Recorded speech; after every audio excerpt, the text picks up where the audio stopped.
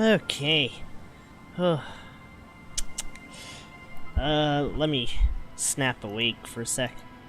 Oh man, I'm getting slaps. It's all crashing down.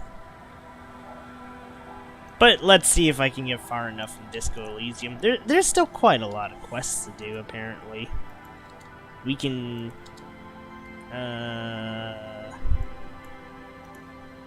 Oh no, am I just losing my brain cells? I am. I'm losing whatever brain cells I have left.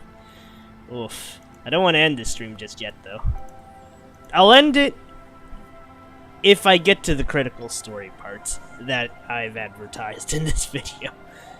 Once I get there, I'm gonna lie down, man. I'm just gonna lie down.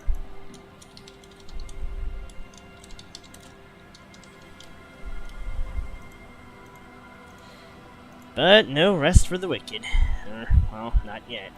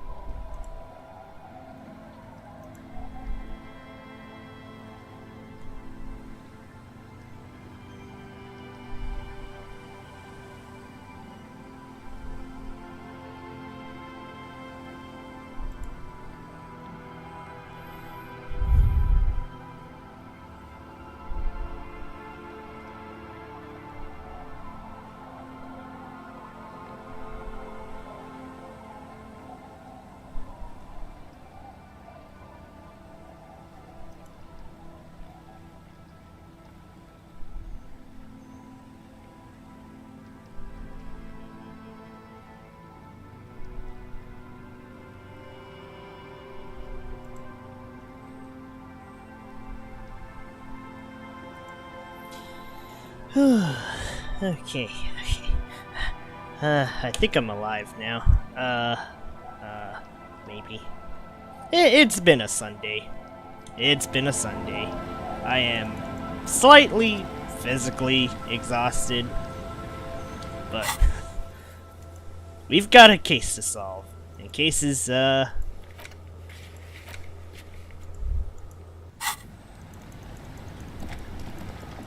cases ain't gonna wait for me. So let's go to church.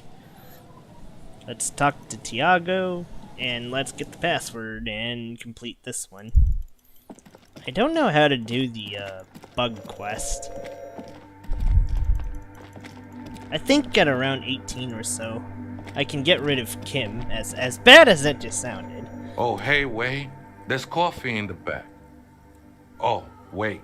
I meant the mother's love. Too many times, essay. You need it for something. Seriously though, Tiago's VA really reminds me of Cesar Villapando. Maybe that's just the recency from playing San Andreas, but... Surveys are a good way to fish for personal information, especially in the name of public safety. Ah, hell with it. Might as well be. Don't sweat it, vato. The password is afterlife death. What a G. What a G. What you think of that?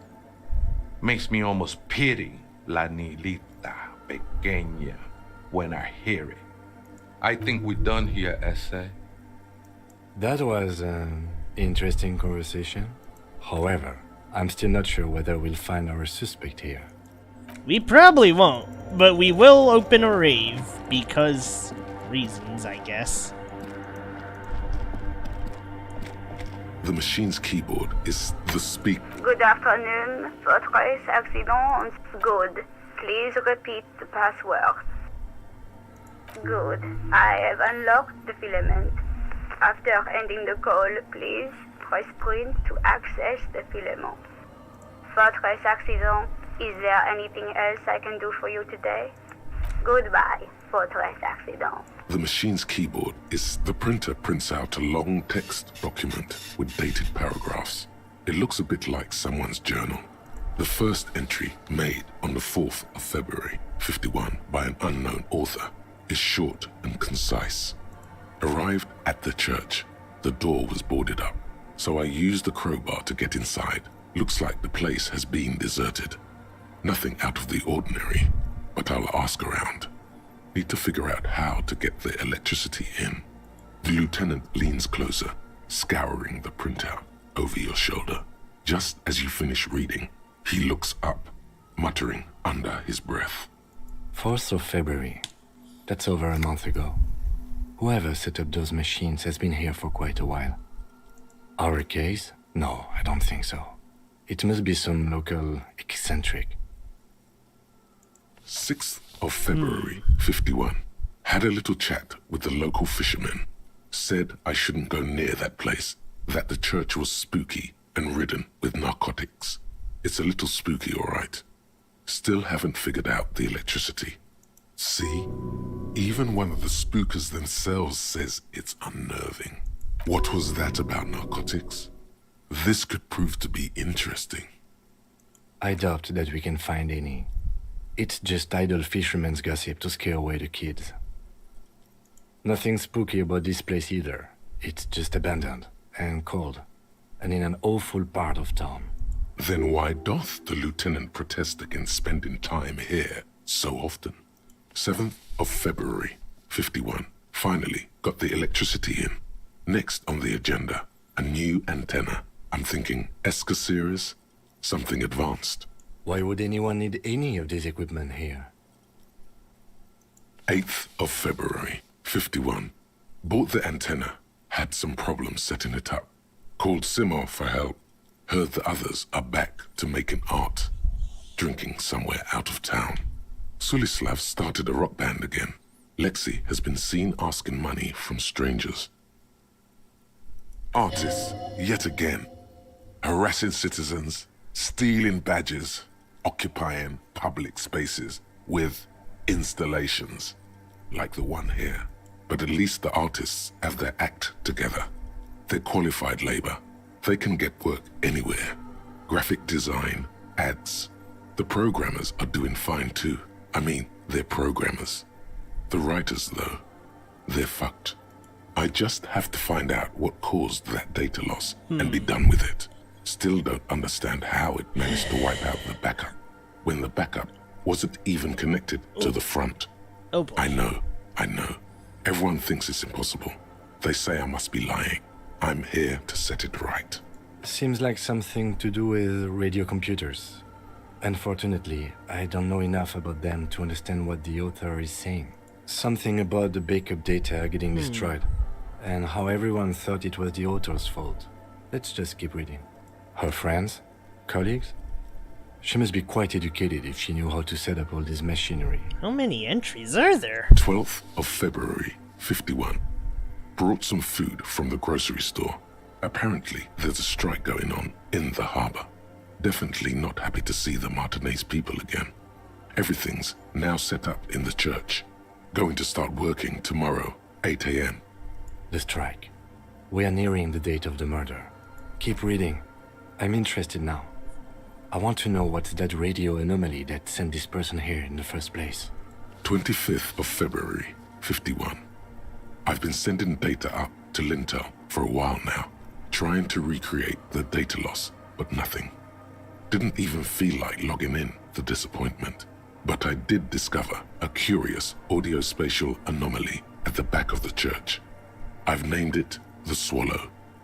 It swallows sound. Need to get some mics. Is she talking about? 28th of February, 51. Yes, The first recordings confirm that the swallow is real, and I'm not just losing my mind. It's a pillar of silence, with a diameter of approximately 3 meters. Seems like the higher I go, the less I record.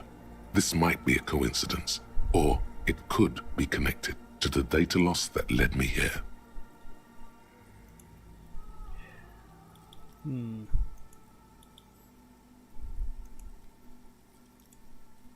The pillar of silence. She is talking about the silence. Is she suggesting it's more than just an architectural quirk? The lieutenant doesn't answer.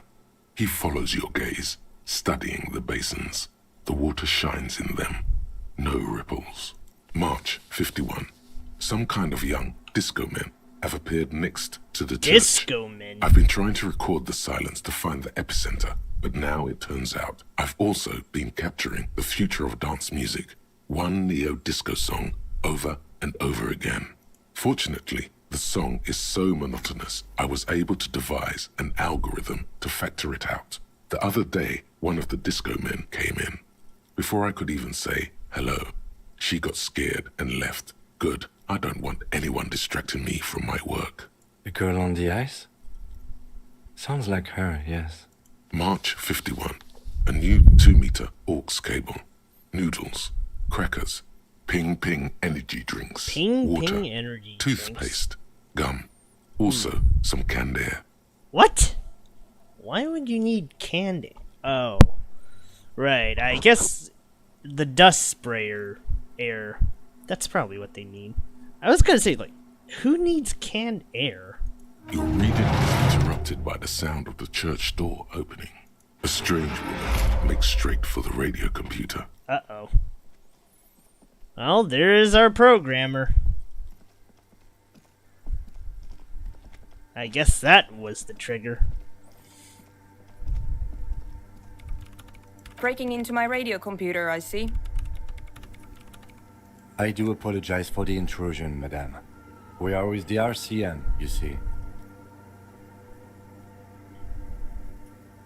No one's hiding here. It's just me and my computer, and it has been this way for weeks. Now please give me some room. I need 2 seconds to see that you haven't destroyed anything. We should talk to her after she has rebooted the machine.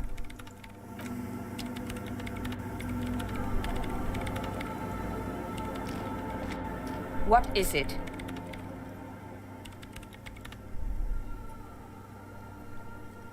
No, you just printed out my personal log and wasted some paper. I am Soona Luukkanen-Kilde, the former lead programmer of Fortress Accident and RSA radios. I have over 16 years of programming experience, and I'm proficient in both Vox and Orbis languages. If you're not here to hire me, I don't really know how I can help you. Did she say over 16 years of experience? She must have started programming when she was still a teenager. No? Yes. And? No, you're right. I'm not.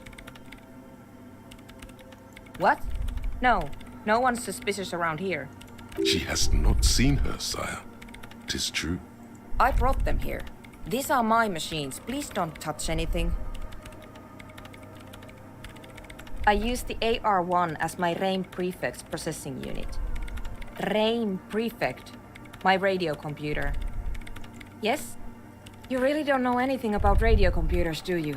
I know a little. All right. Well, all radio computers perform operations up on air.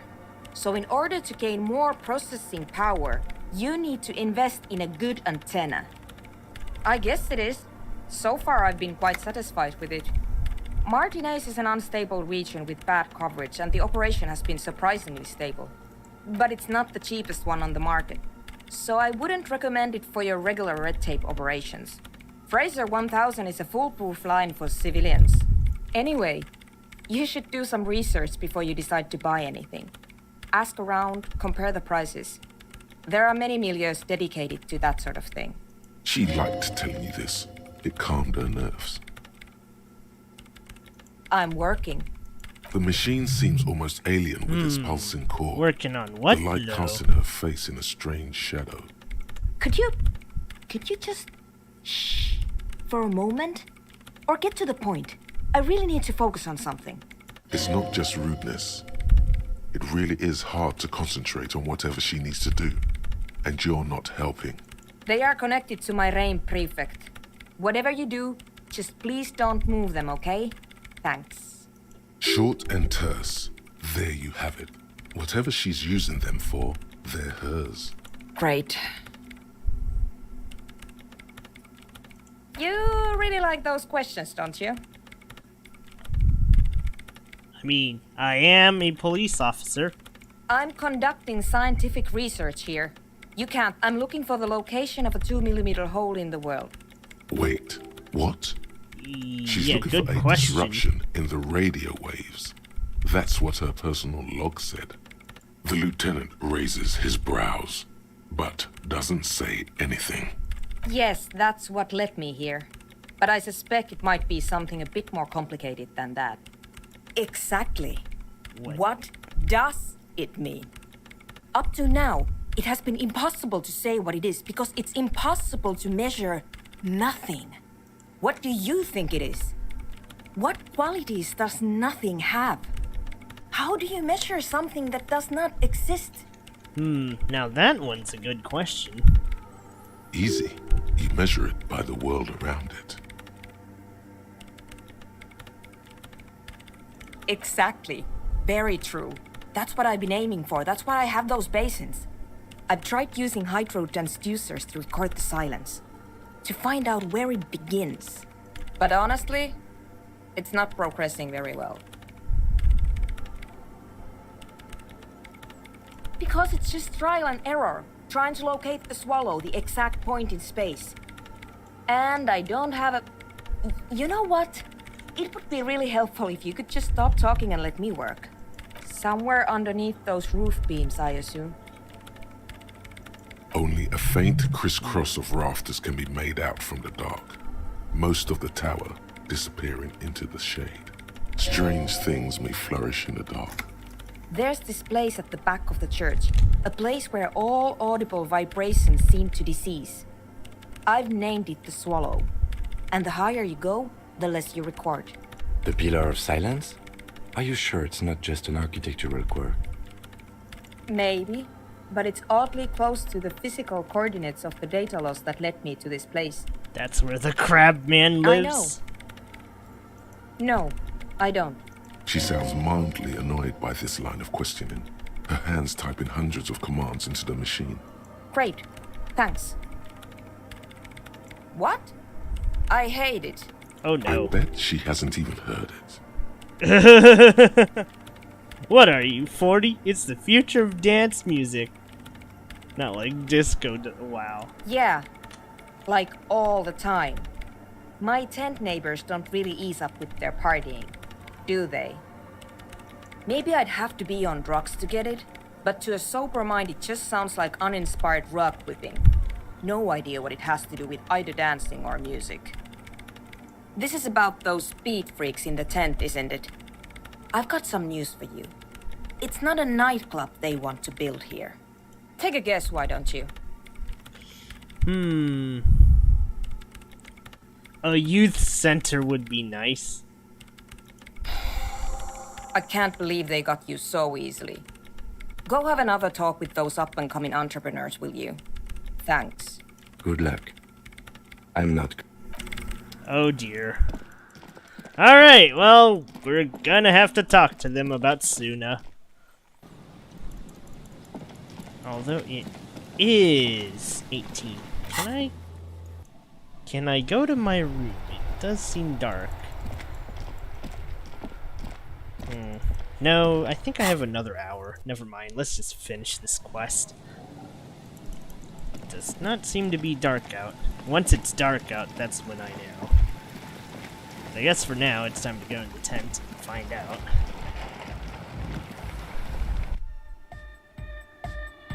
Hi again. So, how are things going? Yes? What's the deal? A programmer? That's odd. What was she like? Did you ask her about the nightclub? Come on, man. Who will you trust? A spooky programmer or us? We just want to make the world a better place. Feel the love! Get down and feel it! A half-hearted sell of something which does not seem worth buying. You'll get there, believe me. When we've got our gear set up, things will be flowing and pumping. Anyway, now that it's settled, how did she seem? I mean, disposition-wise. What a pity. That's my favourite thing in the world. And she doesn't like it at all. Rip. A shame. What can we do now? Do you see a way out of this jam? And into a laser-lit future of dance and unity? Unity! Dance! And you can't just evict her? Look at you, honour man. No, Noid. He's right. Maybe we've approached it the wrong way after all. I'm sure there's a workaround. We can make a deal not to bother her. If that's okay with her, we only want to get in the church and spread the joy and ecstasy of music. Uh-huh, that's what they're all saying. But you know what? The Fine. lines in the dark exist! Coexist! At least Crabman seems like an advanced being. He's hard. He'll understand. Yeah, he can do his climbing thing in the tower. And the programmer, does she like Nordic dance music? Egghead cannot believe what she just said. Oof. It makes him pump the jam a little slower for a moment, but then he returns to the full swing of it. No worries, we'll figure it out. If coexisting fails, you can always muscle her out, right? If it's all okay with you, what do you think? Excellent! Good luck, my friend. Goodbye, officer. Why am I helping some kids start a dance club again? You know what? Never mind. Why am I even asking these things? I am too far in. In fact, I think the next part might actually be the conclusion to this game. It's not that I hate Disco Elysium. It's just, once it gets past 10 plus parts, there's gonna be a point where I say, I suppose it's finally time. Yes, what is it?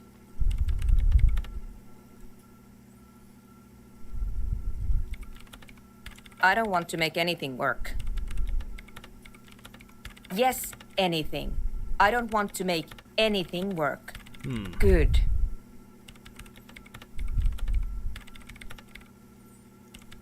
It's time to save. Yes, Our what is it? suggestion is at a high 92. I will probably succeed this. Easy. When her research is done, she can move out. What? No, I don't really need any help with the project. She thinks about it. A glassy look in her eyes. A gust of wind brings more snow in from the broken gallery. It touches her hair. All right. Bring me the game's offsite copy from my old workspace, if you really want to help. It's stored on a filament memory, and I'm unable to go and fetch it myself. Yeah, that's the one. You can get in through the bookshop. You just have to do some explaining to the bookstore lady. Good. Then you might know the giant ice bear fridge in the building's cellar. The filament is inside the fridge. Just go and get it. In the giant ice bear fridge. I just told you. It has red planks. And here's my Kvalsund multi-tool. You might need it to hack loose some ice. It opens everything. If you get me the offsite copy, then you can keep the Kvalsund. It hurts a bit for her to say this. She's not too happy to be parting with the Kvalsund. Alright, let's go back to the area. I thought I screwed myself over, but it turns out no, I did not screw myself over. We're going to find a note in a fridge.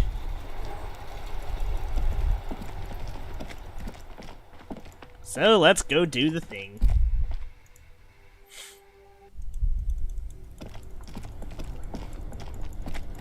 I think I turned the power off. Oh, wait. Right, I think I need to... Where's that multi-tool?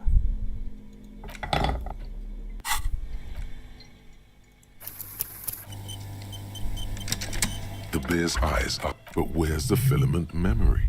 It's not here. Someone must have taken it. What does the note say?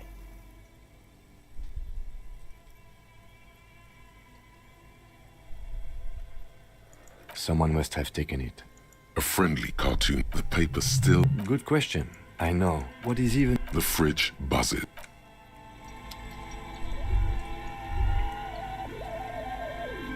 The bear's eyes up, but where's the filament?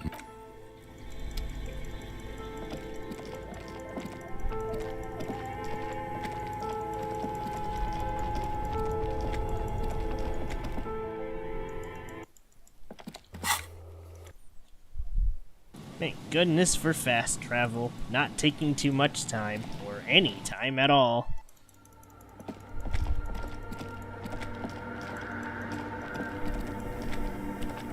Yes, what is it?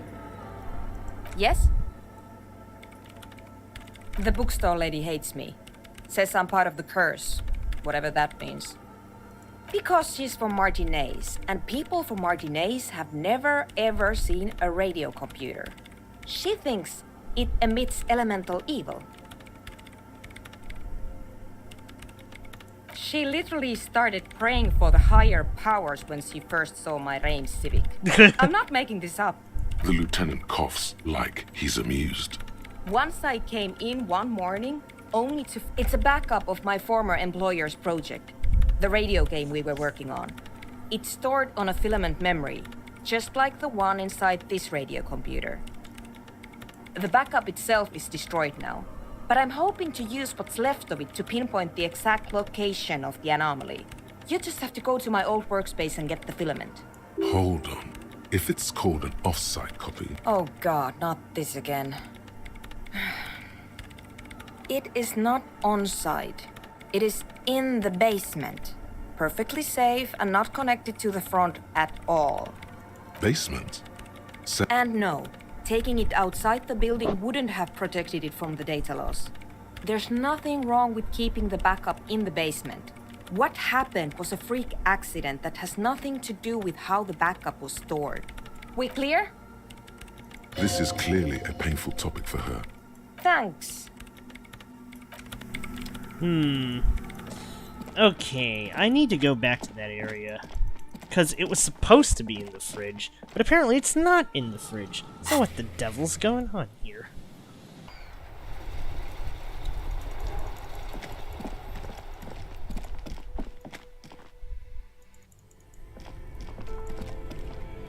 Two cables are plugged into an electric sizzle.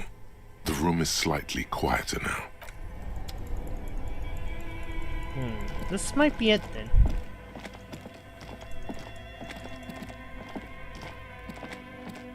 The bear's eyes, but where's the filament memory?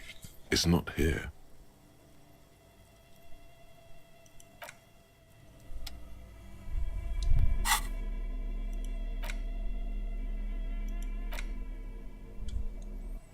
Okay, hold on.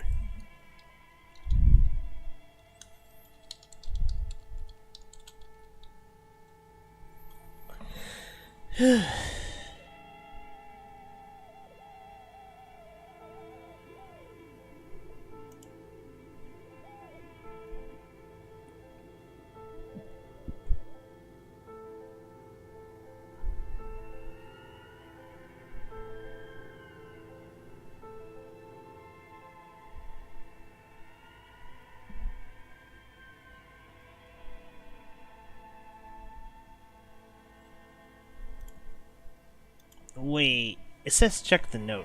Ah, I'm freaking stupid. Hold on. The note is written with a blue pencil on. Does it say anything interesting? This is tangential at best, but the lieutenant's detective instinct is still active. Someone has scribbled, S. I can't believe the off-site copy is still here. The illiterate ginger kid keeps stealing stuff from the studio, so I had to hide it somewhere safe. You'll find the filament memory with the off-site copy in the frozen ice cream maker. Please take it home, ASAP. It's important. I'd do it myself if I lived in a civilized place with a freezer. Take care, Sully Swaff. I don't know. I assume it's somewhere close to the iceberg fridge. Didn't you see one right next to the breaker box?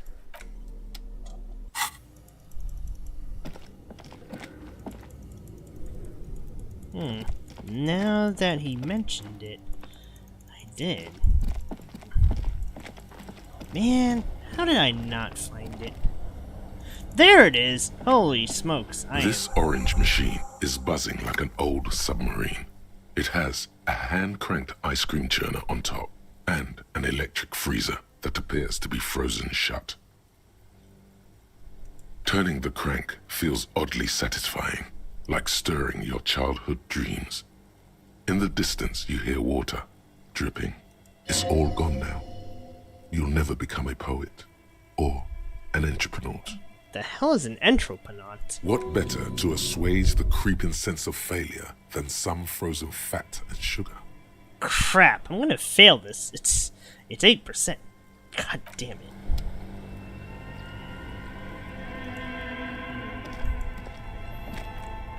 Okay, let's see. Only the black cable is plugged into the breaker box. What something close to you dies. Very smart. Opening the lid should be much easier after the ice cream maker has defrosted. This orange machine is dead still. It has a hand-cranked ice cream churner.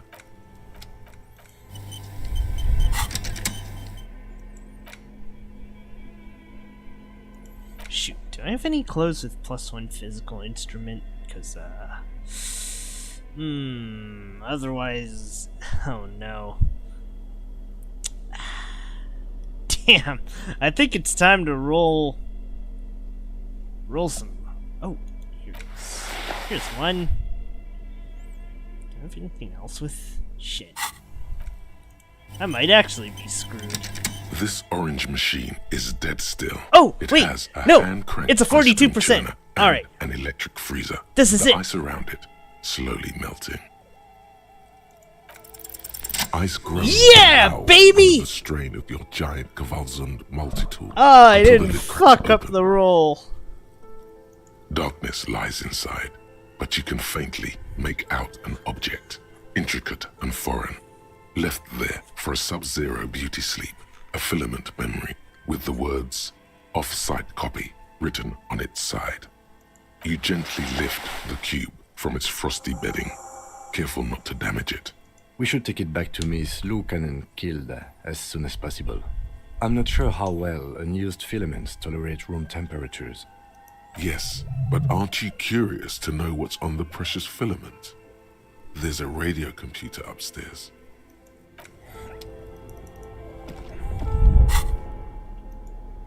Okay, I need to put on my good pants again.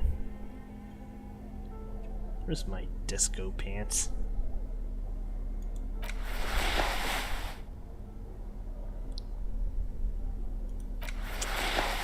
Ah, yeah, now that's groovy.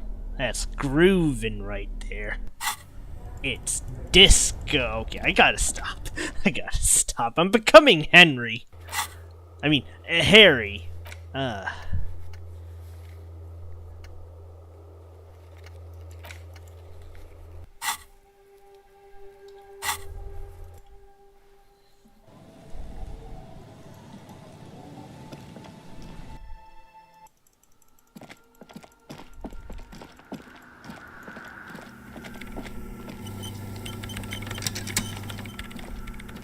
Yes, what is it? Yes? Thanks. Looks like it's the one. Now I'm going to print it out to see what's left of it. Wait, no. That's dangerous. She shouldn't do it. I have a theory. Lintel was able to divine the location of the anomaly from this broken copy. I want to repeat their calculation, only this time with better equipment. Watch. What an intricate display of failure. The paper starts filling out with ink, soaking it in a gleaming blackness. Not a single line of data stands out. Sorna doesn't reply, her hands running over the printout. She's looking for something. for her morning star, eyes scouring the millimeters. Here, I found it. Hold on.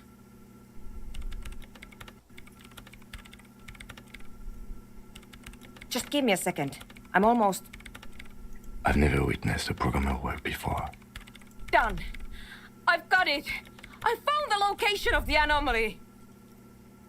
Alright, you know what? Let's go with the goof. Thank you. Oh my god. Congratulations. There. In the swallow. Think you can help me again? Sure. I need you to go move those water bolts for me. I need to double check my calculations. What an interesting proposition. Truly a task for the intellectuals. Solving the puzzle of water bowls. Figure it out? No. I don't need you to figure anything out. I've got a computer for that. Just walk over to the circle and follow my instructions. Move the third bowl 2 centimeters to the left and the fourth bowl 5 centimeters to the right. This should do the trick. What? She only wants you to follow instructions.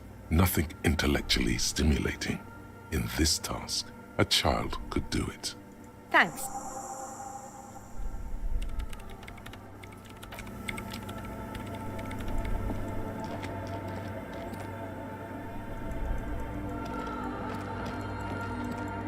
Wait, shoot. Oh no. Where's the water bowl? Oh, there they are. It's awfully silent again. Measurements have been marked down around the bowls, each chalk-drawn line representing a centimeter on the floor.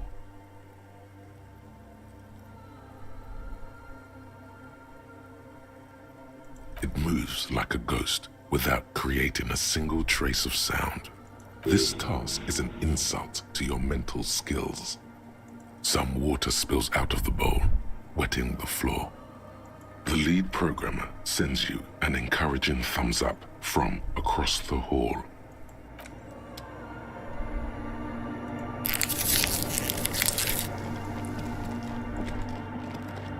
Alright, let's see it. Yes, what is it?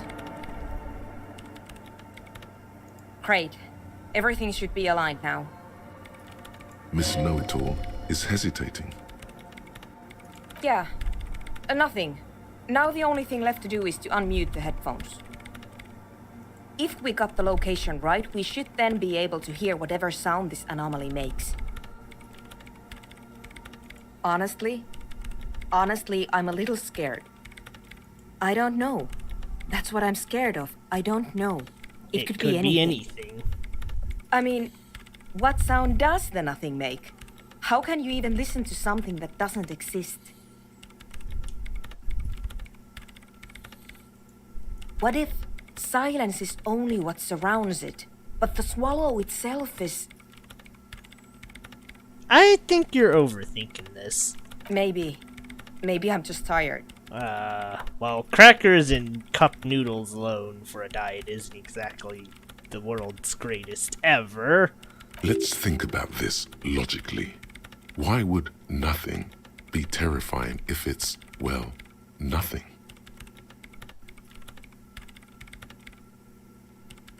Because it reminds us of death. And we humans tend to think that death is pretty scary. Yeah, you're right. Let's do it. The lieutenant takes a step back. And then, nothing. Nothing happens. Oof. As Sona Lokinen-Kilda presses unmute on her keyboard. Nothing but silence. You can hear some small animal cross the floor in the chancel. It's that quiet in the sanctuary. She doesn't talk.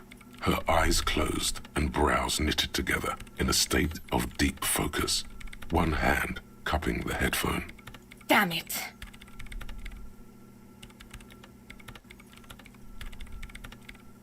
No, of course not. Nothing happened. Let's move on. Despite her fear, she was hoping for something extraordinary to take place. No.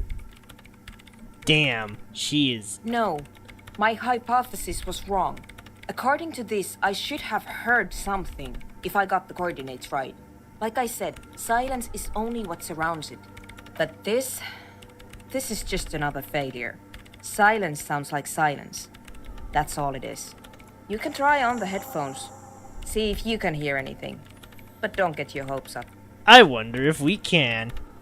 You know what? I'll take you Silence up is on that silence. offer. You're sure there's more to it? This can't be it. You should have a listen. Oh, shit! I have a 97. I didn't think that would help it. Yes, what is it? Everything disappears. You are draped in silence like a drowning man staring into his puny little headspace. And then the pressure changes.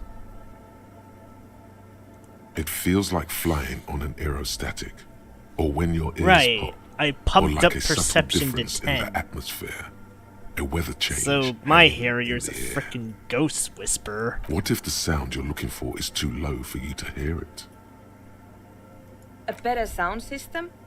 Alright, but where would we get one? Suddenly, a rhythmic beat permeates the walls, causing a small patch of decorative stucco to crumble onto the wooden floor. They should really allocate some renovation funds to this place. No. What they really should do is shut down the disco men for disturbing neighborhood peace. You mean the speed freaks? Of course, the speed freaks. They have a fantastic sound system. And you think they would help me? I guess I could live through a week or two of peaceful coexistence. Brilliant negotiating there, detective. As always. Sure, let me know how it goes. Thanks, officer. Alright! We're getting places. Also, I think it's dark, so maybe now I can try to... Maybe now I can try to date Lillian. It sounds like a strangely terrible idea. And I think my time just got stuck on 1859.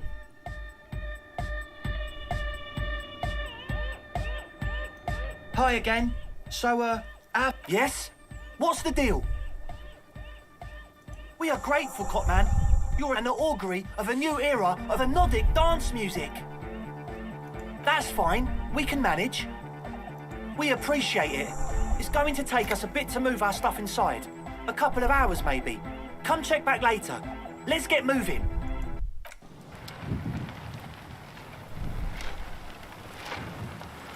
Oh, whoa, everybody's gone now.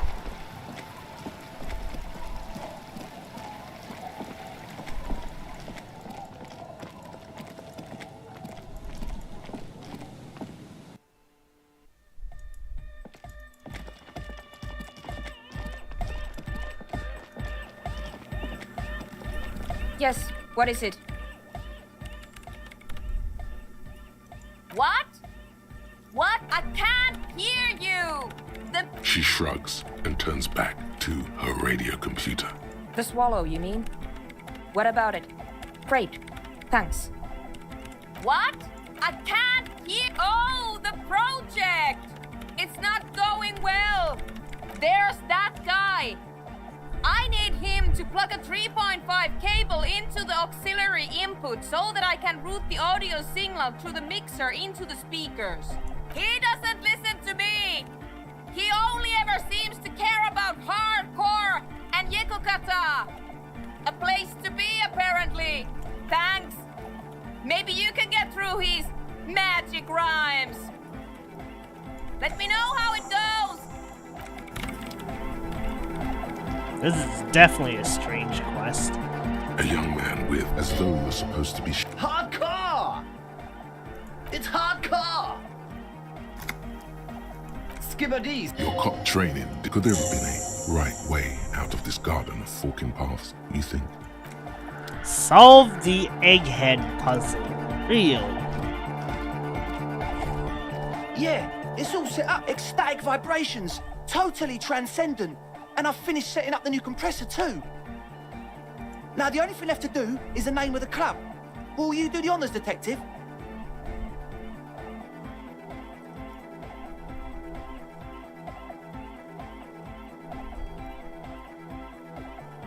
You have? Disco What's the name? Elysium. Yeah! Like that DeLorean word for the world, you mean? Elysium. But Disco Elysium? Isn't it wacky? Disco's kind of gone, isn't it? Forgotten. The past is the future, but the future is dead. No, it's beautiful. Beautiful and brave. Like we want. Yeah! I even got to name a frickin' club. This is great. And short. And memorable. It's settled then. Everyone welcome to Disco Elysium. Andre breaks into frenzied dance-like motion to celebrate the name. Someone turns up the beat. You should go with the flow. Join in on the experience. I'm dancing. That soft core gyrating is supposed to be dancing? Yes, my man. Talk? What is there to talk about if you can express yourself with moves?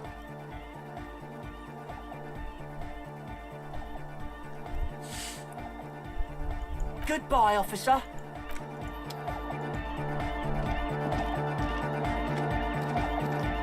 You got a thing With wonder in it. between you and me. I don't know if you've noticed this about me. I'm a little suspicious of authority. But you really came through for the hardcore underground. Yes, you really came through for the hardcore underground. How come? Andre is busy cutting some slightly less lame, but still quite ungainly shapes on the church floor, sweating profusely.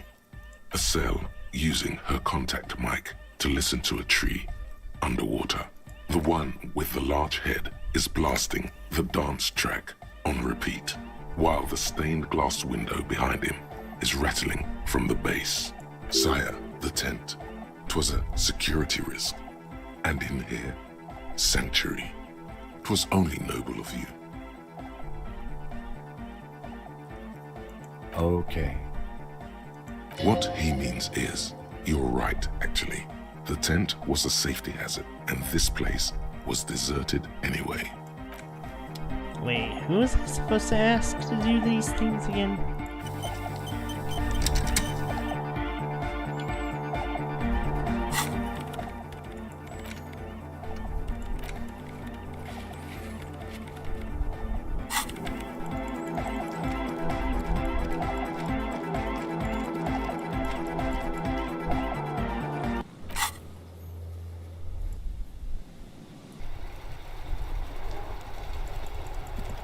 Okay, I think it's nighttime.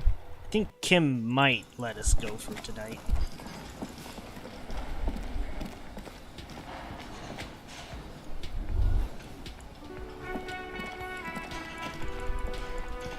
I gotta figure out how to sing karaoke before this stream ends.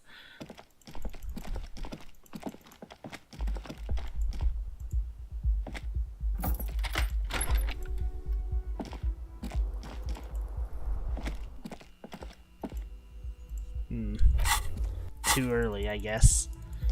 Maybe around 20.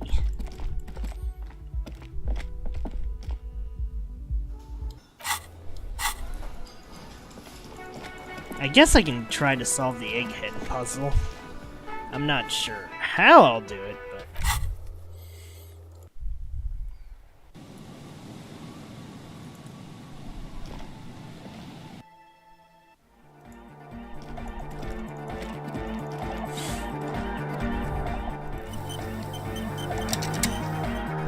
The young man. This is hardcore.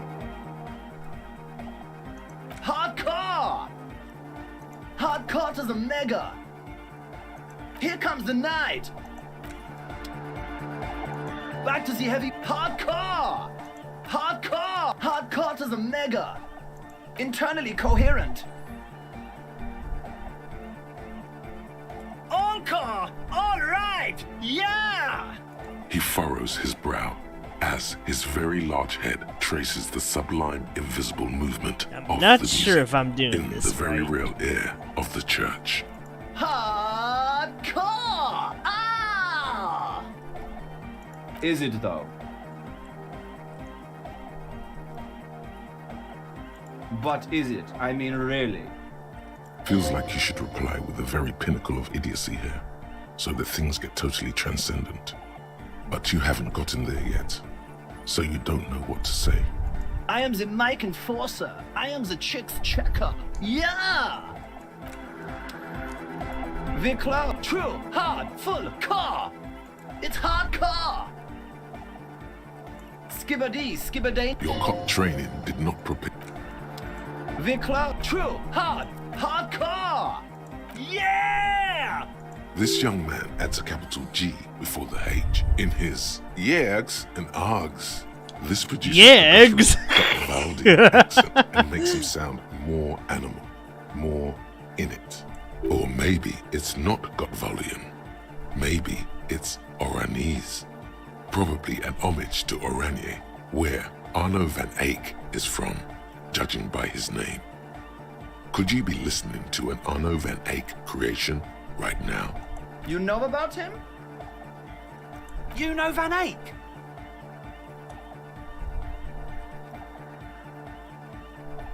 Good, good. The Advent?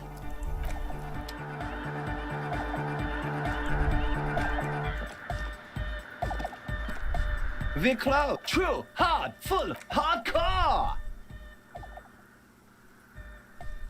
Hardcore to the mega.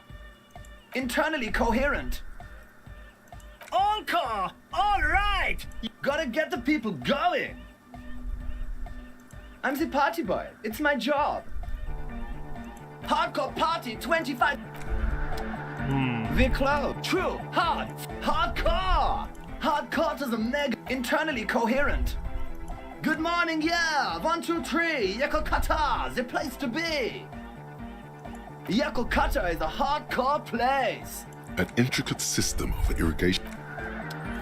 Damn it! Come on. True, hard, full, car. It's hardcore. Skibbity, skibbiday. Your cop training. That's not The it. clothes, true, hard, full, hardcore. Hardcore to the mega. Internally coherent. Encore! All right! He furrows his brow. Hardcore! Ah! The question is, what is the question?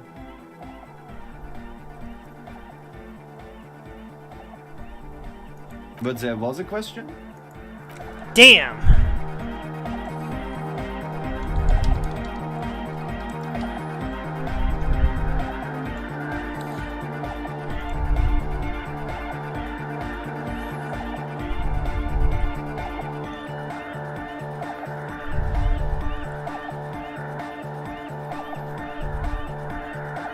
Okay.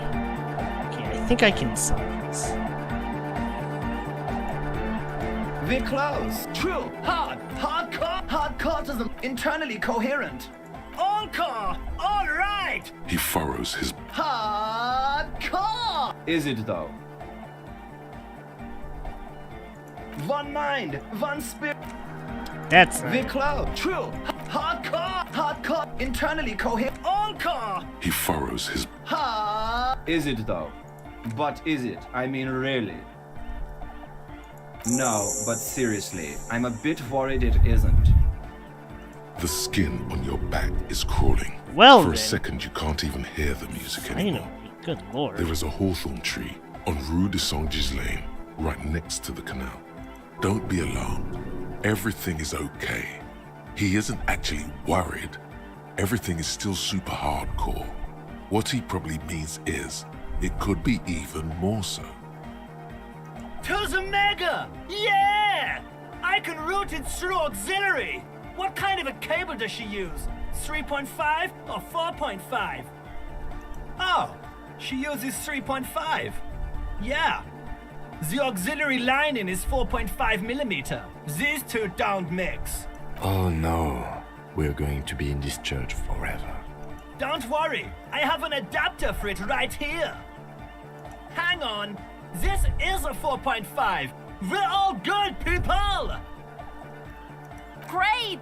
Someone got through to him. Okay, let's get it all set up. Can we turn the music off, please? Everybody! Everybody! Don't panic! I'm going to turn off the on-off for just a sec. for a special scheduled event. The honor will be back, but we're doing something else for one moment. All right, go tell her that Egghead is ready to rave to her tunes, and then I'll turn off the music. All right! Yes, what is it? Okay, but think you can ask him to turn the volume down a bit? Just in case. Maximum! Maximum is the only way! I know it is, but could you please turn it down just this instant? Oh dear, Just this this negotiating one is time? not going Maximum well. is not the only way, okay? Pump it to the brick!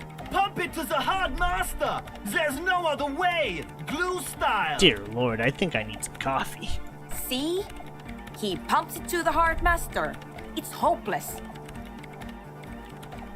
Of course it is. Yeah! Never mind then. Let's get on with our project. I'm going to unmute the speakers on a count of 5. Everyone ready?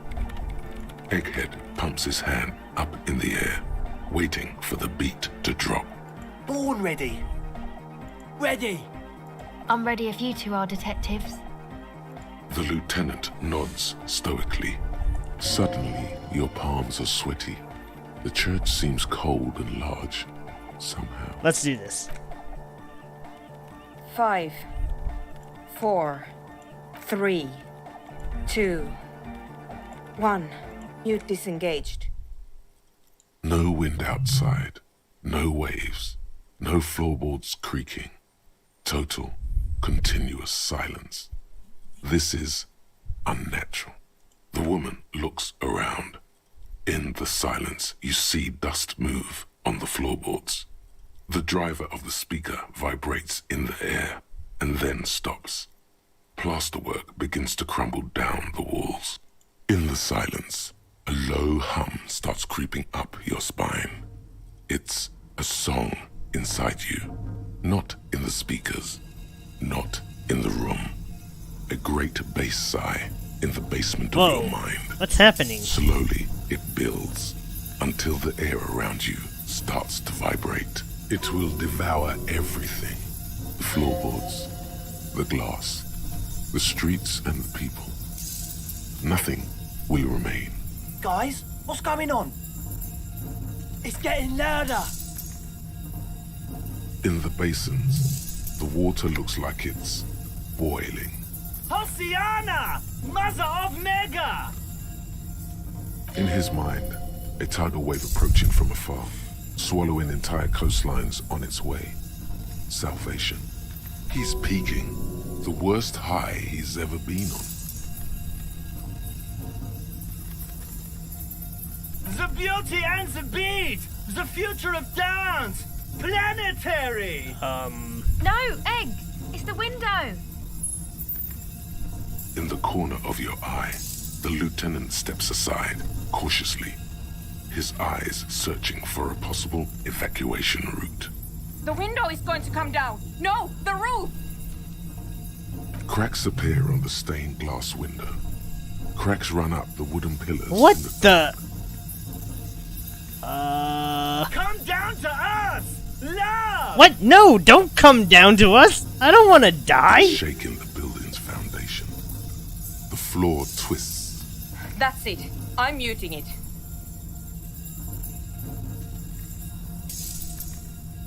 Beautiful car!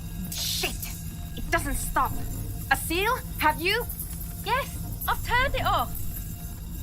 Andre, pull the compressor. The place is gonna come down. Fuck! I can't shut it up. The signal's passed. It's not in here. It's... In the mixing desk now, building into a positive feedback loop. This is it. A great roar. The vault of the roof twists above you. Glass shatters somewhere near the door. It's coming down. Will I get a game over? But then it stops. Totally and utterly. As if there never was a sound. Only your ears still ring from the shock. Everybody is staring at Egghead, holding a dangling cable in his hand. A black 3-pin connector. Egg, I pulled the plug. It was getting too hardcore. You did good, Egg. Most of the place seems to be intact. Fucking hell. Programmer lady, tell me you were recording that. 4 years. 22 people. Millions of reals. All that time? This is what we were up against. Just erased it. Suliswolf isn't gonna believe this. Yeah, but did you record it though? It was dope. I think we can use it.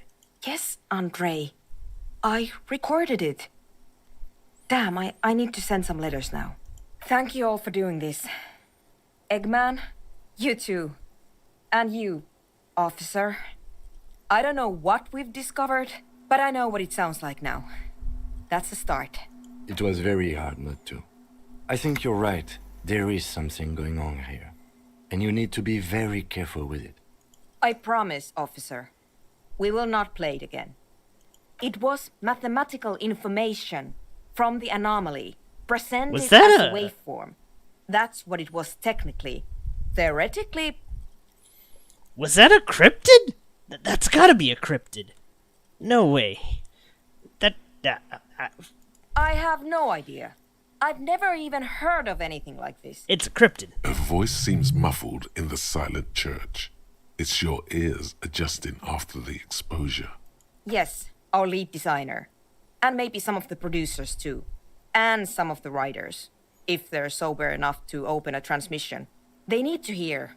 That it wasn't her fault. Or theirs. They need to hear about this. Don't worry, I won't send the recording. Although I doubt they have the speakers to produce the frequency anyway. Stay here. I'm going to stay here with these lunatics. Send letters, maybe meet Suliswolf. Also devise further measurements. I want you to know that's totally chill with us. I don't care, but thank you anyway. That's the best she can manage for Andre. It's quite a lot in truth. For her, at least. Now, I have a theory to come up with. Some kind of preliminary explanation to all this. Or the letter will sound like I've lost my mind. Yes, and we have to get back to stabilizing Martinez. Instead of demolishing it with loud bass noise of unknown origins. You have an explanation for all this. Somewhere deep in you, you know. The person you were knows. I'm tempted. I have to see what Harry's theory was. Yes, what is it? I can roll this. You don't have to. You already have. A long time ago. What? But Pale isn't here. We're thousands of kilometers from the edge. She looks up into the darkness under the nave, then back at you. Then what is that? It's nothing. No, it's less than nothing. No. Then the Pale is... But the milk, it clearly hasn't started curdling yet. We're here, and the Pale is not. I understand. A theory of the Pale where instead of an outer ocean, it metastasizes. Like a cancer or a mold. Erupting in points inside the world. According to this, how long... And information. Causing data losses in the East Incelindian front. Uh-oh. Have you considered why it's formed in a church? And also when or how it might start growing, or if it has other effects, in addition to sound and data? An intellectual hunger fills her now, casting fear aside. I also have a question, since we are piling them on. How do you know this? I'm not doubting you. I'm simply curious as to how a detective of the RCM knows how to think this.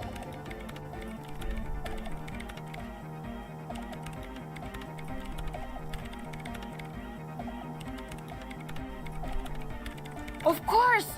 A pinewood sarcophagus, or a containment facility of some kind, built by the first settlers. I have considered the same. The bad news is, there were 7 pinewood churches built in the first decade of provincial settlement. Most of them were burnt down during the I got Revolution, cut up on or this whole repurposed side before, chain. during the suzerain. I'm not saying all of them have one in them, but Some of them might. A black grain hanging in the air. you think the presence of that puncture has somehow influenced the outcome of events here? Even say software development? She already made up her mind when she heard it. Some kind of great and uncaring force had to play a part. It wasn't only them. I told the producers we need to go and move to a normal office building with amenities. But no, the artists like the milieu, the writers like the history. I told them. But no, normal office buildings are bourgeois. An amateur anthropomedic police officer. I'd like to say I've heard stranger things, but I'm not sure. This is a hell of a guess, however. Well Well worded, worded, I might add. Yes, it is very interesting. But I wouldn't say you know. This is a guess. One that's going to have to be proved by anthroponetic scientists. She falls silent. The wind blows in through the hole in the stained glass window. Cold and moist. I'm going to leave that out. But the rest? Some of this I can use to start to explain this to the rest of the team. Maybe I'll sound mad, but Man, you will certainly sound mad. one more thing. Maybe a club for anodic music isn't the worst thing you can erect around this particular point in space.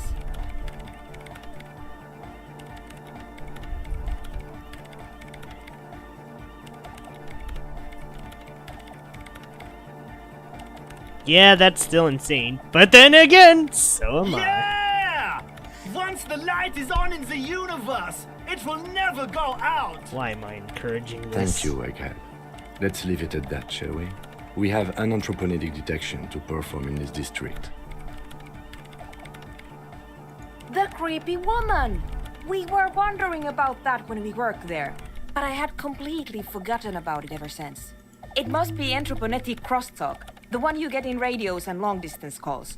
Now it makes sense, with the pail right on the doorstep. Incredible. This would also explain why we get it on the police radio all the time. It's quite common, actually. When the signal gets routed through pail, all kinds of irregularities take place. You may hear snippets of someone else's conversation, or the voice of your former lover, or an echo of an event that took place 100 years ago.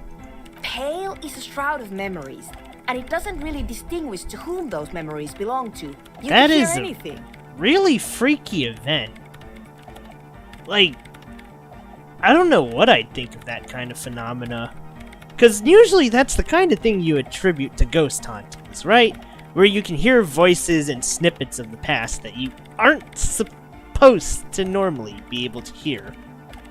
But you hear it anyways. So it's like, wait, what? I mean, alright, this is just... this is starting to jump into my... less... well, okay. I'll make it no secret. I am semi-interested in the paranormal. Like... I say semi because I haven't been on it as much as of late.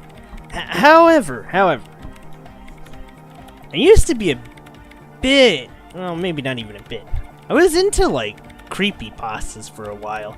And then that led to the Paranormal Scholar, which was a collection of, you know, supernatural facts and things. And it's like, I don't know if I could fully believe in all the spiritual mumbo-jumbo. But there's an event from a long time ago for me. Because my relatives...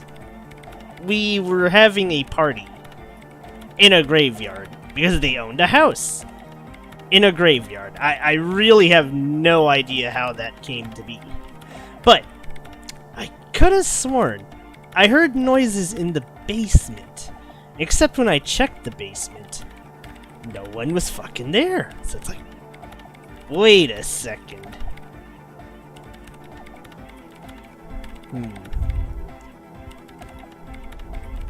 Alright, we're going into weird mumbo-jumbo at this Anytime. point. Okay, well, we got that settled. And I think I can have Kim ditch me now, since it should be just the right amount of time for it to be nighttime.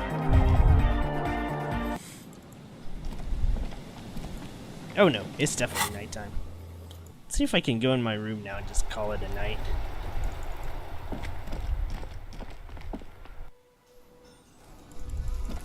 It is evening, so...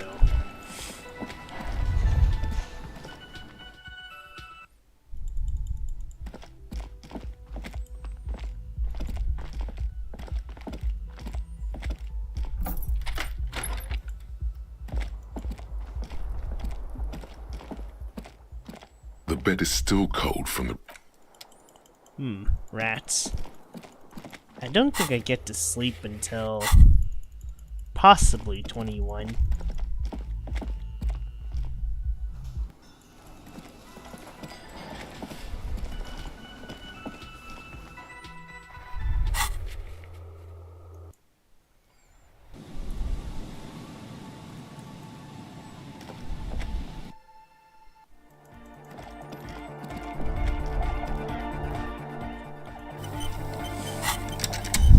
Wait, is there anything that increases Savoy fare?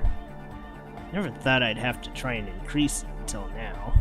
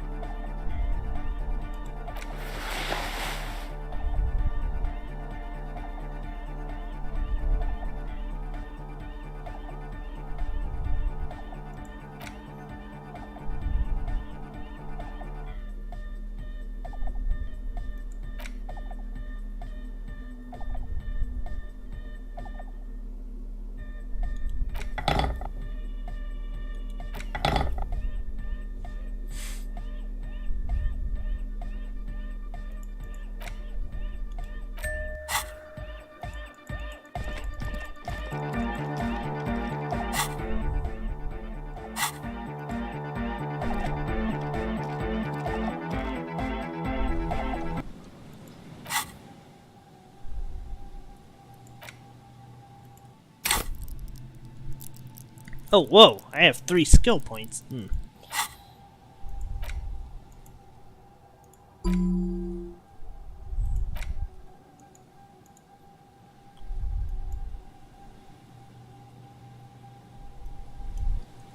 Let's see.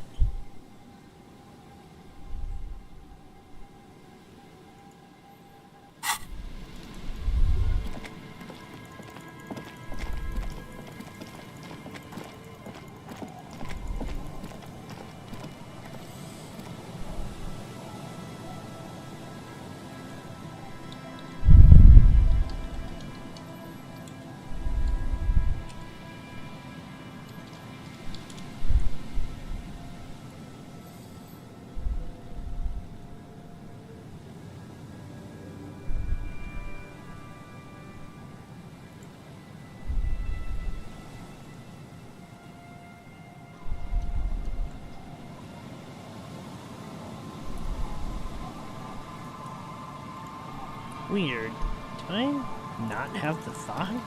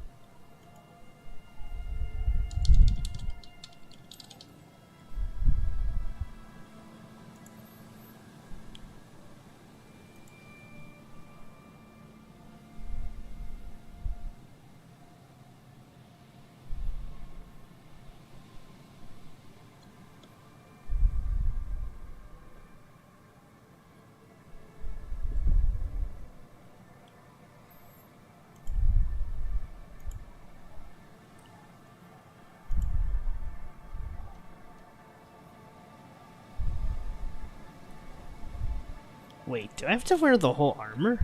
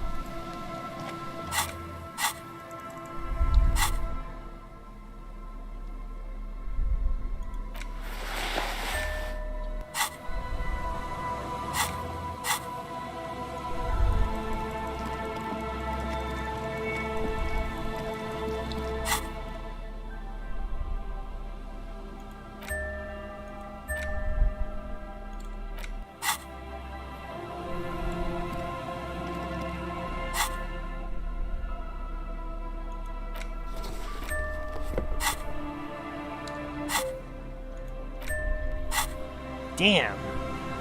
You would think the thing would activate by now.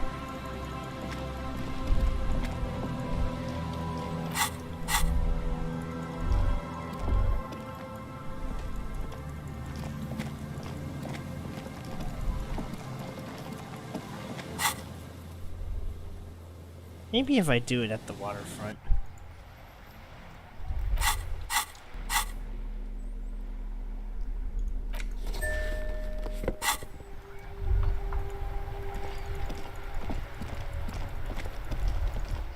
How do I get this thing to...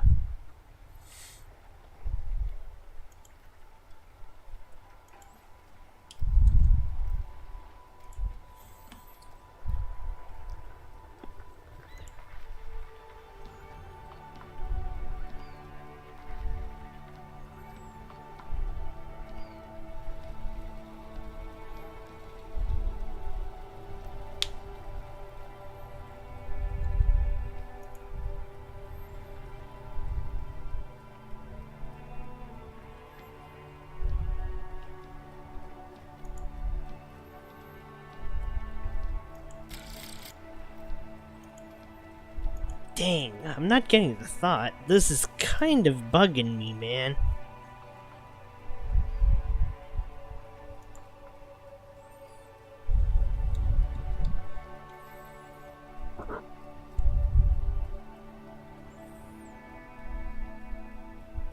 Oh no! Aw man, I thought it was putting any piece. Damn, did I really miss my chance at this?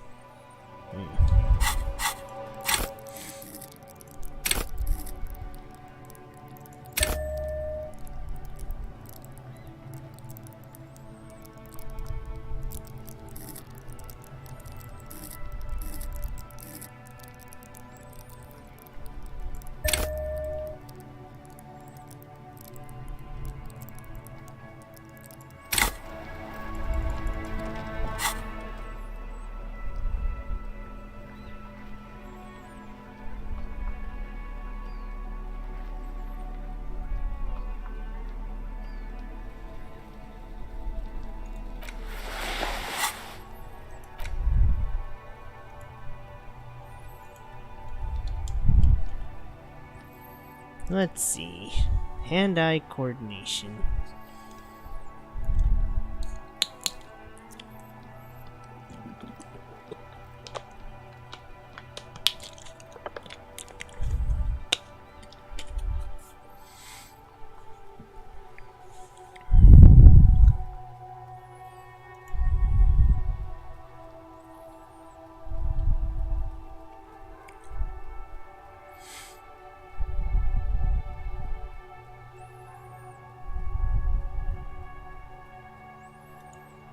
Shoot, I might not have the money for this.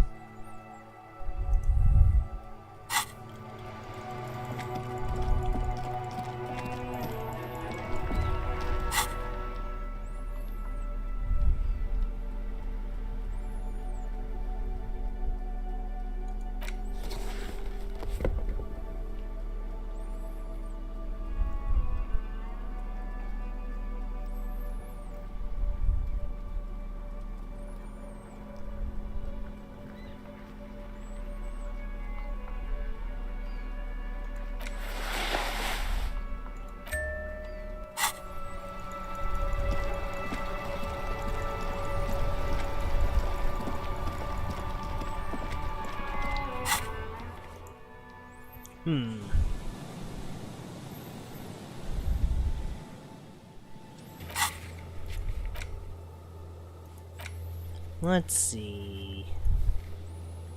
There's another one I want to do, mostly for story reasons.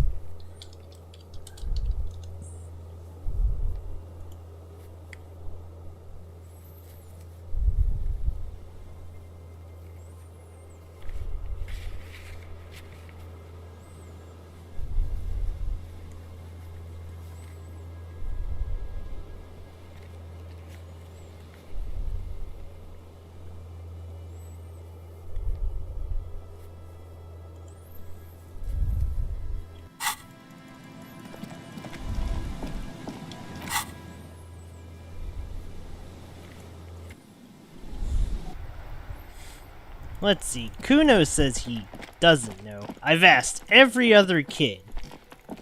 So, yeah, no, this kid knows. He's done.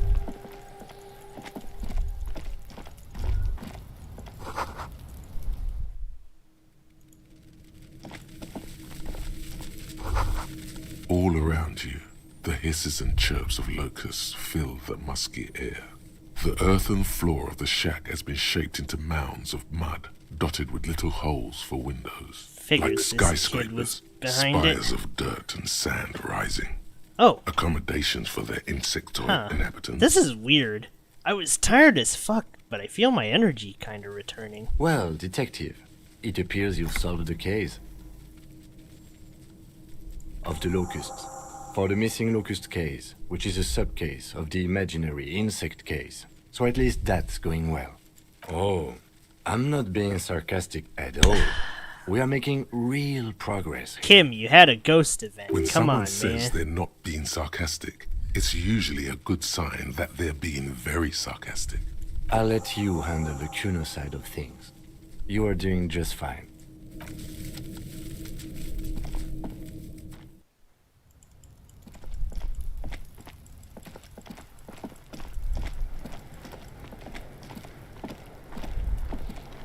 Does Kuno care? Yeah. Kuno took the bugs, so what? So it wasn't the phasmid. A wave of disappointment washes over you. It's not Bugtown. It's the city of locusts. Locusts aren't just bug shit. They come out of the sky like a fucking shadow. Shit descends. Stop! Locusts coming down like a shadow. This must be the night city he mentioned when you asked him where he's been. Yeah, Locust City. City of rage. City so of lights. The kid collects locusts. There's a tug of war over the name of his fantastical city. It's almost too big for his imagination. The girl forces herself to watch again, the corners of her eyes twitching from discomfort. Kuno, the pig wants to help you. Oh, that's how lame it is. Please just don't say you're... An artist? Maybe I am an artist. You hear that, everyone? I'm a fucking artist now. Did he just say I? Kuno usually calls Kuno, Kuno.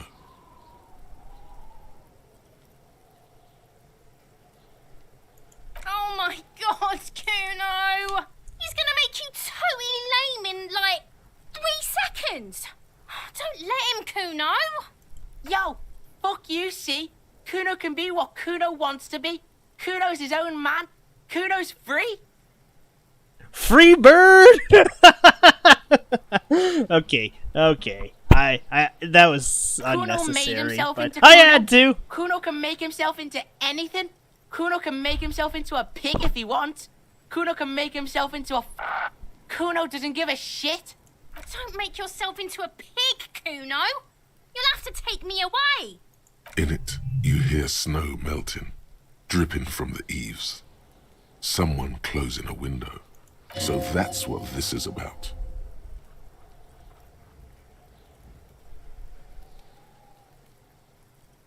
I don't believe you. For once, the boy is lost for words. He turns completely red now, with splotches of white beginning to appear across his face. Use this momentary confusion to take control of the situation.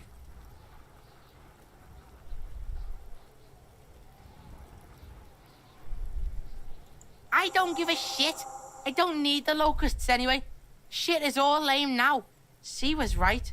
The girl's face appears again, above the fence, just long enough to make eye contact with Kuno. Kuno's gonna let the fucking locusts die.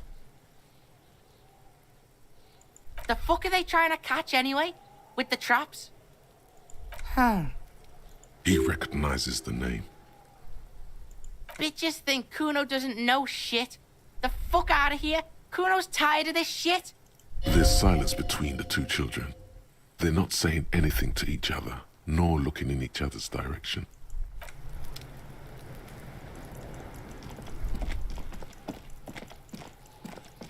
Okay, well, we solved that mystery. I wonder if the Morels are still in. They are still in. Nice. Hello, officer. I think I almost have it. A new trap design, that is. I know you're skeptical, but So it was just a child. Thank you for telling us, sweetie. This is good news, right? It means we can try again. She acts chipper, but something's changed in her tone. A hidden worry. Something is secretly gnawing at her confidence. It's not this Kuno kid, or the missing locusts. It's something else. Yeah, you're right. We just need to restock the empty trap. Then we'll need to inspect the traps one more time. And then maybe we can. Darling, I told you to take it easy. You're getting sick. Maybe it's time to go home. You're right, you're right. We can come back next season, when it's warmer. There won't be a next season. Not for this. Find a phasmid or admit defeat, people.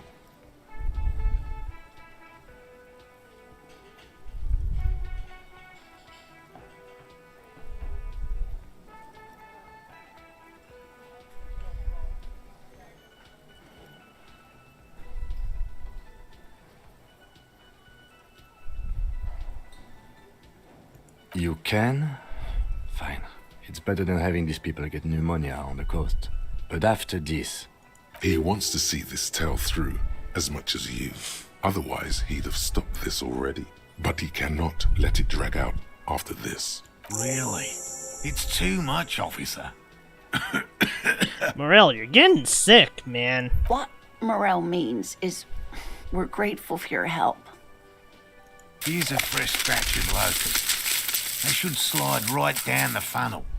And thank you again. We will definitely mention you, should this lead to a discovery. I'm not talking co-discovery, of course, but, Wow. Co-discovery? You'd be famous. You'd show them all. This does tingle the pleasure center. This would show them all. We need to get you on that list of discoverers. No question about that. Oh, wow. 20 more and I can get another point into hand-eye. I'm not sure how much that'll help me versus, Oh wait, I'm probably gonna have to nerf one hand-eye. So I'm really paddling against a creek against those people.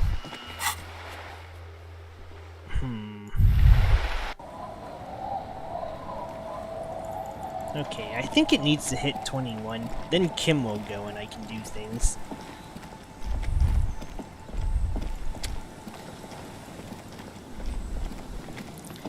But I guess for now, let's walk around and stalk. It seems the plot is advancing... sort of? By itself?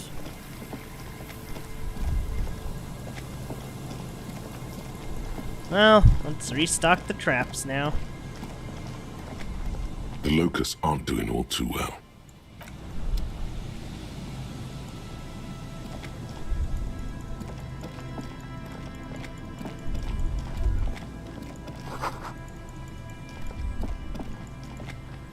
Wait, maybe if I put on the chassis and then just run around.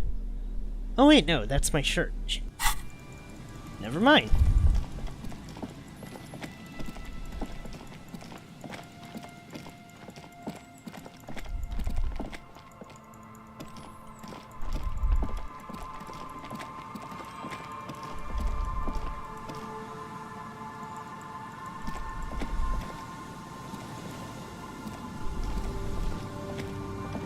Morel's trap stands empty, just like the boathouses around it.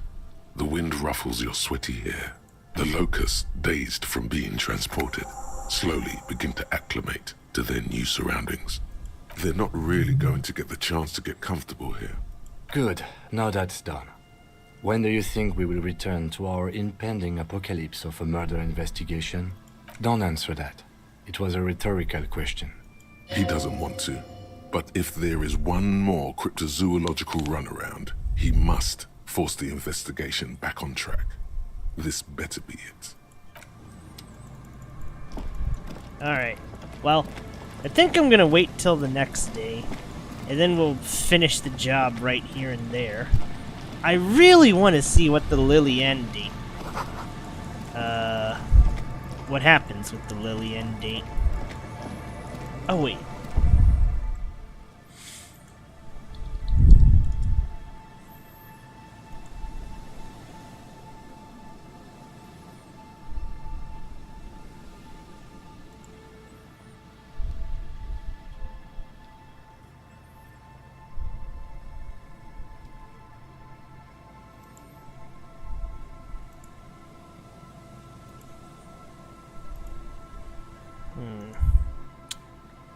Okay. I don't think the day is gonna advance normally anyway.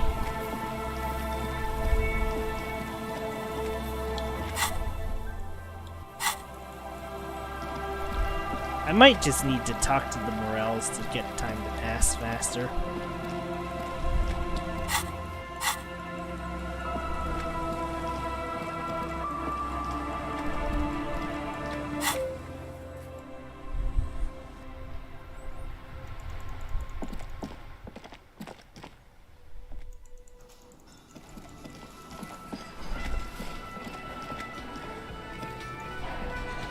Hello, dear.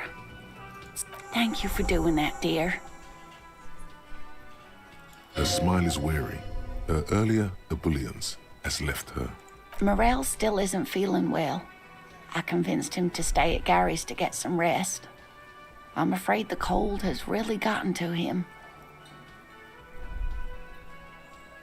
I'm sorry, dear. You've had to drudge through them so many times. Such is field work. A young person's game, as they say. Her voice is shaky. What is going on here? Morel will eventually, or we'll talk Gary into going back out, perhaps. The lieutenant stares at his shoe, caked in mud. He doesn't say anything. No, you don't have to do that. Enough of this fool's errand. Morel will do it. Or Gary. You have work to do. I've wasted enough of everyone's time. Be real. Gary is not going to help with this. That really is too much, sweetie. Thank you for your dedication, but I can see you're coming down with a cough yourself. Very strange. Why is she not letting you do this? It's like she's given up. Different? How? I'm not. It's not that. It's a strange feeling. I haven't really told this to anyone, but you are a police officer. And when a police officer asks, you must answer. Do you ever wonder if some lovely story from your childhood is just that? A story? Or a dream? All too often. All too often. Seeing the Insulindian phasmid was just a story I used to tell people. I didn't really think about whether it was real or not. Morel's so proud of it. He always tells everyone. A terrible sting in the heart. Regret. No, sweetie. There's more to it than that. Morel was so eager to believe my story was evidence of the phasmid's existence, that I'm some queen of the cryptozoologists. That, and for years his belief made me believe too. That I am a queen? An extraordinary witness to grace. But now, we're both getting old, and he's still working himself sick out in those reeds looking for it. But what if I was just wrong? I think I was. The lieutenant opens his notebook, but doesn't write anything. He's hiding. These things are tough on him. Matters of love, not violence or deceit.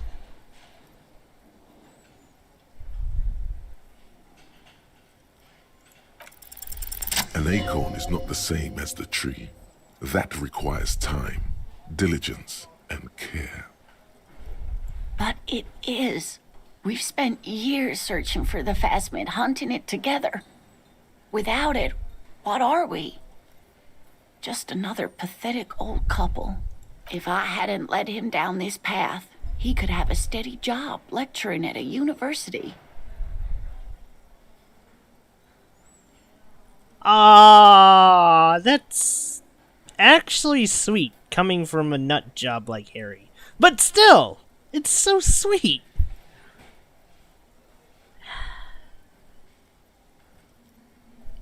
Oh, of course it counts for something.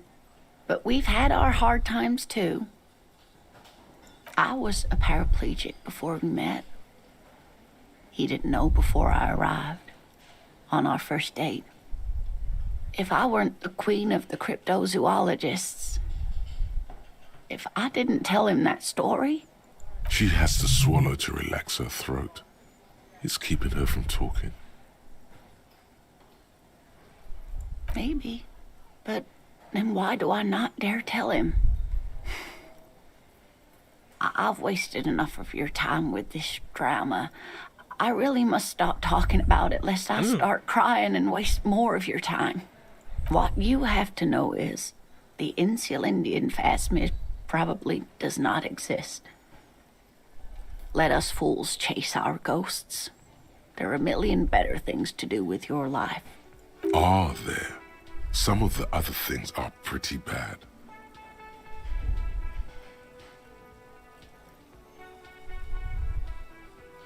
I'm not sure of anything.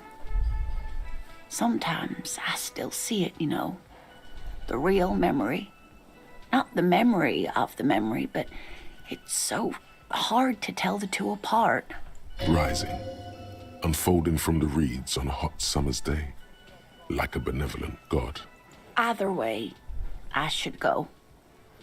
Poor Morel is running a fever, and I need to get him home to Jamrock before we overstay our welcome with Gary. Oh no, thank you, but I can get there on my own. This old thing is gas-powered. And then a taxi home. It's not so bad. Really? Oh, sweetie. Please don't get stuck on a dream. Take it from me and Morel. No one can stop you from finding the phasmid. Agreed. Okay, it's 1113 Tabernacle Road. Jamrock, but... A sigh. She doesn't think you'll need it. Likewise, sweetie. Thank you for everything. Truly. Even though it turned out to be a waste of time. A dream. A fool's hope. Say her lips moving in silence. Like that, she drives off. The gas engine putters quietly as she gets to the doors, then pushes them open. Outside, the cold, coastal wind blows. We should go to... Somewhere out there, a kilometer to the southeast, a gust of wind shakes the felled building, rattling dusty windows, beckoning with strange coldness. To ask the wind once more.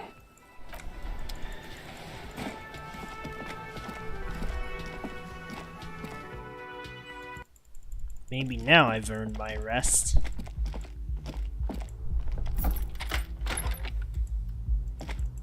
See ya, Kim.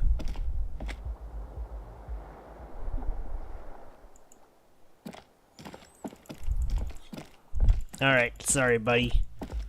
I'm gonna need to go solo. It's time to ask Lillian out for a date. Wow, why am I so happy about that questline? What the heck?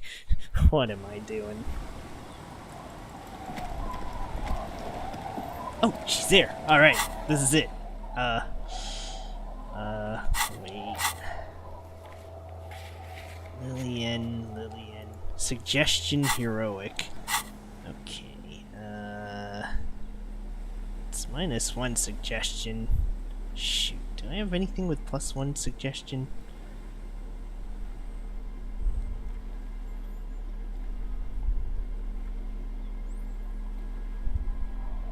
Curses.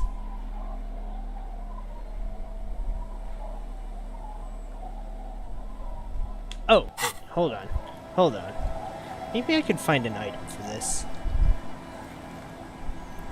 I need my,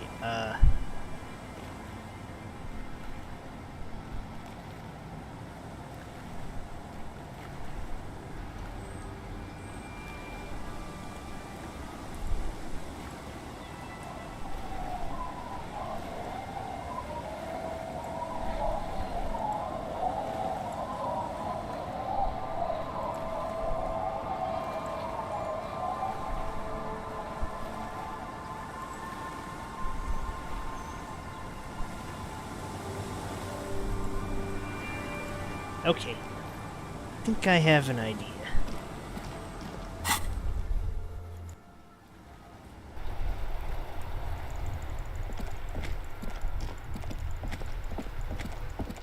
Since I can now bust the lock on these things.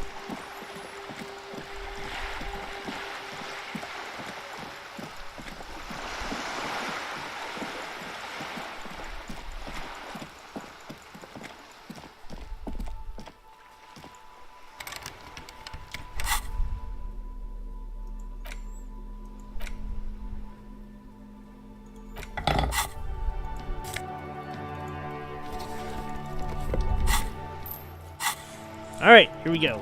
Got a +1 suggestion.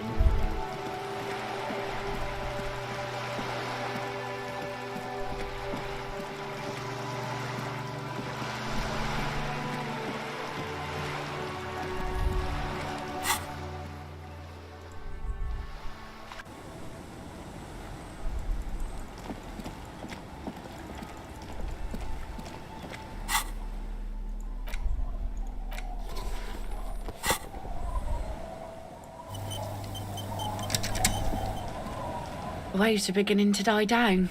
Crap! Those little bastards. Oh no. Simmer down. Simmer down, bastards.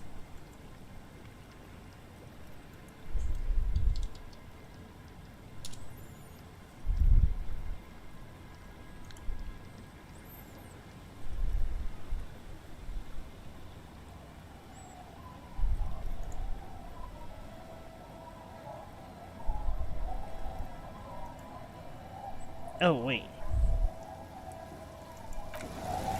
Hold it. I might have an idea. Where'd my suggestion go? Okay, maybe this will do it. The waves are beginning to die down. Oh! Look at those Oh! little It's bastards. even! Simmer down. Simmer down, bastards. You think she really needs more of that after a man died at sea? Woohoo! Yeah! Double 6, let's go. What if I told you it is actually possible to go on a date sober?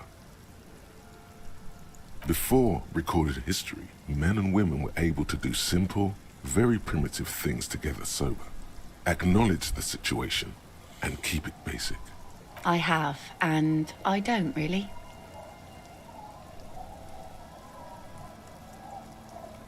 I'm a drunk. Don't know if you've noticed, so I usually ask people to drink with me. This time, I thought I'd ask you for a walk. Just a walk? I don't know, officer. I would not have taken you for an innocent perambulator. I am. That's why you should definitely agree. Where would this walk take us, officer? Land's End. All right. I will walk with you. But you need to understand that nothing is going to happen. We're just walking. Me too. It's been ages since I just had a normal conversation with one of you guys. She means men. All right, I'll go put the kids to bed and we'll meet at Land's End in 15 minutes. Oh, we're doing She doesn't this. wait for an answer. Whoa! We're doing this. Oh, yeah! Why am I so excited about this? What is wrong with me? Alright, we gotta see this through before the next day.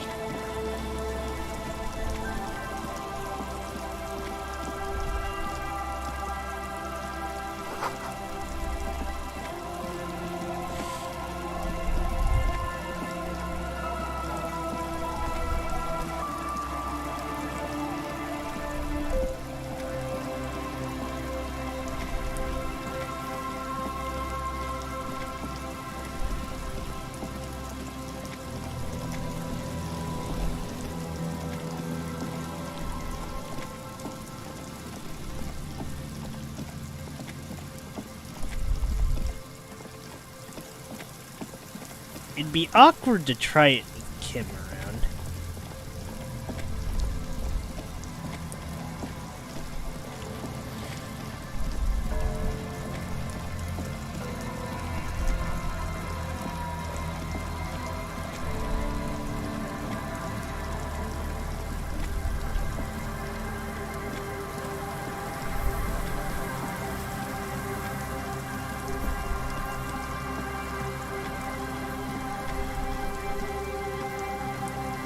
An old door, worn by elements, guards the depot. The wind has blown a...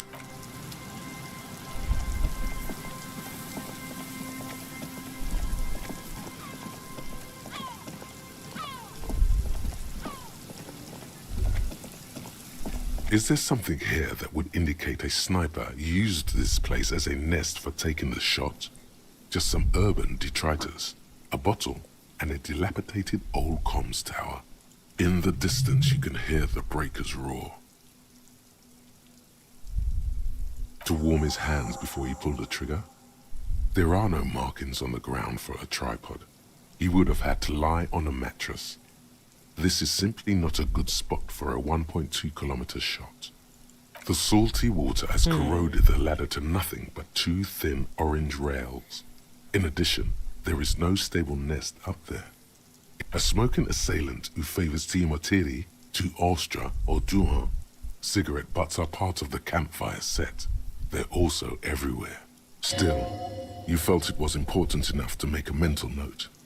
That means something. You didn't pay attention to any of the other cigarette butts on the coast. There, 1.2 kilometers over the wave-crossed bay, through heavy, dark grey curtains of rain, you see the smallest rectangle, barely visible. It's glowing in the dark night. The lights are on. Glazia must be in there. Looks like she kept her promise not to go out at night anymore.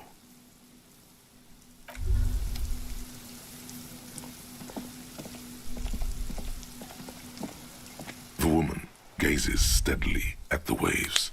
A sudden gust picks up her dark hair and lets it fall again, tousled, wild. She brushes a few stray locks from her eyes, and only then spots you approaching. Aye, so here you are. It's late and it's raining. Water is cold. Ice cold. Know that you're not the first guy to bring a girl to Land's End. This is what the locals call a make-out spot. That is not going to happen here today. I just want to make that clear, Dimples. Across the rusty water, that's La Delta, the financial district. In the mist-covered distance, towers rise as a rebuke to the poverty of this coast. Man, I am not backing out. Let's keep going. Drinking men aren't known for keeping their appointments.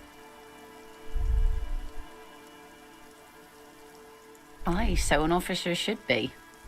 All that running around must need a lot of structuring. Her laughter is throaty and warm. It rhymes with the waves and the cries of the gulls.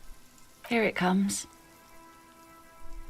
So fast as to make it seem like the weather turns at her command. Me? No. Just grew up on the sea. Know which way the wind's blowing and all. Knew the weather'd clear up once we got here. Otherwise, it would have been a less pleasant stroll, nay? You should say something. Anything. Maybe the tequila sunset thing.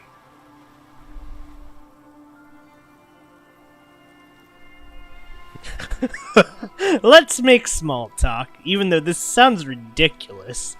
You know, a past incarnation of myself called himself Tequila Sunset. I wonder why that is. It's a common Revacholian expression. Means drinking yourself to death. So, are you going to keep the name?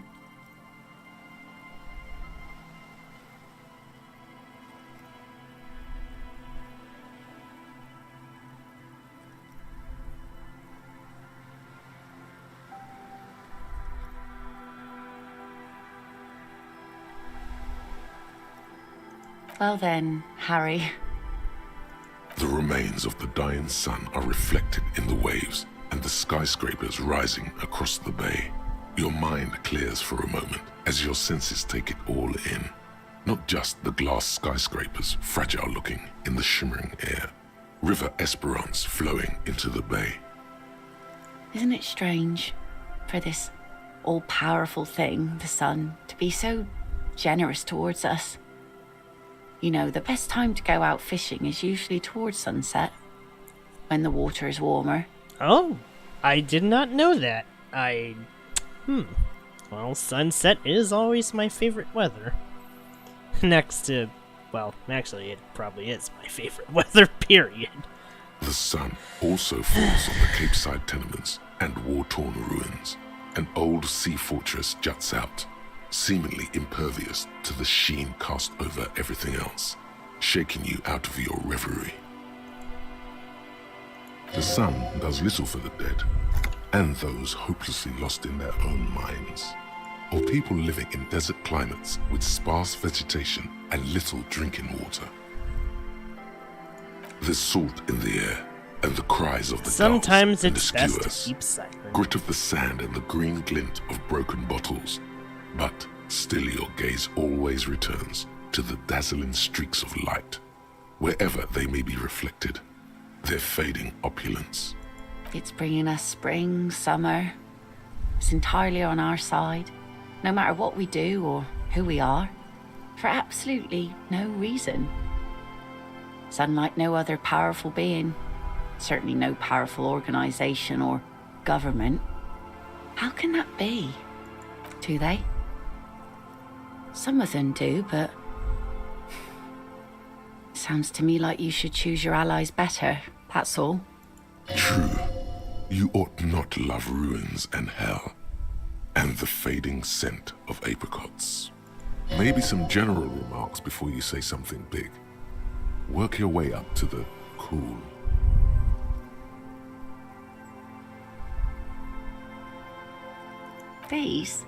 These aren't real fishhooks, silly. They're earrings shaped to look like fishhooks. Aww. A drunk called Rosemary brought them to me. I kept them. She's right. They're made mostly of plastic. A cheap novelty gift you can buy from a flower shop or a kiosk. The wind ruffles her hair as she looks at the setting sun. Thank you. I'm half Ubi. My mother was from Ubi Sunt. Not a lot of sun there, I hear, though I've never been. The wind ruffles her hair as she looks at the setting sun. I always do. I like it. It's like being on another planet.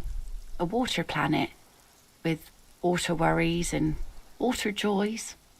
The wind ruffles her hair as she looks at the setting sun. Fudge! Oh no. Can I actually roll this? Crap. Oh. I hate these 42 rolls because I might actually lose. I don't think this is a good question to ask. That's so dumb. Why is this here? Say what? No! Something interesting. Impossible. She turns her head, and the plastic fishhooks rattle in her ears. Nothing shear-worthy takes place in your head. Relax. This was still good. Thank you. Out there on the other planet, the sea, you start seeing things in a strange light. I'm glad I got to share it. You know, the wind's gonna pick up soon, and I have to go, but have this. The sun's good, but it doesn't stick things. I've no use for it anymore. No. Men around here are too drunk to pose a threat to me. Doubt it. But thank you for the company. This is as far as it goes with her. You'd need to put a year between you and your last drink for anything more. Farewell. No! Dang it! Ah! Fudge! Ah, dang it. As she walks off, the wind picks up, and the light from the sun seems to fade. The crumbling silhouette of failed electrical R&D towers in the distance, beckoning.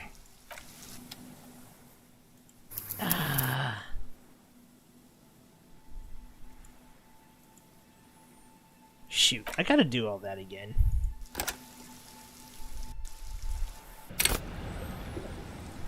Waves are beginning to die down. Look at those little... You think she... What if I told you it is actually possible to go on a date sober? Before record... I have, and I don't really.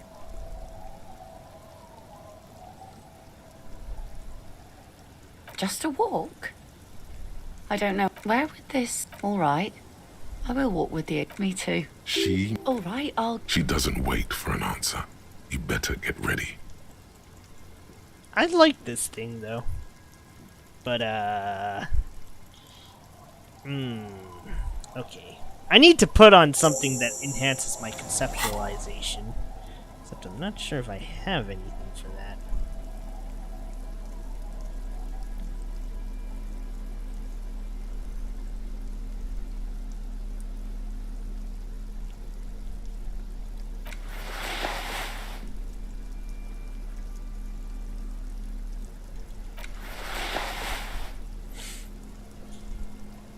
Okay, that should improve my odds. Why does art inspire you so much? Excellent question. Art is a diverse range of visual, literary, auditory, and performative creativity. It's an expression of imagination and technical skill. Additionally, it's history, criticism, and pure enjoyment. In short, art is the highest form of human communication, representation, narrative, emotion, and agency intertwined. Have you looked in the mirror lately? You have the exact features of a savage art critic, with that beard and those clothes, disheveled and prophetic. Perhaps you should try to critique architecture too. Yes, you seek substance. No vapid representations and reproductions of social mores as made manifest in stuffy biennials.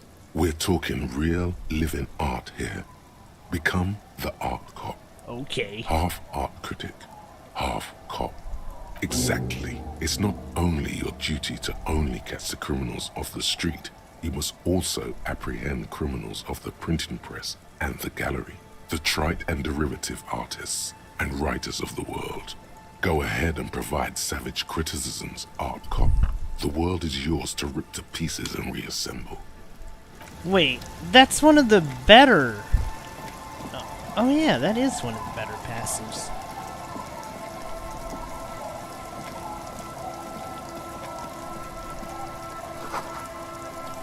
Okay, let's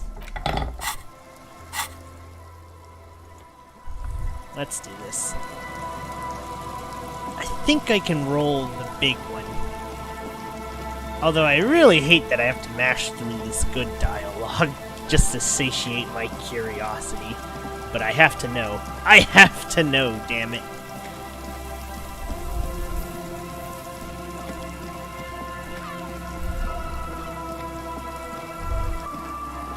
Is there something here in the salt to warm his hands? A smoking is still there.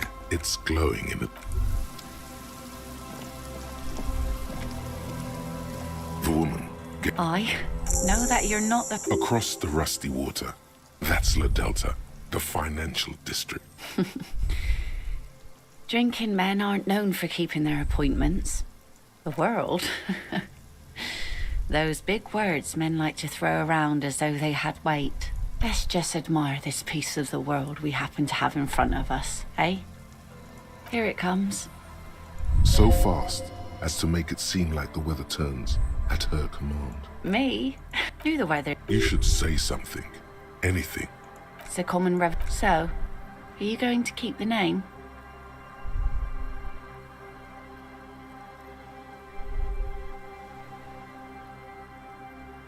Well then, Harry. The remains of the dying sun are reflected in the waves. Isn't it strange for this... The sun, or people living in desert climates with the salt. It's bringing us spring, summer. It's entirely on our side. No matter what we do or who we are. I guess we wouldn't really be here if that thing wasn't on our team. These? She's right. The wind Thank you. The wind ruffles her hair. The wind ruffles her hair as she looks at the setting sun. Okay, we have a very high odd of rolling this. Let's go! Here we go. 2 different approaches to cap this off with style.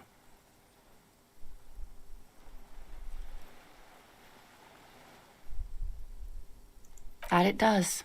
But then, we are also enemies to our enemies, hey? And so she shines on us. The cops and the commies, the killers and the saints. You know, the wind's gonna pick up soon, and I have to go, but... Have this. No. Men around here are too drunk to pose a threat to me. Farewell. Feels bad, though. But that was a nice date, I think.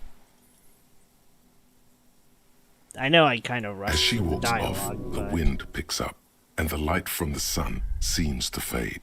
The crumbling silhouette of failed electrical R&D towers in the distance, beckoning. Oh, now I can ask Clage about Saturday night. And also get another skill point.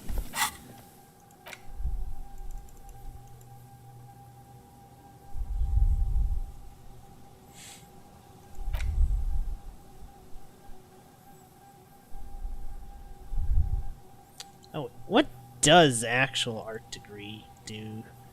Uh-oh. Oh. Hold on. I need to know. What does this thing do? Let's see.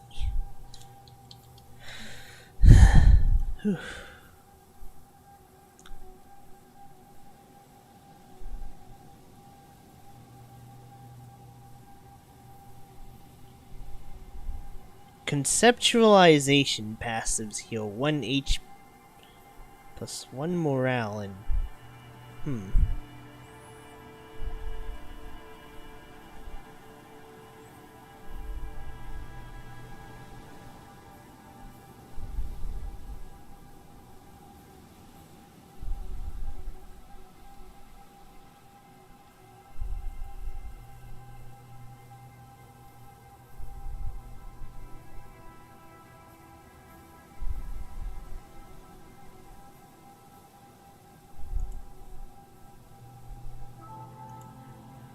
Okay, let's see. It's probably too late. It would have been better to try and get that one earlier in the story. But now that I've exhausted maybe a little too much of the dialogues, that and it sinks my hand-eye. So that's probably not a good idea either.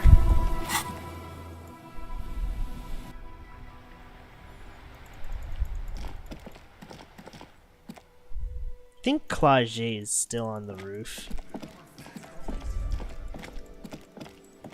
I should probably sleep. The tribunals. Wow.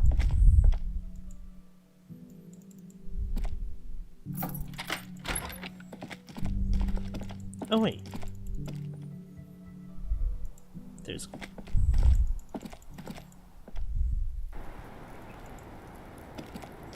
I was just thinking, what a nice evening it is for taking part in a murder investigation. Ah, yes. The night before I saw you in the hallway and reminded you you're a police officer. Wow. Mythopoetically adequate stuff. She's a glib girl, but she liked the wording. There was the usual ruckus. Loud disco music. I can't say. Probably not. Sounded like you were flying solo.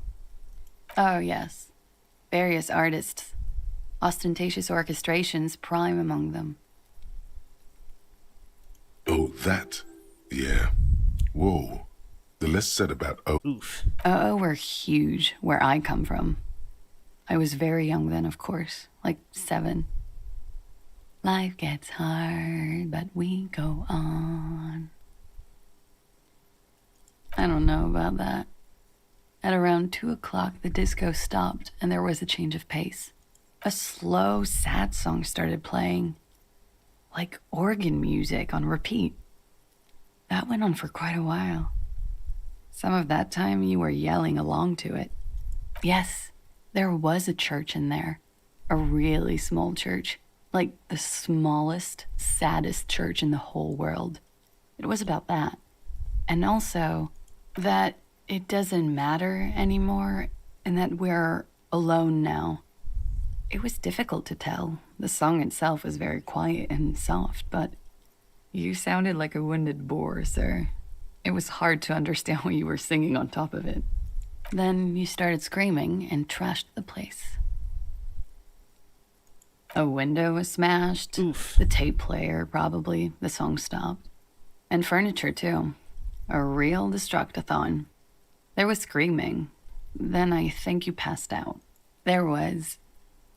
I think you screamed that you didn't want to be this type of animal anymore. I may have misheard, but it was sort of memorable. I went out afterwards. Everything was quiet by then. Around 4 or 5. And that was it. No problem, sir.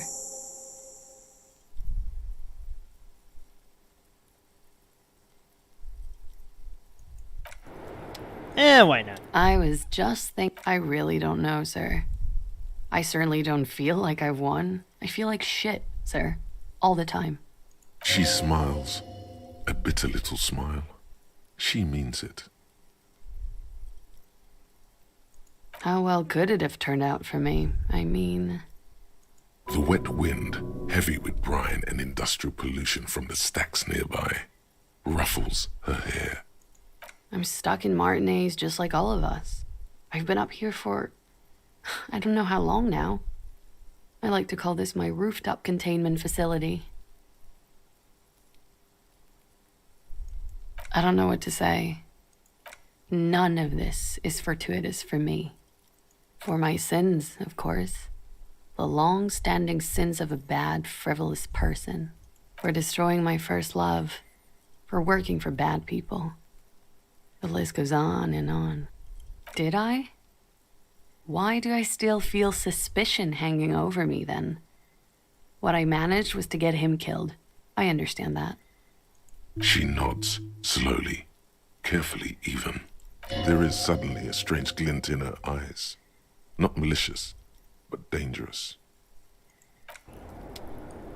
Okay. That's actually quite a lot of tasks.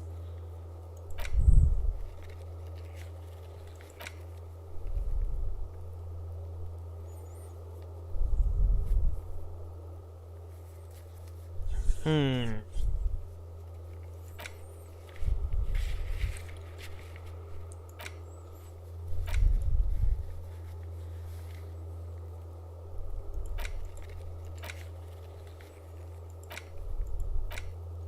that is quite a lot of things done. My oh my.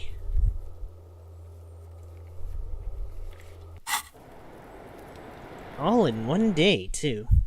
I do think we have earned a moment's rest.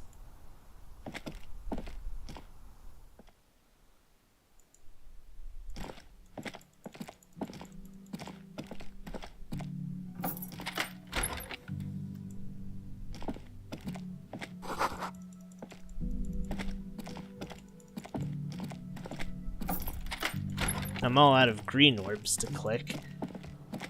It's a bit sad, but...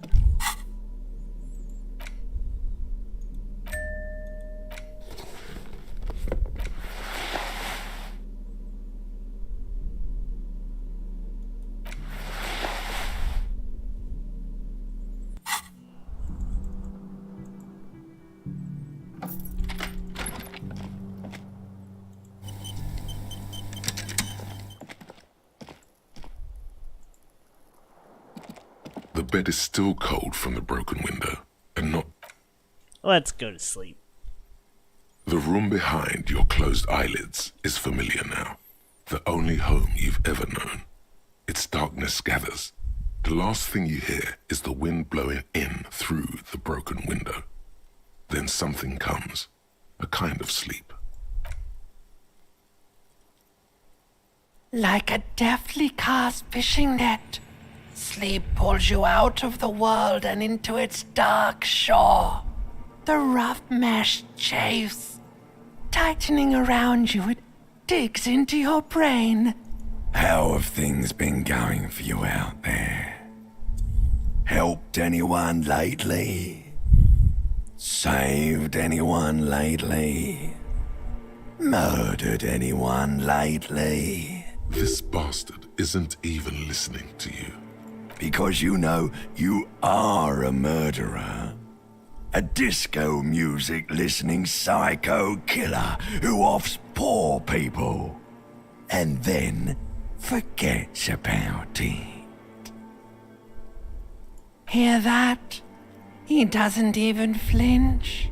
Iceman doesn't care about killing people. That's nothing to him. Blackwater, under the bridge. The thing he's really scared of is much, much worse than that. We're trying to help you. All these processes, these tortures, voices and tremors are all just distractions, flares and countermeasures to keep you from the last dream. The worst of them all. The last dream will be total annihilation. Cinders peeling off the fuselage. We won't be there to help you anymore, Harry. We will be dormant. You will be naked and alone. Oh, but you will. You're already going there. God damn it. Slipping.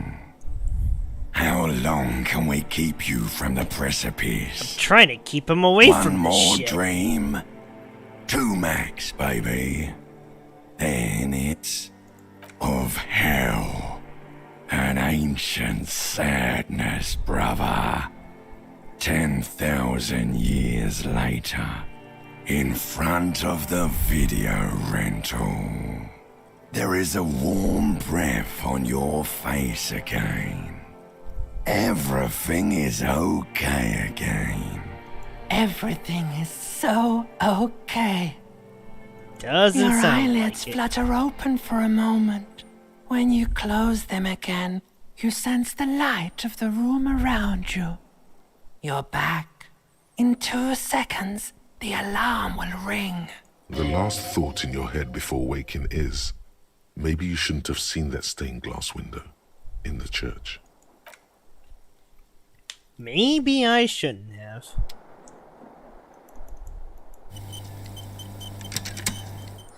Oh, wait. I need to figure out how to sing karaoke.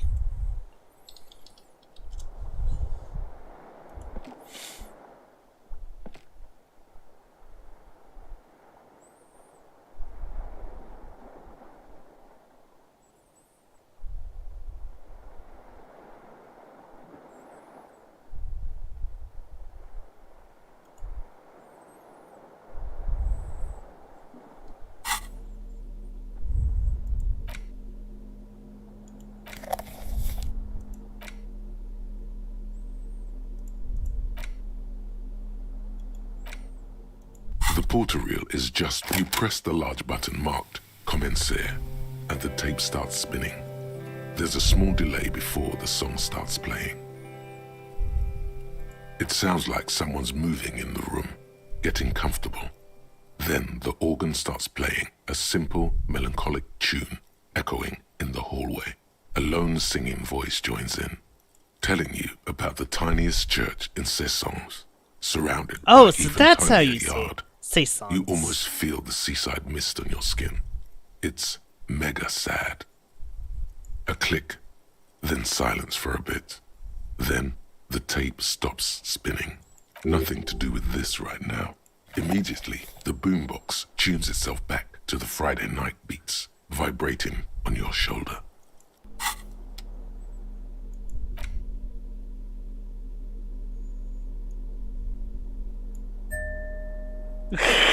Equip this to impress yourself. Wow.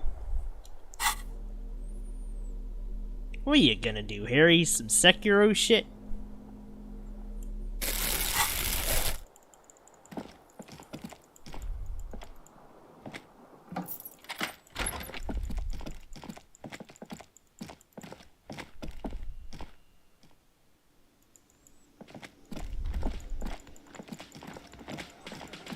Okay. I think I've done more than enough quests to,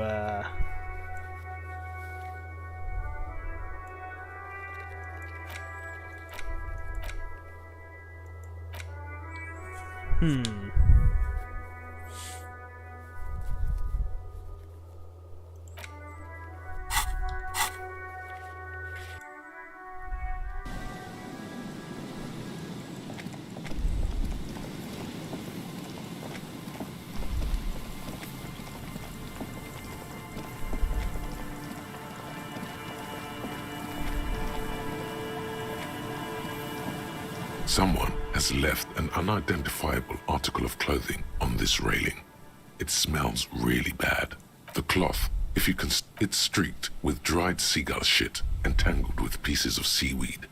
A dangling arm suggests that there might be a jacket beneath the crust of filth. It seems likely that it was left in the surf until someone laid it out on this fence to dry out. Unfortunately, that just seems to have stiffened it into a shapeless mass. Please tell me you're not taking that with you. A clue? You think our suspect is a seagull who's been defecating on unsuspecting jacket? Me neither. You should still take it.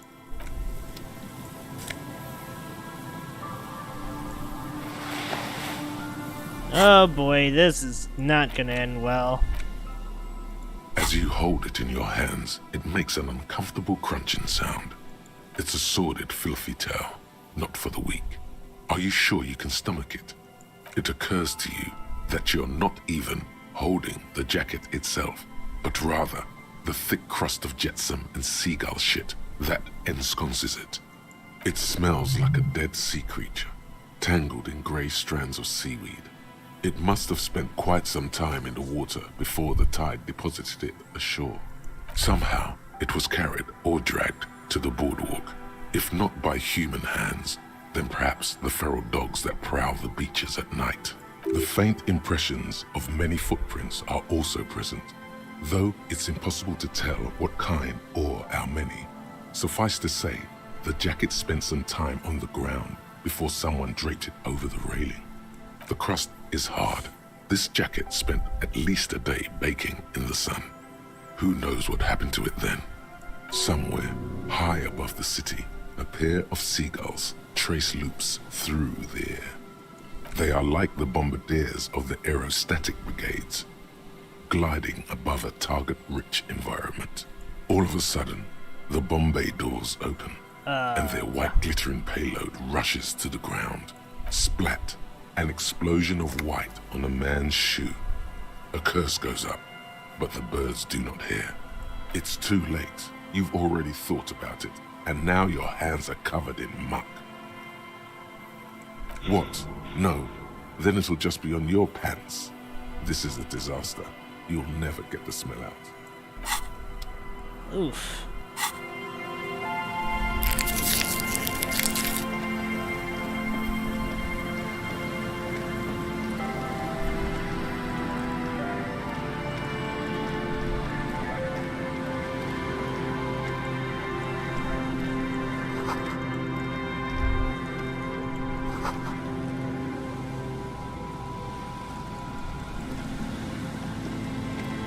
There's some tear.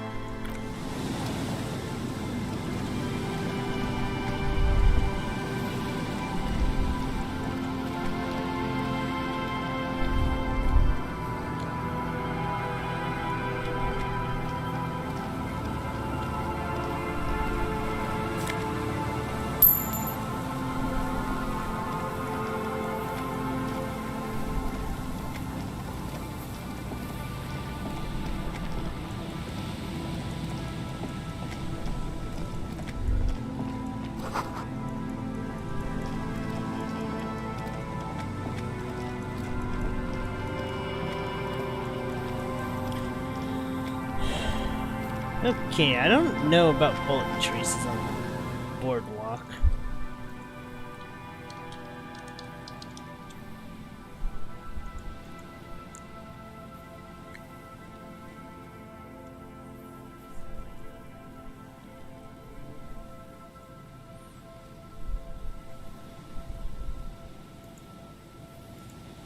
Let's see.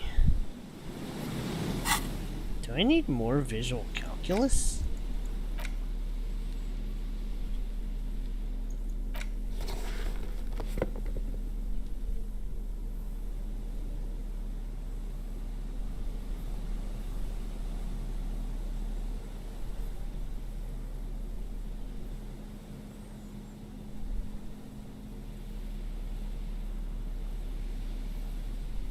Dang.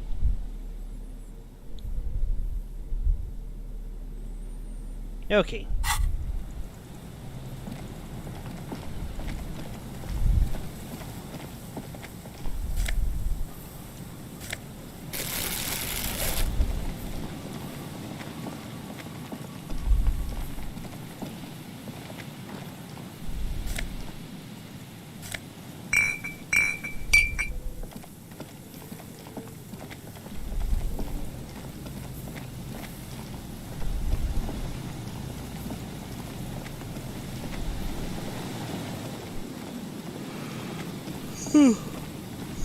Alright. Let's solve this mystery.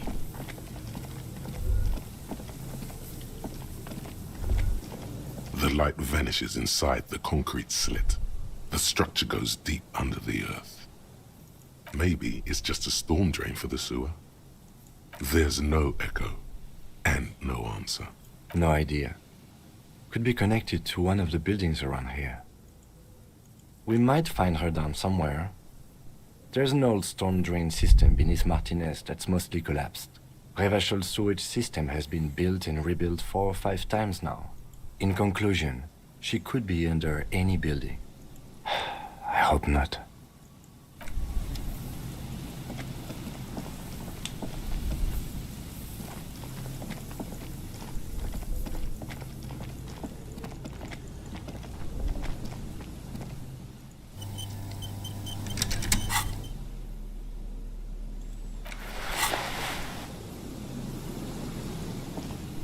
The once bright mural towers above you, saying, Feld Electrical, R&D.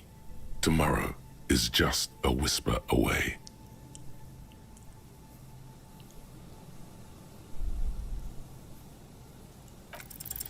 Even though you're sure you succeeded, all is quiet. There is no cold hand brushing against your forehead, no rustle in the reeds. The wind has died down. The ruin in front of you is silent as a tomb. Trying to talk to the wind, the city, whatever you thought would happen did not. And now you're just standing there in the pale of the morning, with your hands fallen to your side. Is trying to talk to the city something you've done before? Is it in your secret repertoire? A trick for when you're out of ideas? A prayer of sorts? To Revachol? How do we? I was really hoping she'd be in the village. Okay. She's probably north of the village, and this place is a peninsula. We already scanned most of the outdoor areas on our wild cryptid hunt, so we have an understanding of the geography, at least. And then there's the church. We've already searched that and can rule it out.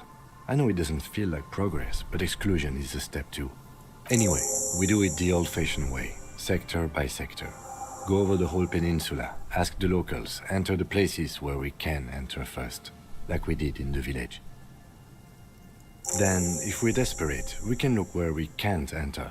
Bunkers, storm drainage, this place. I'm sure it won't come to that. Walk the coast, the old boardwalk, the reeds. You can always come back here and talk to the wind again. Look where it already got you. Some sort of industrial ruin? I don't recognize the name of the company. R&D used to mean research and development. Alright. It looks long abandoned. You know what?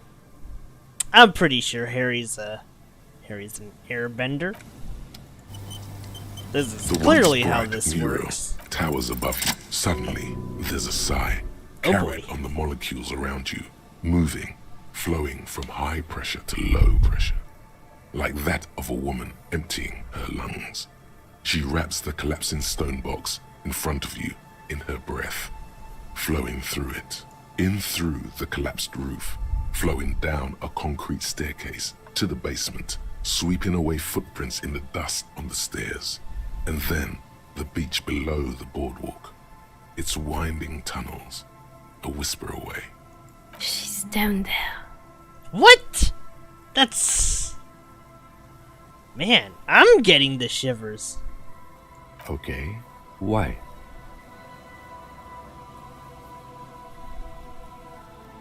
I can't believe I'm gonna say this. This is so dumb. So, how do we get in there? The doors were on the collapsed side of this building. They're gone, basically. Perhaps you can climb them. We are not climbing anything. I'm 43 years old, and I plan to live to see 70. A rusty ladder leads to the rooftop. Some of the rungs are missing. Yeah, that doesn't look good at all. The distances between the remaining rungs are rather wide. You'd have to use the mounting brackets. However, they seem corroded and the peeling rust is razor sharp. In addition, the first rung is going to be tough to reach. It's what, 3 meters above the ground? And you're 180? Not to mention that the roof is collapsing and the wind gets pretty brutal up there. Dismounting from the ladder is going to be hard. Perhaps if you were to not climb the ladder. Instead, what if you were to reconceptualize climbing the ladder? Astral projection. Be open-minded about this. Teleportation is not a thing.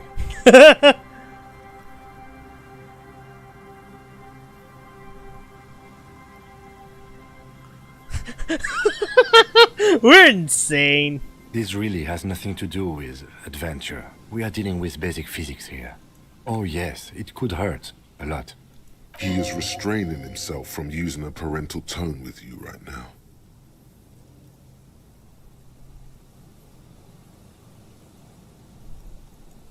Is this really a good idea? Is this really a good idea? Shoot, do I have anything else that gives +1 Savoy fare? The rusty ladder leads to the rooftop.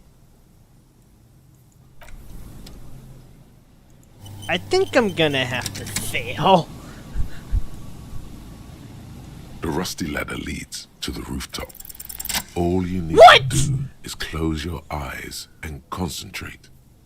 Darkness enfolds you. What? You can feel the distance between the bench. No, I and the first did rung not of the just ladder. get that roll. All you need to Holy that was a 28%. I should not have won that. Zoot, zap, pow, crinkle. It's like magic. You feel yourself disappear. Your atoms fading out of existence. Okay, well, that's impressive, but... Bam! You find yourself on the roof, having mastered the art of physical displacement. I just saw you climb the ladder. You just climbed it like a regular person. The wind at the top of the building starts howling loudly, blowing away the lieutenant's voice. Faintly you hear. Never mind. Find a way to let me in when you get inside. Don't go adventuring without backup, especially if we think the suspect may be hiding here. Holy shit! That is... That's so horseshit. That shouldn't have worked, man. That shouldn't have worked!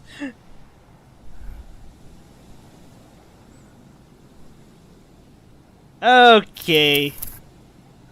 Let's see what happens if we actually fail this. Which we probably will, to be honest. The rusty ladder leads to the rooftop. All you need to do is close your eyes and zoot, zap. Okay. Bam! You find yourself on the roof. You know, for the wind... Never mind. What? How am I succeeding these rolls? This is ridiculous. The rusty ladder leads to the roof. On second thought, maybe teleportation isn't a thing. Because you're just standing there squeezing your buttocks and nothing is happening. The lieutenant looks at you with that, I know you're thinking the stupid thing look as you grow tired of clenching your buttocks. Why? Wait, I have to succeed?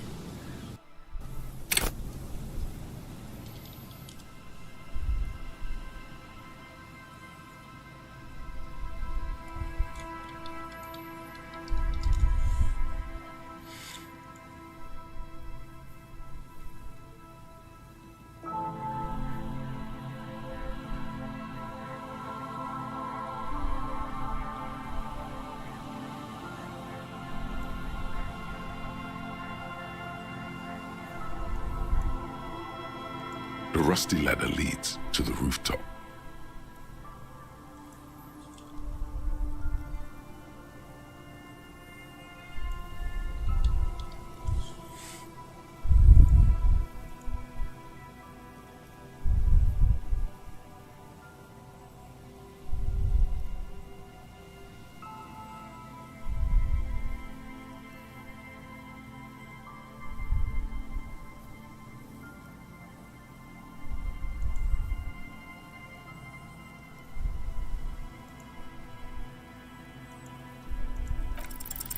On second thought.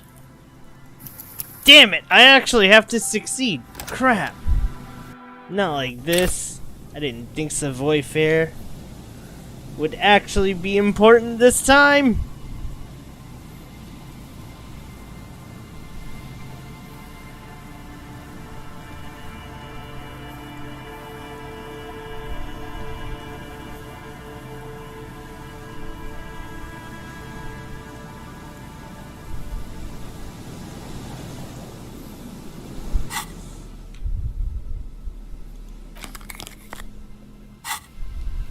The rusty ladder leads to...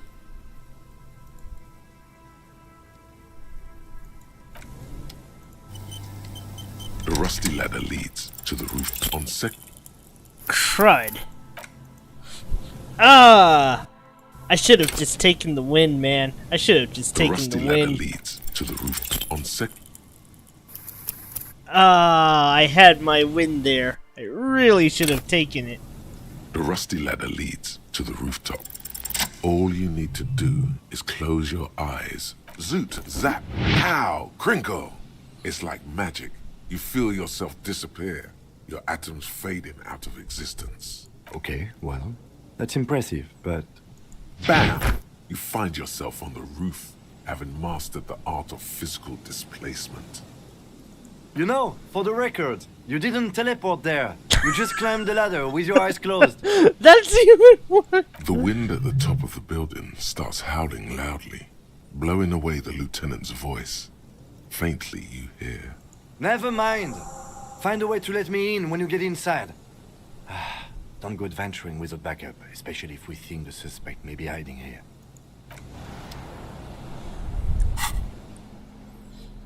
Kim's got a point there.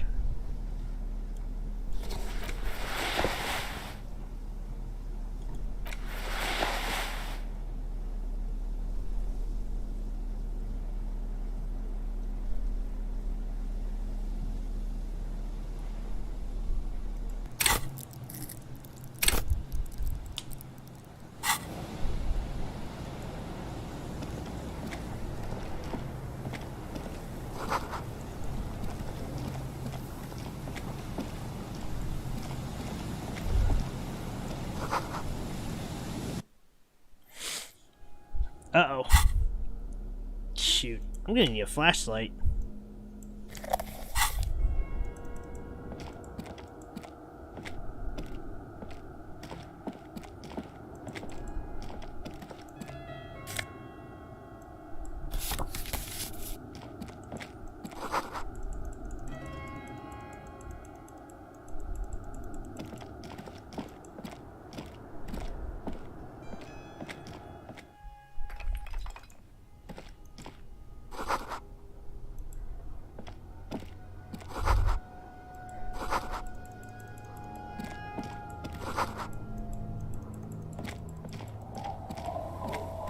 Two rusty metal plates that slide apart form a crude door. It's been here under the boardwalk for a while. What do you mean who's there? It's me, Kim. Stop playing around and help me get the door open.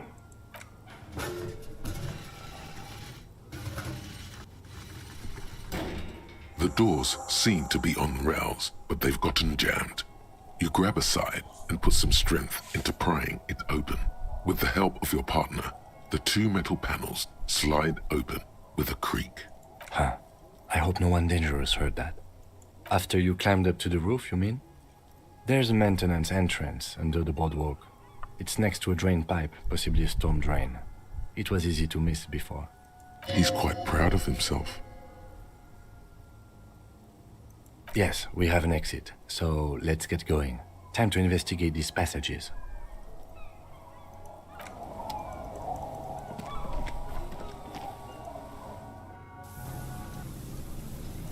Oh, whoa, he wasn't kidding.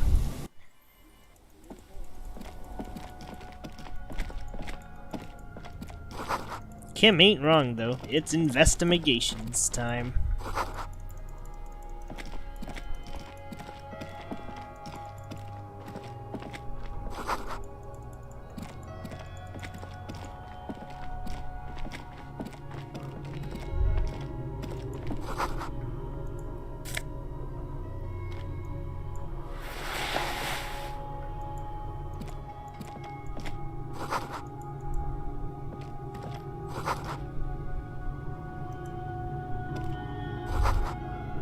Could this have been the killer's hideout? And this narrow window, the point of origin of the shot that killed the mercenary? This does look like an embrasure, a slit made for shooting out of. Outside the window, the day is clear, and as mild as can be in early spring. It's a great place to hide, certainly. But there hasn't been anyone here in ages. Indeed, no one could get a clear view. Well, at least we've been thorough. I like thorough. The lieutenant's voice betrays a slight disappointment, which he glosses over by reasserting control.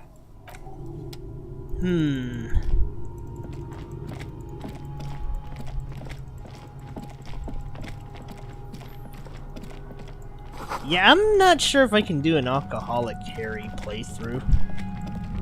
I don't know.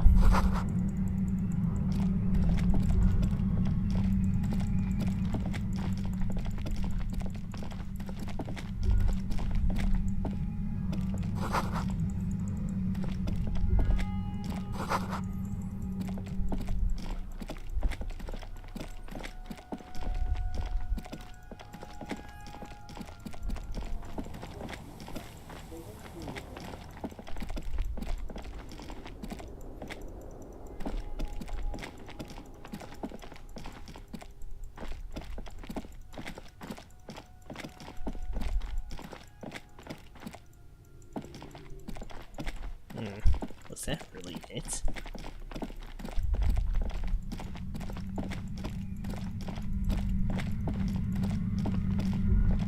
There it is again, like a swarm of hornets buzzing under your scalp. A strange tingling you can almost smell. No, what do you mean? I don't feel it, but we should still be careful. There were footprints back there, and I'm pretty sure they were fresh. Looks like our suspect. If she's in here, we need to plan our next step carefully. Once we detain a credible suspect, who knows what the Union and the Wild Pines will do? We'll set in motion events we have no control over. You will upset the balance of power in Martinez. The deadlock between the company and the Union will destabilize. Keep calm.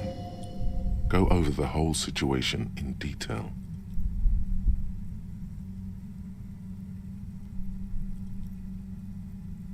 I still don't think that was a good idea. But yes, our affairs with the Wild Pines are in order, since she isn't in Martinez anymore. Someone's been a very busy boy. Good on you. I leave that to your judgment.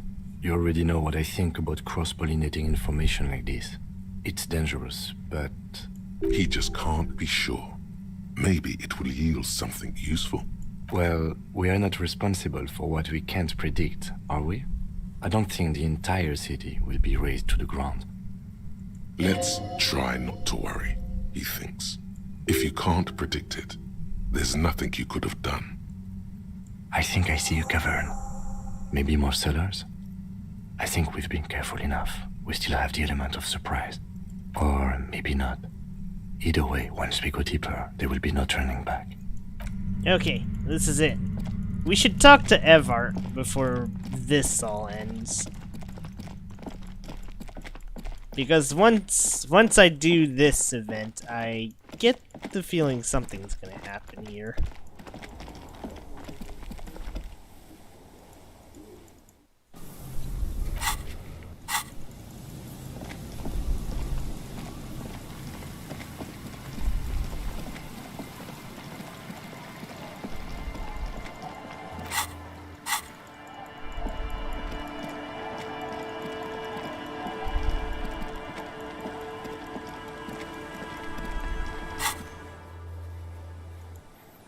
Okay, hold on. I'll be right back. This is getting good.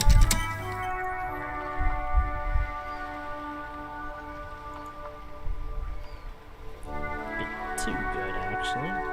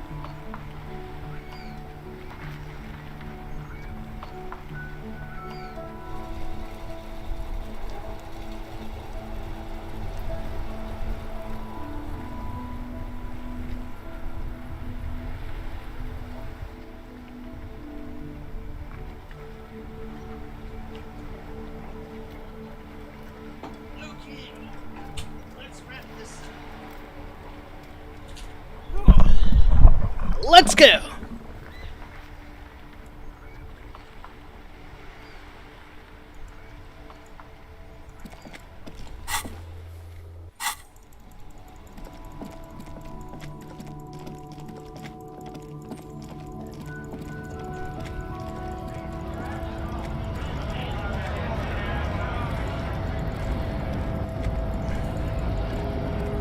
Hola, Wandering Man.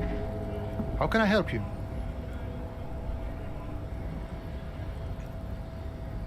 Yeah, the janitor who gave me the key to his apartment said the guy's a bit of an asshole.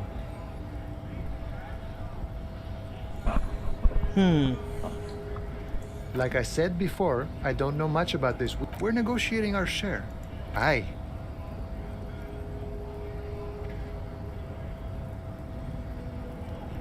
All of it. However, right now we want all the harbor workers to be on the company's board, so they could take part in the decision-making process. This seditious talk sounds like communism. Just so we're on the same page, communism is basically wanting to kill the rich people or deporting them to a labor camp in Southeast Grad. But don't say that out loud if you're a communist. I think it's best you make up your own mind now that you've met him. In my eyes, he is a capable organizer and a decent businessman. He's probably in his container at the harbor, so head right on in there. Sure thing. What is this? News of the world? Call me Mañana. I'm just a humble harbor worker for the past 6-7 years.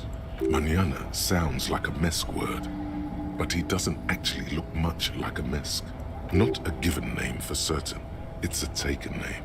The kind for artists, or criminals, or revolutionaries and— I'm not. I'm Bacholiero.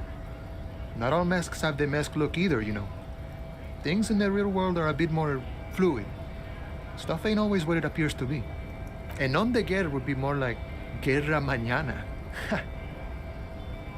Now that we are getting so well acquainted, what's your name?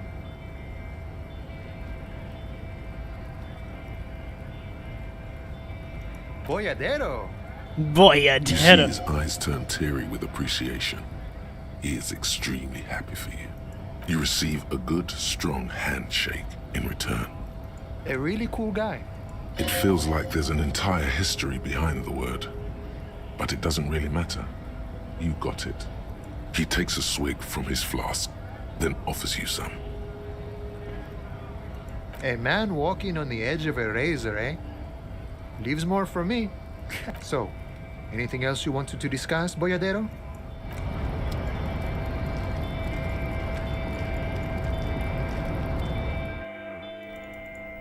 I mean, I'm not gonna lie. Tequila Sunset does sound like a slightly badass name. As dumb as that just sounded.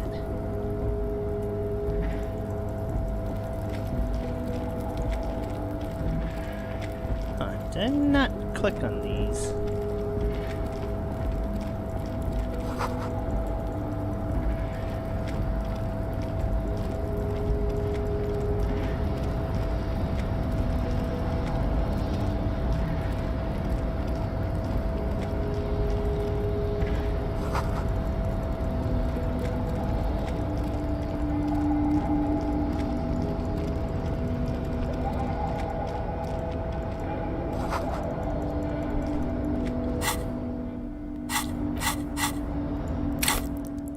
Damn, only 2 more points.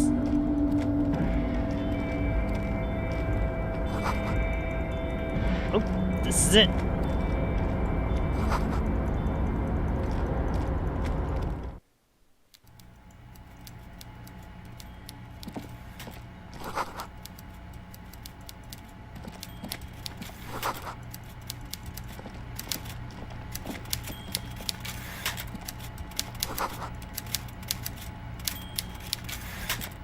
So, the ship has sailed. Did you see it? I know you did. Tell me, what did it look like as it grew smaller and smaller? When that... There's a mean little light in its eyes. Did it look like a germ? Did it look like a piece of bacteria? You get a sinking feeling. You wanted us to relay all this information to her. That this is a takeover? That I want a war? God, I hope you also told her about the drug trade. They absolutely hate getting their hands dirty with that. You can kill 1 million people, but if you do something the police doesn't like, well, then you're out of the yacht club. Goodbye, you inhuman fuck. No, no, Harry. What we have is real. We're working men. This here is real. Harry, I bugged her cabin. I bugged her whole boat. I had cameras surveying her boat. Hell, I even wanted to bug that thermal cap, but my boys advised against it. Not me personally. I had guys recording and processing this information for me. Hell no! They'd fuck it up. They can't do anything right. I mean my real boys. My special task force boys. Where are these boys? They sure as hell aren't hanging out in the open with beers in their hands for the cops to question. They're pros, Mr. Kitsuragi. Harry. I can't see into the future. We are all playing by ear on this planet. I had no idea she'd react so strongly. I did. I knew the negotiations would go better with police officers telling her horror stories from inside the harbor. It's scarier this way. Turns out it was a magnificent strategy. I never thought it'd so fundamentally fuck her up. Harry, you made a conscious decision to relay that information to her. You could have kept it for yourself.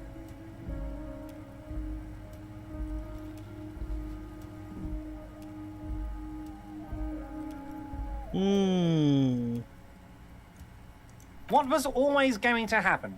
We take the harbour and she fucks off to Ozon, uncorks a bottle of wine, calls her partners, and says they need to distance themselves from this nasty business before the big shit spinner splashes everyone. Only difference is the Union doesn't have to lose 2,000 men to machine gun fire.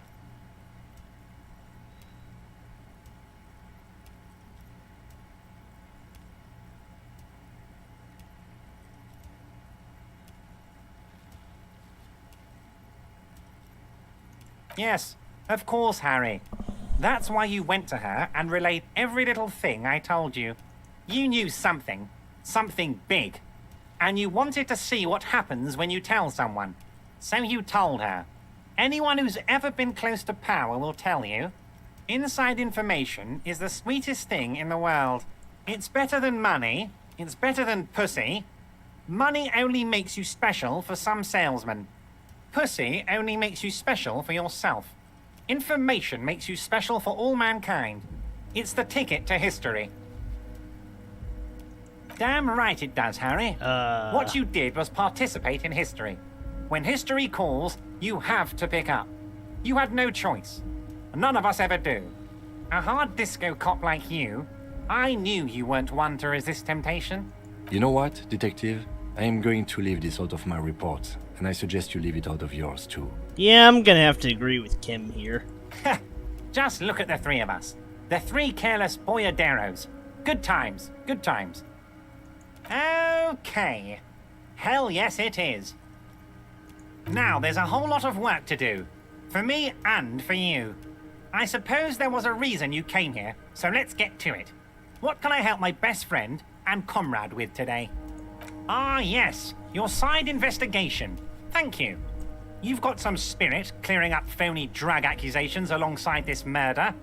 I'll talk to the mayor and see if I can get you the key to the city, Harry. Now let's talk real business. Actually, Rivershell doesn't have a mayor. He refuses to discuss it further. It's probably just a small nuisance to him. Not even a speck of anger in his voice. That's that then. My. She's quite the looker, Harry. You can't imagine how pleased I am the two of you are reunited. Tell me, was it difficult to convince the pigs to give it up? I told you she was a piece of work, Harry, but I knew you could handle it. I know my special policeman. Anyway, I'm glad you're all right and armed again. Most certainly, Harry. By all means, I'm always happy to educate. Very nice, Harry. Is there anything else? Alright, well, we're done here. That gained us 10 points. That's certainly something. It's always worth it to talk to everyone in this game. Container. The lyrics to this container song are being made up as he goes along. The accent is so thick, it's impossible not to notice he's Ubi, from the vanishing peninsula of Ubisund. Container. Used to be Wild Pines.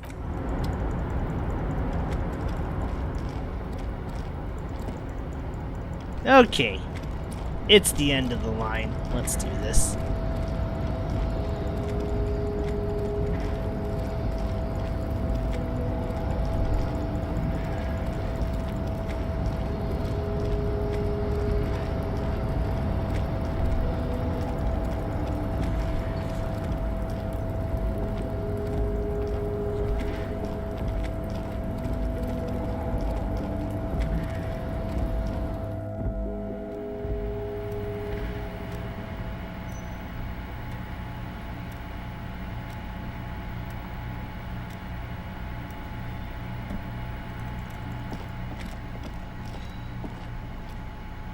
Alright, let's do this. I got a mystery to get to the bottom of.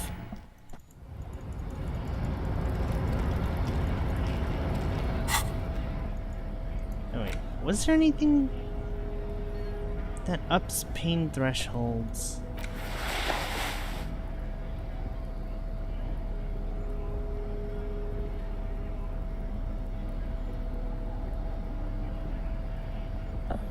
Oh wait, I should check.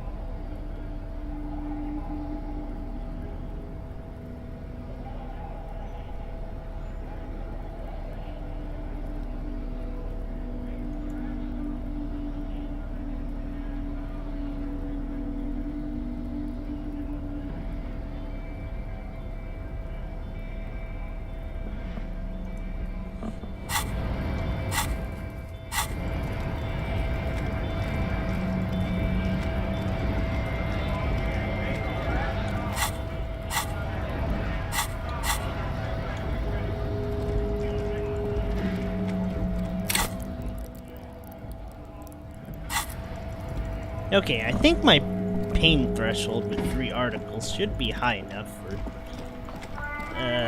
something I'm about to attempt.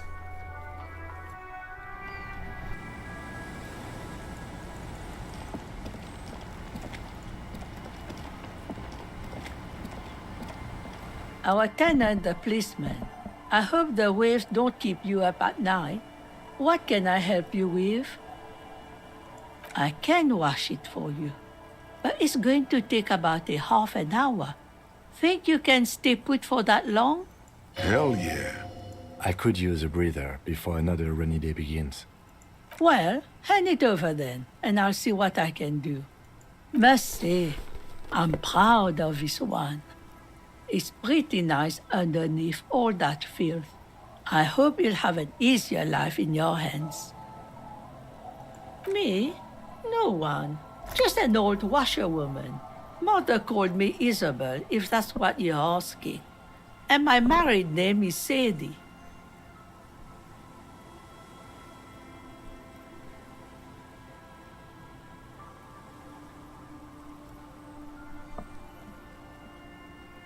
Now it's your turn, Mr.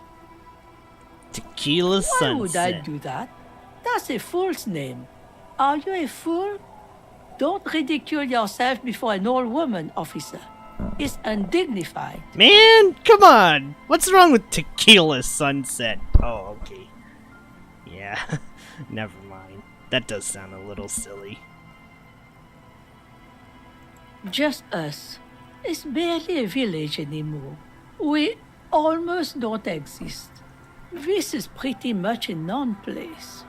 A gap, a blank spot on the map, just a cluster of nameless shacks on a nameless street.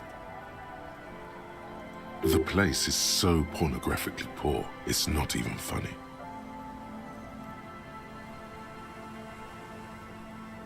Over there, you can find more of the same. Shacks and trees growing wild. That's the pox.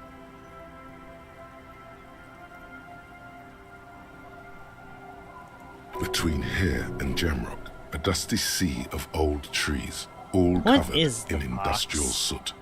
Small houses under them, an overgrown park. An old military hospital and its surroundings. Or it used to be, during the time of the suzerain.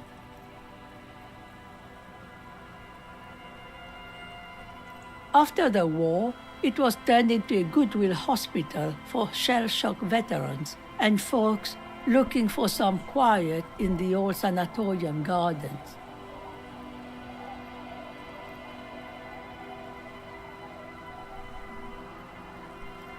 Now the area is crisscrossed with nameless streets and makeshift cinder block houses, shacks as far as the eye can see.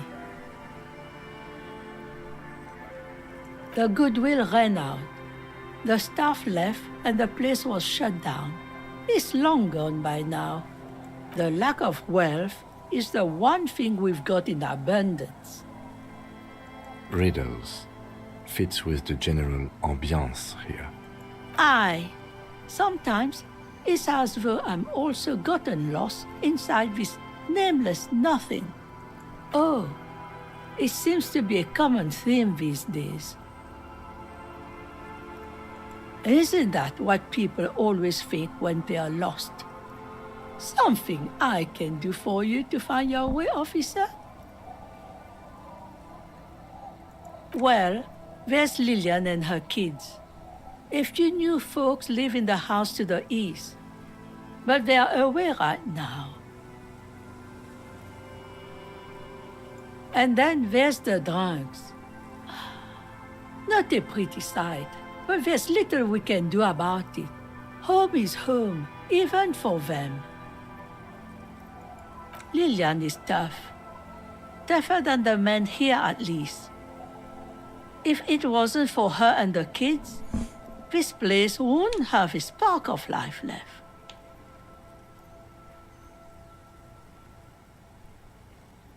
I'm sure you did.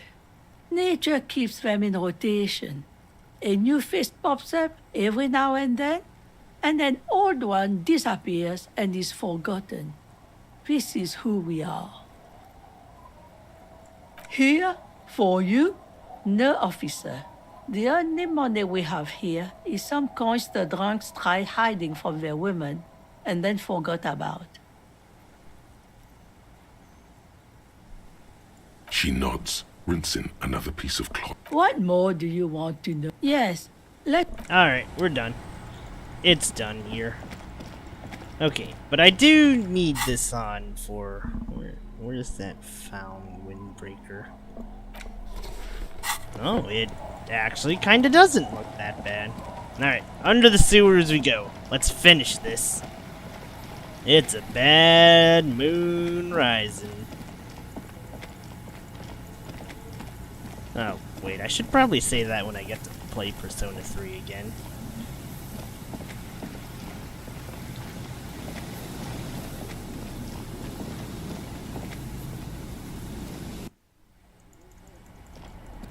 Alright, I want to see the alternate outcomes and dialogue choices on this one. This isn't just glass. These are old computation components. Yes, filament memories. From the time when wires were cast in glass, slides with an inlaid nervous system. So it is. I think these used to form a single system, slotted in the wall. The how was a closely guarded secret. Something that was locked in safes in human heads across the river where they were manufactured. As to why, your fingers don't know. The why is easy, because they hadn't come up with modern silicon-based systems yet. For vitreous cast filament memories, though, these seem incredibly advanced.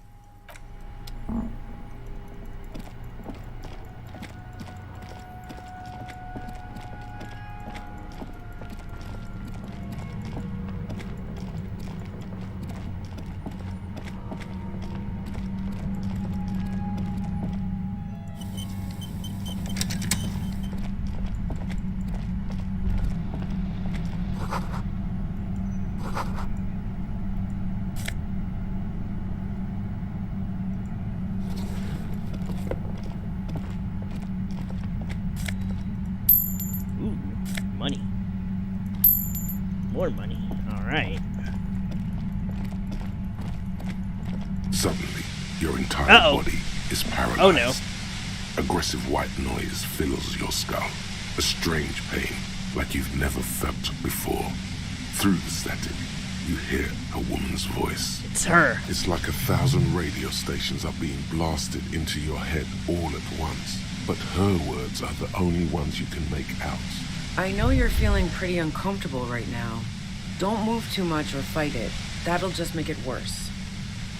Can't say it's a pleasure, officer. I was really hoping not to make your acquaintance. But here we are. The voice coming through the whirlwind of pain is not malicious. She doesn't want to hurt you, but she has to. Doesn't wish to hurt you, not according to your ear canals. Wait, no, not even your ear canals.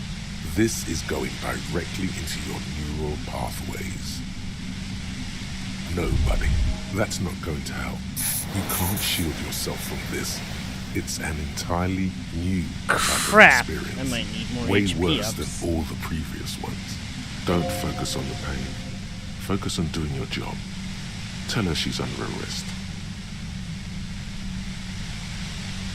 Really now? Check this out. You're overwhelmed with a new surge of violent static. It feels like a blood vessel exploded in your brain. I'm using a pale latitude compressor. You and your partner have been caught in its field. The explosion of static you're hearing. It's the ULAN frequency, blasted from that pale emitter that Angus mentioned.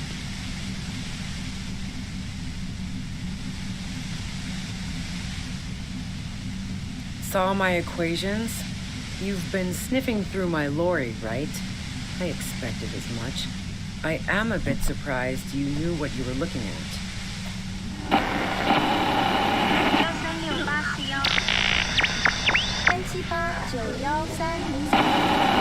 Right behind you, officer. A pale latitude compressor is used to sort of make the pale more manageable. With a lot of these, you can force a radio signal grid on the pale, literally crunch the distance across it.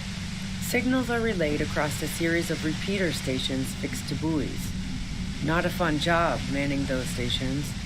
All alone out there in the pale, people lose their minds in just a few years. So, what we are experiencing is a concentration of radio waves. Precisely. This is an industrial strength paraboloid. It's meant for forcing dimensions on something that doesn't have them. Needless to say, the frequencies used are out of this world. At the upper limit is the large prime number generator station. It's used specifically for pale latitude compression. That's why you may be hearing some numbers. But you might also hear, or think you're hearing, local radio chatter. She's been holed up in here for a while with no one to talk to. Keep her talking, and you just might get an opportunity to break loose. I built it myself. That's illegal. I'm guessing it's patented. But we are beyond that, aren't we? Oh yeah, way beyond. No, once I shut down the compressor, the pain will end. It may take a few minutes for you to steady yourself, though. It's a bit like waking out of a very confusing dream. Yeah, I stuck my head in there before using it on you. It seemed like the ethical thing to do. Can't say that I enjoyed it. The field was weaker, but I can imagine what you're going through. Yeah, let's not talk about that shit.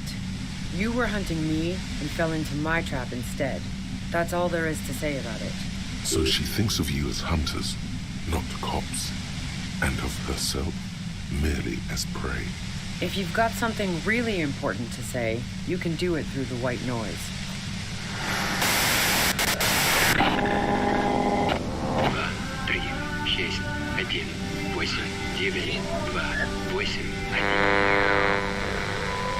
Yikes!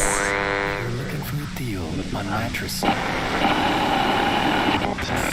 Speed 3 at Ember.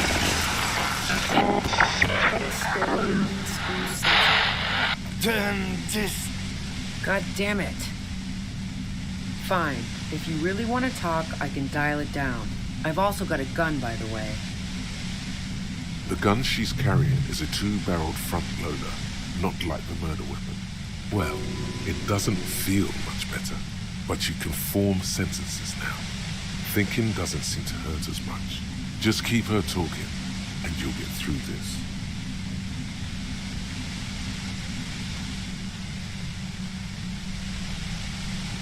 I heard you in the passages, and I've been preparing for quite a while. So you found my shack, huh? I'm not surprised. Her tone is bitter. She thinks she's been betrayed.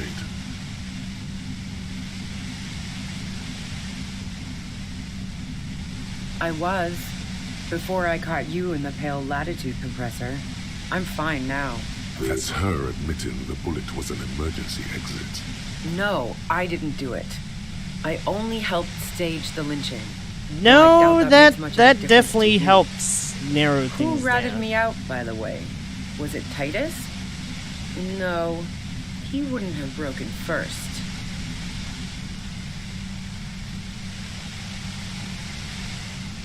Oh, I knew the kitten had claws, but not like this. But she couldn't have known I was on the coast. How did you find me?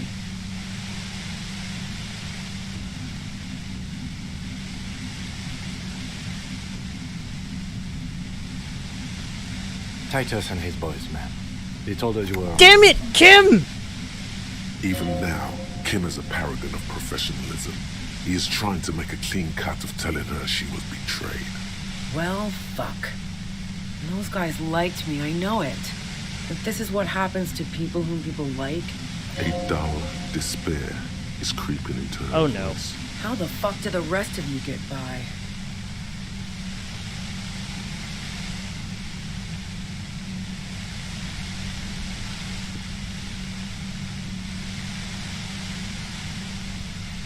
Like what? I already told you I didn't do it. A strong moral compass. She still wants the opportunity to make a case for herself.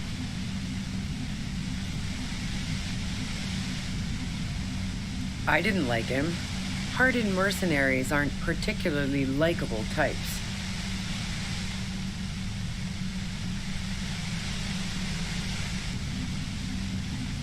You think I was envious of his conquests? Look, pussy's not a problem for me, and definitely not a reason to off someone. See her confident gaze, her toned arms. Yeah, she wouldn't have had much trouble in the intimacy department. Yeah, sure. And I didn't like Wild Pines sending in those foreign hirelings. Me and a fuck ton of other people around here. She didn't hate him, okay? I'm listening.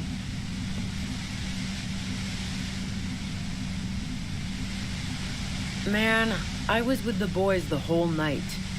I hope they at least bothered to impress that upon you.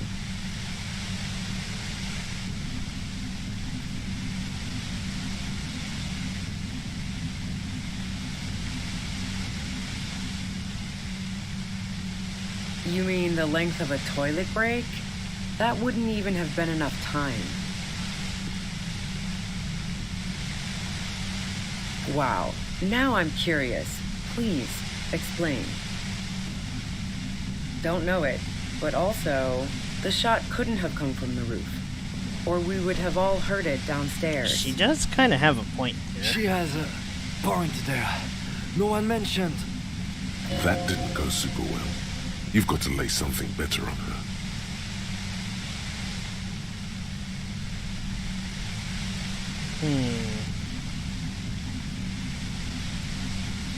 So, Heart of Gold Tommy fucked me over too.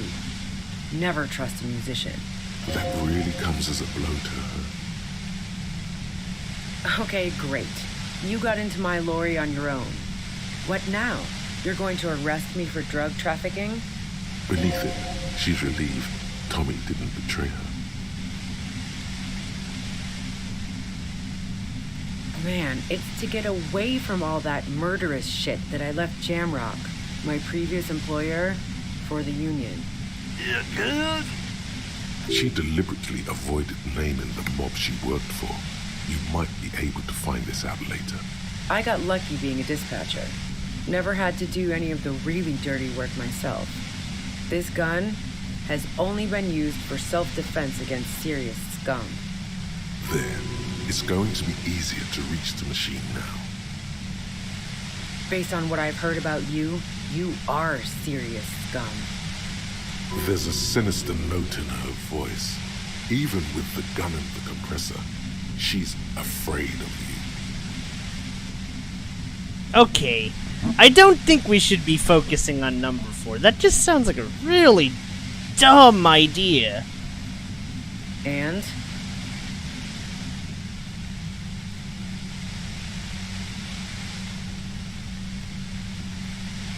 The gun store. Trigger Happy Jacks. What did you think? That I'm going to squeal on my gun supplier? Sorry, I'm not that kind of gal. Sure don't. A breach order? No. This is such a wipeout. Alright, but it is helping us get a little closer to the mystery. If I can survive this.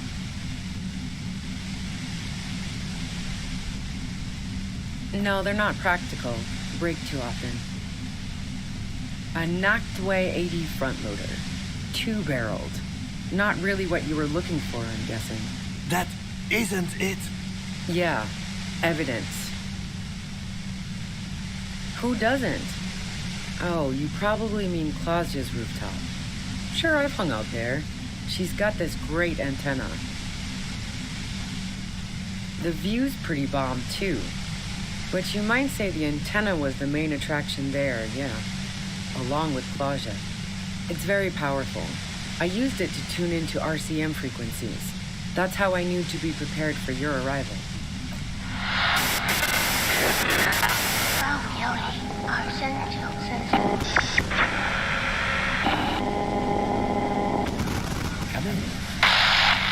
Yes, I'm sure.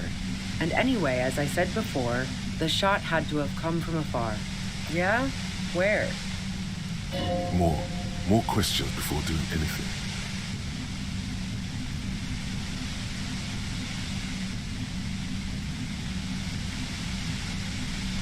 How should I know?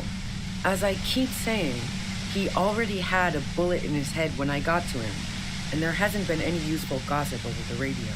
Those rings around her eyes, her tired voice. She's been staying up late, listening in on the conversations crisscrossing Martinez. Police radio? You've been following the case? Who hasn't? You know, I can still see him there, in Claudia's room, lying on his side. He was still warm, but the bluish light coming through the broken window made him look as though he'd been dead for a good long while.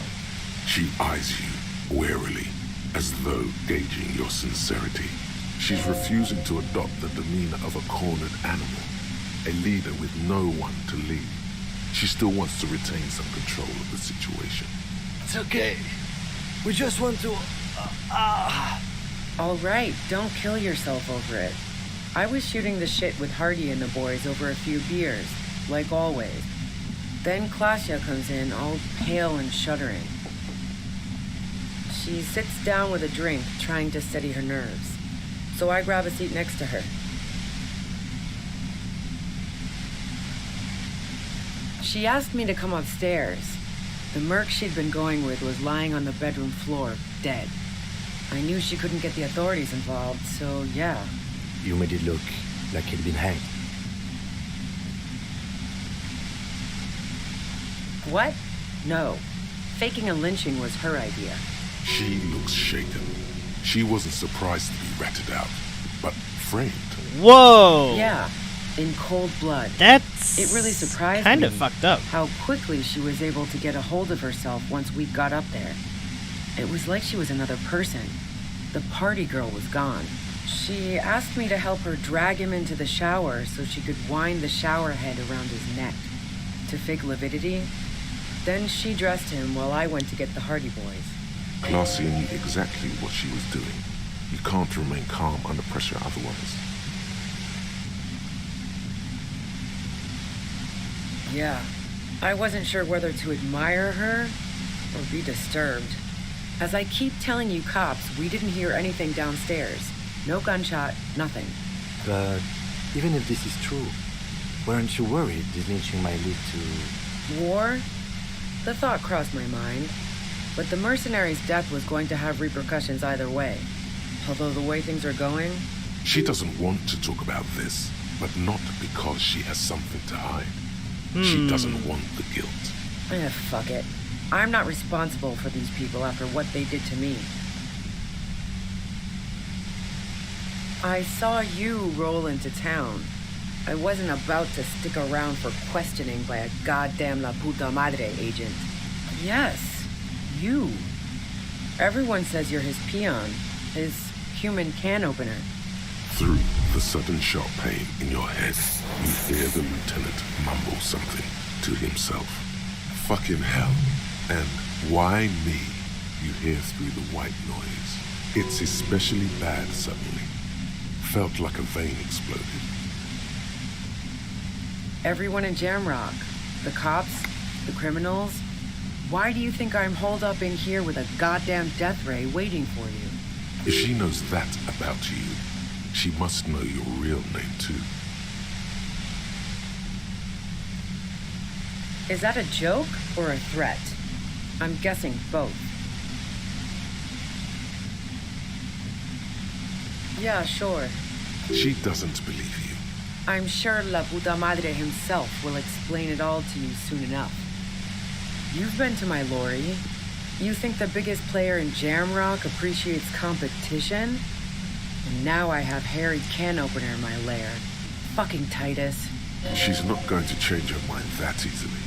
She still perceives you as a threat. Wait, one thing, possibly small, but she said you rolled into town. Was that you singular or plural? She might know something. What bunker?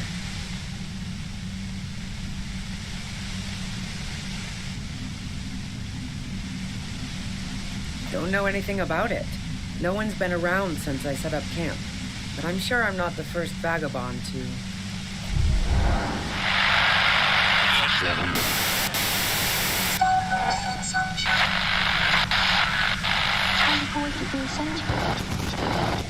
Shoot! I'm all out. Damn.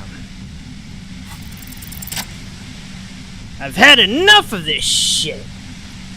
I'ma break this thing. I should have bought more HP ups. Boy, this is definitely on me for... You did it. The compressor lies broken on its side. It's quiet in your head again. It still hurts like hell, but... All good, officer. Be careful. She looks at the machine, assessing the damage. Her hand trembles. Oh, fuck it.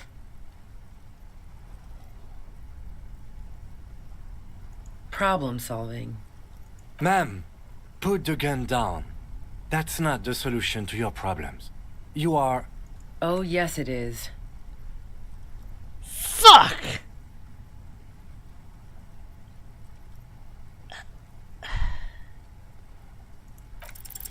She's truly desperate. She thinks she has no other options. You need to give her options. You know.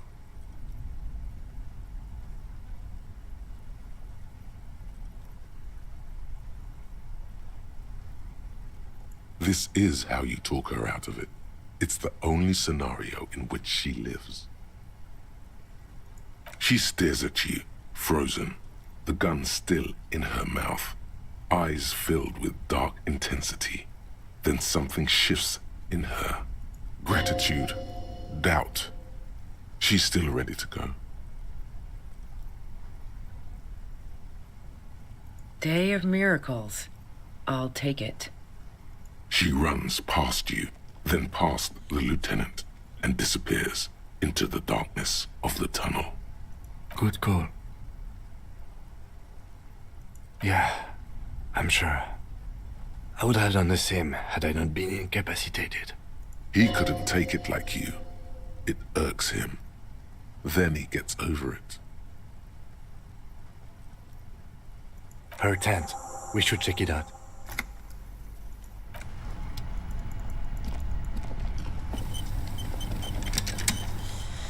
Oh, that was intense.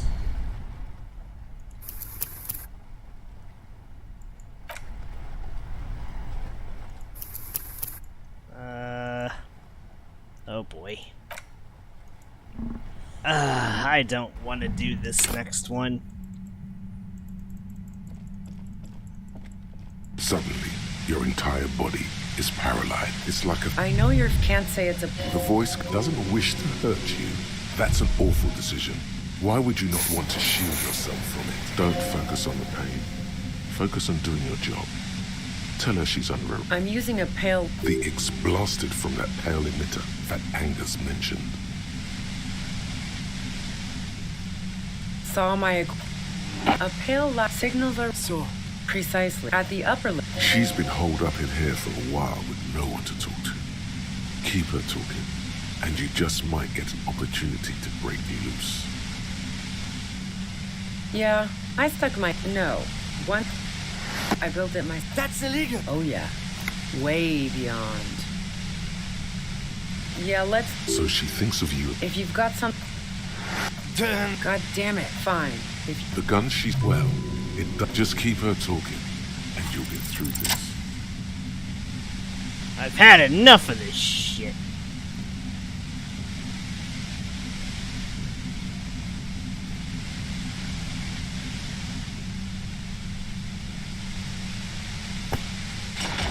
You did it. The compressor lies broken on its side. She looks... Oh, fuck it.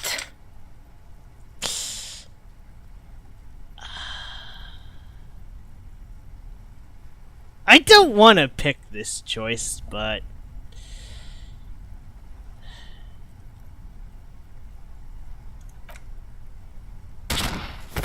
She pulls the trigger before you finish your sentence. You watch as her brains trickle out through her neon hair. We clean up. It may take days for processing to pick up her body. We need to move it somewhere. That tent there.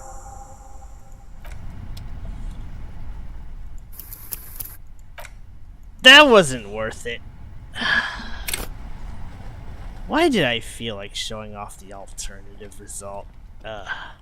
This really makes me look like a horrible person. Let's just...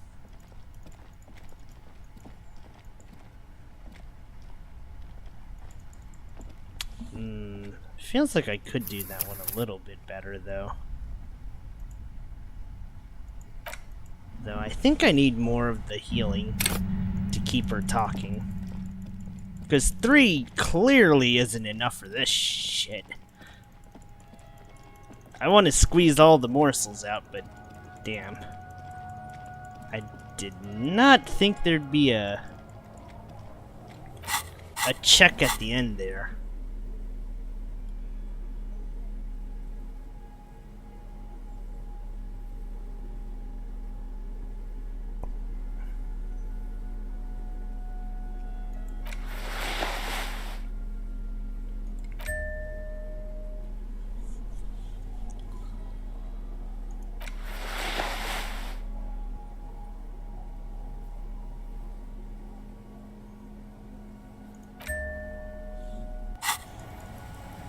Oh wait, no, it was a rhetoric check. Shit. Right, do I have anything that adds +1 rhetoric?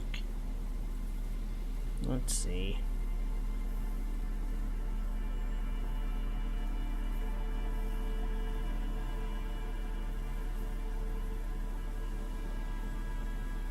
Crap, I don't actually think I have anything that +1's rhetoric.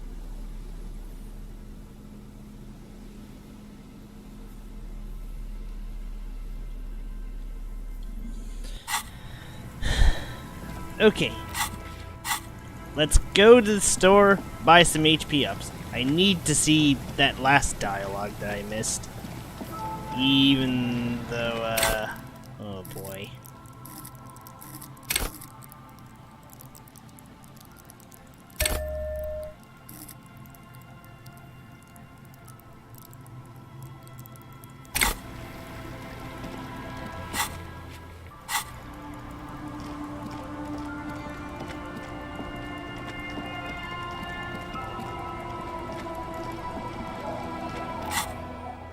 Okay. Let's go get some more. I'm all out of magnesium. But I don't need magnesium. No, I need the other one. Or else this is going to heck. Why did I make a glass cannon, Harry? That was not my... Is this about the question? You see several packaged raincoats fill a low shelf beneath a display.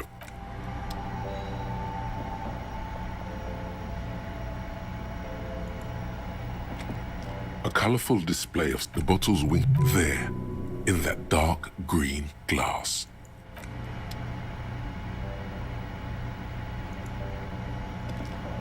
A small cabinet on the wall is filled with various medicine bottles, nasal sprays, and blister packs.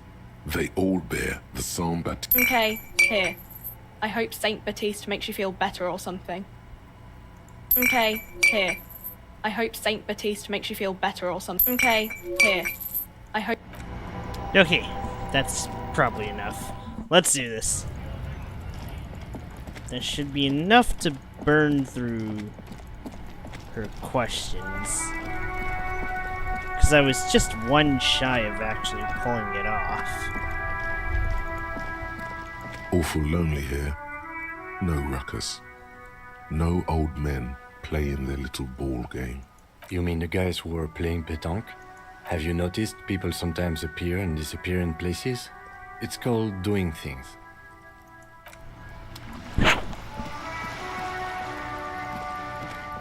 Okay, hold on. Let's do this right. And also try to do this without that happening. Holy crap.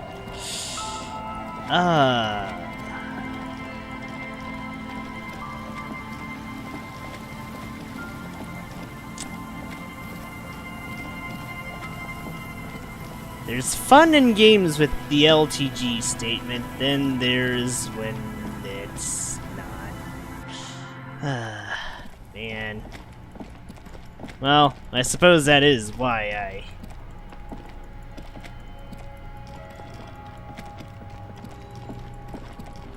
When you're willing to do the bad endings, I guess it does void you out of the running as a good person. Well, maybe that's how I feel. Suddenly, your entire body is paralyzed.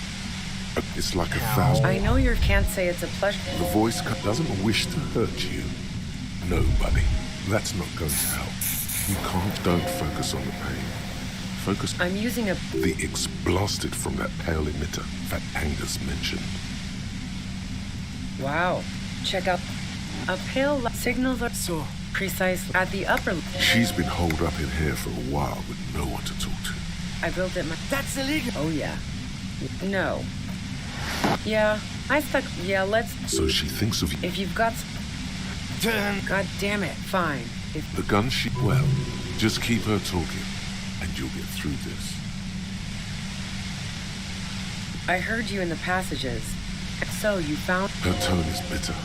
She thinks she's been betrayed. Not anymore, no.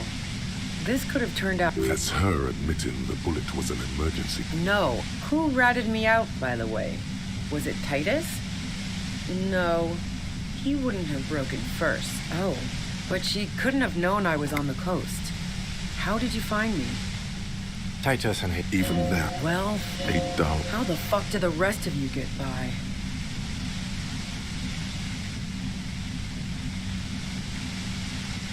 Like what? A strong moral compass. She still wants the opportunity. I didn't like him. Hardened mercenary, plenty of broken people who don't come with that kind of body count. Besides, they're paid well for what they do. You think I was... See her confident. Yeah, sure. She didn't hate... I'm listening. Man, I was with the boys the whole... Yeah, and I'm sure they also made some funny remarks about it. They always do. I've driven a lot of long haul and chugged a lot of beer, man. Can't do either without some power of mind over bladder. And anyway, that wouldn't have been enough time. Wow. Now I'm curious. Please, explain. Let's don't know it. But also, the shot couldn't have come from the roof. She has a... That didn't go super well. You've got to lay something better on her. So... That really comes as a blow. Okay, great. Beneath it, she's relieved Tommy didn't betray her. Man, it... She deliberately... I got lucky. There. It's going to be easier to reach the machine now.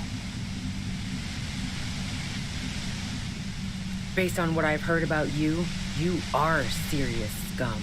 There's a sinister note in her voice, even with the gun and the compressor. And? No, they're not practical. A knocked... That... It... Sure don't. The breech loader? No. This is such a white... The gun store. Trigger Happy Jacks. What did you think? Yeah, evidence, so... That really comes as a blow to her. Okay, great. Beneath it, she's... Man, it's... She deliberately... I got lucky. There. It's going to be... Based on what I've heard... There's a sinister note in her... Who doesn't? Oh, you probably mean Claudia's rooftop. Sure, I've hung out there. She's got this... Yes, I'm sure. And anyway, as I said before, the shot had to have come from afar. Yeah? Where? More questions before doing anything. I saw you roll into town. Yes. Through the sudden sharp pain in your head. You fucking hell. It's especially bad suddenly. Felt like a vein. Everyone in Jamrock. The cops, the criminals. Why do you think I'm holed up in here with a goddamn death ray waiting for you? If she knows that about you, she must know your real name too.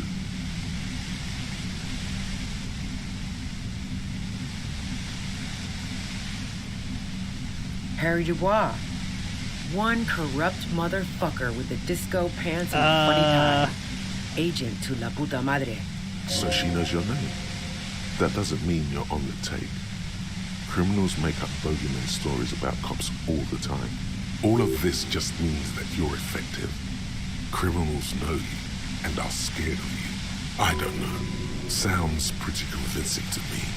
Is that a joke or a threat? I'm guessing both. Yeah, sure. She doesn't believe you. I'm sure La Puta Madre himself will explain it all to you soon enough. You've been to my lorry. You think the biggest player in Jamrock appreciates competition?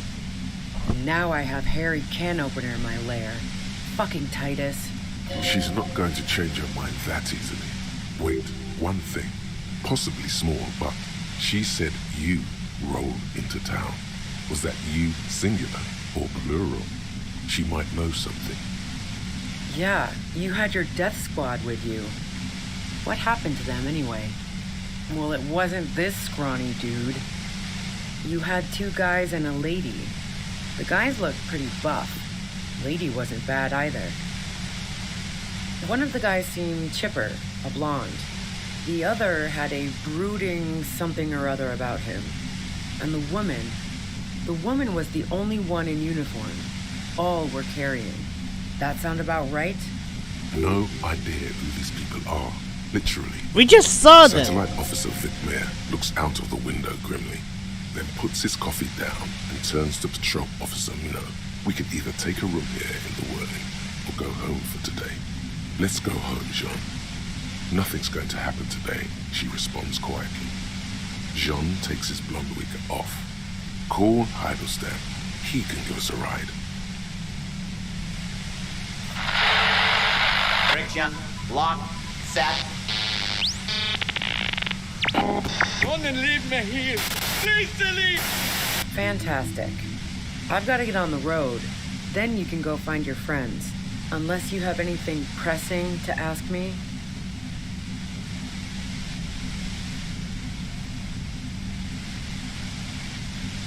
What bunker? Don't know anything about it.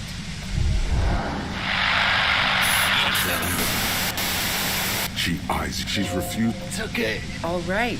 She sits down with a drink, trying to steady her nerves. She asked me... You made it look like he'd been hanged. What? No. She looks shit. Yeah.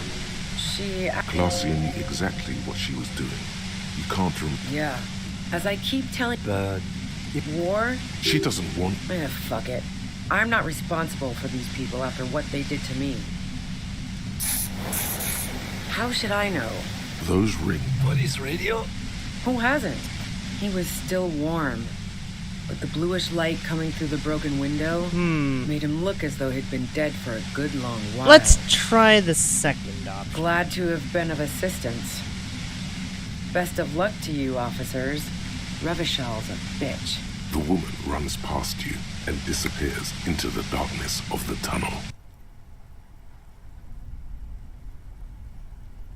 So that's what happens. You know, I think that's still a All peaceful things considered, option. it could have gone worse. No, I don't think she did it. She's someone else's case now. Now we have to come up with a really good excuse for why we walked right into a trap like that. This isn't going to look good in the report. Her tent. Maybe there's something in there. Well, I think I've showed off all the options. Okay, we also have a 97% chance of actually just destroying it, so... Suddenly, your entire body is paralyzed. It's like a... I know you can't say it's... The voice doesn't wish to hurt you. No, buddy. Don't focus on the pain. Focus on doing your job.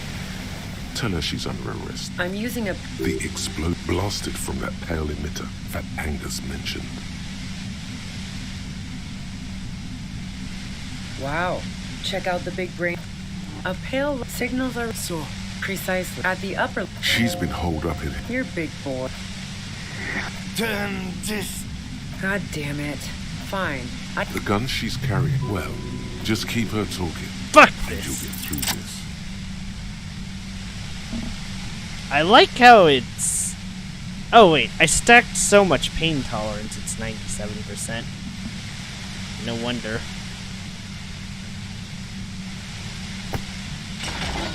You did it. The compressor lies broken on its side. She looks at the machine as... Oh, fuck it. Oh no. You Fuck! should know the words to say. You've been here yourself because you've been going around pointing a gun at yourself, trying to answer the same question in vain. No, wait. Finally, it comes to you. God damn it!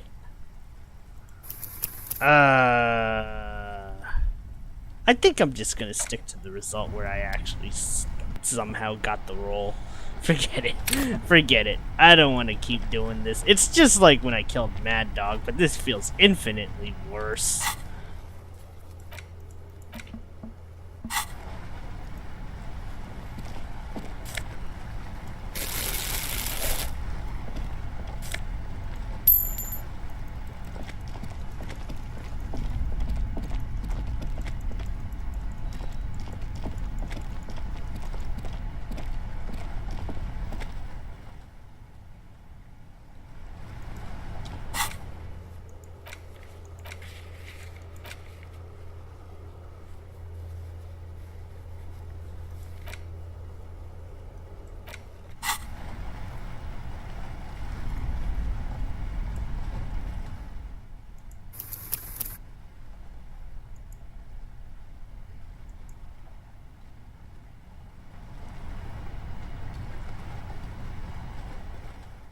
I feel like trying that one again.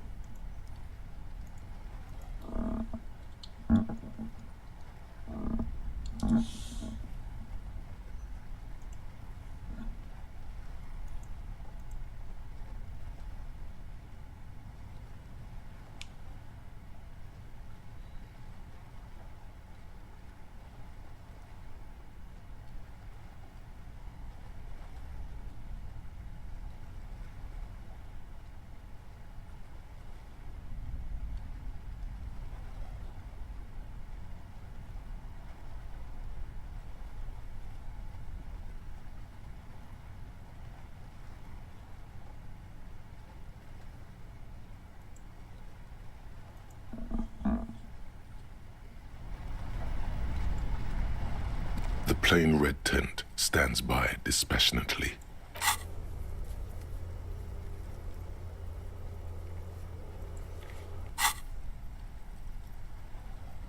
The tent looks old but well maintained. In the darkness of the tent, a rolled up sleeping bag, cooking utensils, some books, and a kerosene lamp. It reeks of cigarettes. Assorted soft covers, mostly pulp horror. A motor carriage lies buried in the snow on one cover. On another, a ghost airship. You also see a collection of radio enthusiast magazines. See anything? Rager Monthly, Journal of Material Science. More Technological Digest. One of the magazines doesn't have images on the cover. It's not a magazine, it's a leather notebook. You pocket the worn brown leather journal. A trusted friend left behind. We should read this immediately, like right now. Amen to that, Kim. Let's go. A thick journal. The cover is worn like someone used to carry it around in their back pocket. It's made of full-grain leather. The lower left corner of the back cover sports an embossed brand name, Schneller. Schneller is a stationery brand from Gottwald, beloved among architects and engineers. She's got good taste and must have taken whatever she recorded here seriously. The journal falls open. About 2/3 of its ruled pages have been filled. The large cursive of someone who writes quickly and confidently. It's a mix of logistical notes, diagrams, and personal reflections, all dated. It's good she left in a hurry. We could learn a lot from this. Hard to tell exactly. It's mostly noted down in code. Looks like contact information, quantities, directions. There could be useful information about local operations in those notes. We have a junior sergeant at my station who's good with codes. I can give this to her after we finish this. Esoteric radio technology. The most recent ones probably pertain to the latitude compressor, sketches, calculations of distance and density. You make out a familiar spiral shape. Short, wry observations of people and places. Probably a way to pass the time on the road. Also, what appears to be attempts to sort through some difficult decisions. There are a few passages with many questions in them. Staff issues. Always tough on the leadership. You smell traces of betrayal. The first entry is from August 2nd of last year. It reads simply, I know my position is precarious. All I can do is make myself as useful as I can while looking for a way out. Remember, no one is indispensable. Nothing on March 4th. March 5th, though, well, that's bound to come back and bite me in the ass. I'm bad at this. Loyal to a fault. But that's another matter entirely. She is referring to betraying a previous employer. Does this suggest she did it in self-defense? That name isn't mentioned as far as you can tell. Small wonder. Would you talk about La Puta Madre in your journal? You do see an M, though. La Puta Madre? M is mentioned on March 9th and March 15th. Let's go. Great. M's peon is coming to town, no doubt to investigate the lynching. But also, I feel it in my gut to finally put a bullet in my head while I'm napping in my lorry or on a smoke break. Well, I won't stick around just to twist my own neck by constantly looking over my shoulder. Then again, isn't that what I've been doing ever since I got the call? Were you supposed to find her, even apart from the investigation then? On M's request? No, you wouldn't do something like this. This must be a mistake. You didn't follow through. You should have shot her in the head. The thought steadies your nerves. The journal stops shaking in your hand. Been holed up here for 3 days now. I'm used to being alone and all, but I don't know when I'll be able to leave, or if I'll be ratted out. They will rat me out, of course. I've made it a point to believe in the best in people, the boys, for example. But experience tells me, did M feel truly betrayed by me? I was feeling threatened. He'd have to know if he threatened people, they'd take measures to protect themselves. Even I know that. Economic measures first of all. Gotta make a living, right? I can still hear his voice in the receiver. Taste the plastic. The entry ends abruptly. The call was a courtesy. He must have held her in high regard to personally tell her he knew about her plan to run drugs for the competition. The most recent entry is from today. It reads, "Even when I leave here, if I leave here alive, what's my next move? Staging a lynching is a crime, even if I'm not accused of murder on top of that. Forever on the run. Not really my idea of the open road. Man, I was really looking forward to winning." It looks like she might have been framed. That would be a first, or a fourth. But who's counting, he thinks. Very rarely does anyone actually get framed.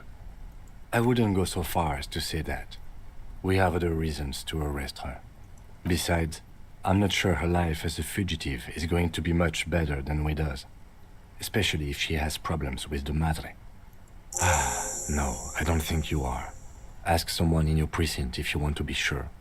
He truly does not believe you are. Perhaps he shouldn't be so trusting. His trust is well placed. You aren't. You can feel it. Classy was the one who pointed the finger at Ruby. Perhaps she was trying to steer us away from herself, or maybe she had an accomplice. Either way, we need to keep an eye on her. One thing is for certain. We have business back in the whirling and rags. Questions to ask. We should get to it. This is it. Whew, boy.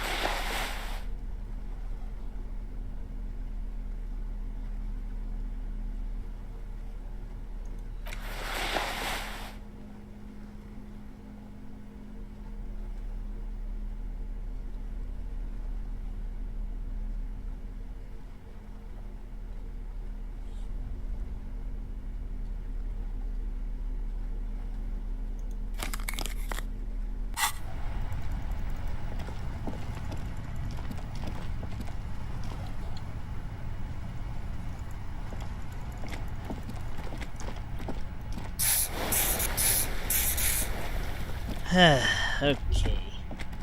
Rattan! Now is the time! Oh, you will see. Pass the spirits! The blue medicinal spirits! Grab the bottle and uncork it! It is time to unleash the other world! The bottle opens with a silent, mysterious hiss. The fumes rising from its mouth are as crisp as the northern winds. Howling somewhere, lashing the boardwalk with brine and rain. An ancient warmth crawls under your skin. Now, Bratan, take me off! Your fingers manage to undo the oily knot, and the necktie slides off. It looks so frail sitting there in your hand, weighing almost nothing. Now, put me in the bottle!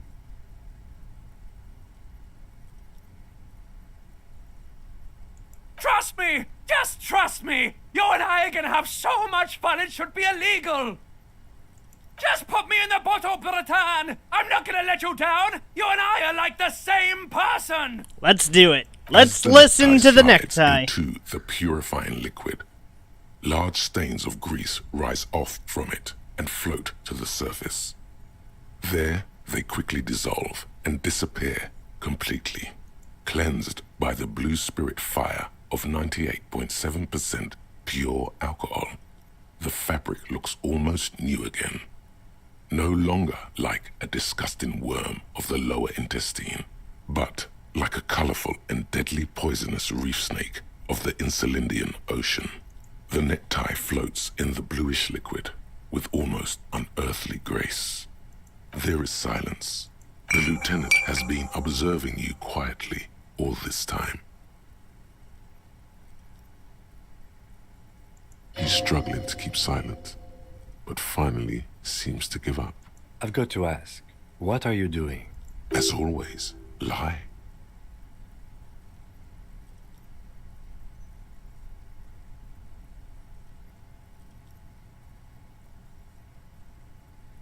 No harm in drinking 98.7% alcohol with a god knows how old tie in it?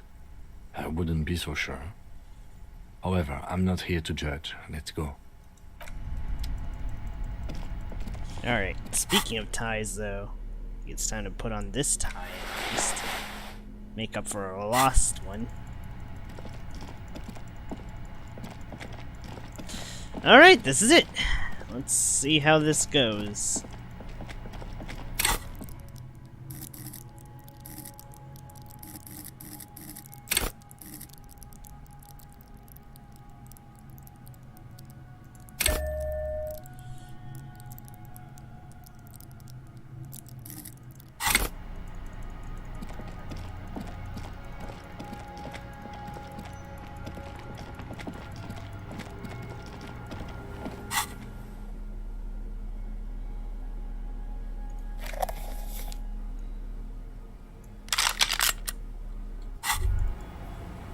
Holding the gun feels natural and satisfying.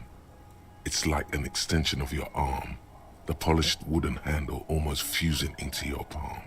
It reminds you of the day you first held it, with fear and respect, hoping you don't have to use it in vain. The sun was out in Jamrock. It was so long ago. Sheathe your sidearm, officer. A serious law official, cop by the book, should know to only unholster their service weapon when using it is unavoidable.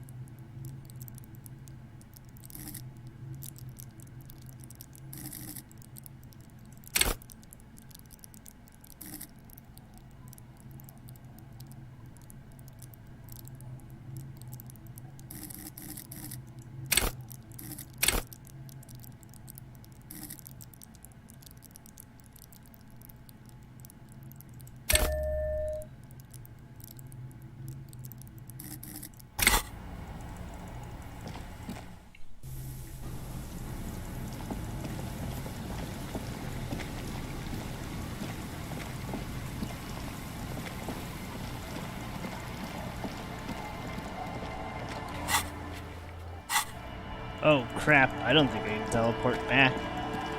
I might have to actually walk through this.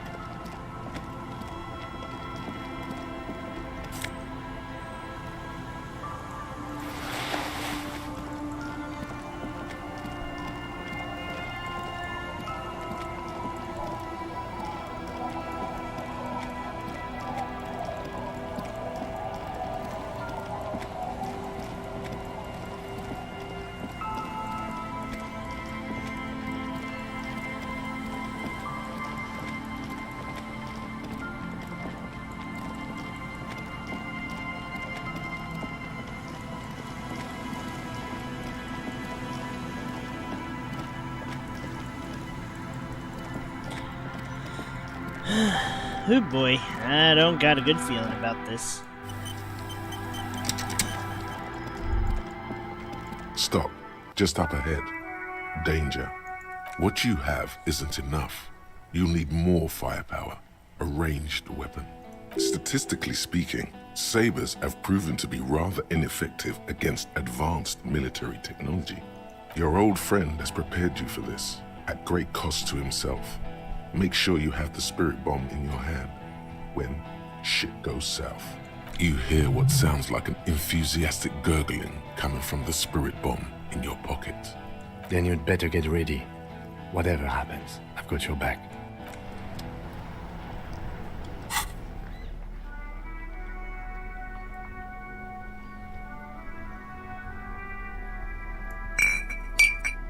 I'd better equip the gun too, in case this shit goes south. 'Cause it will go south.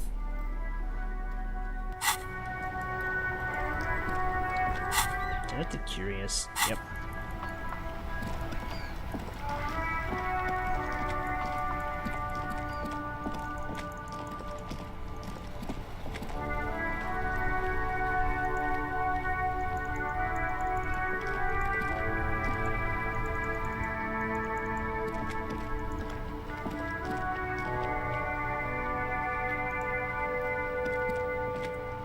The Copper NATO is back. Copper What do NATO? you want?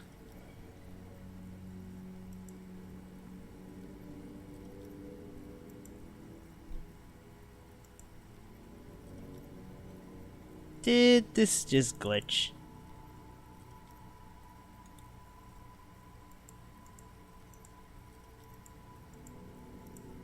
Fudge! I think the game actually glitched out on me.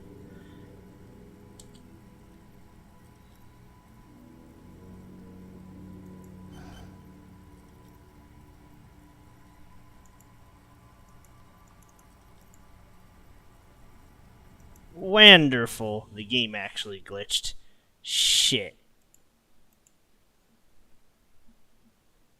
Hang on. Can't believe this thing would do this to me. Not at the moment. Come on. It was time. Come on, man.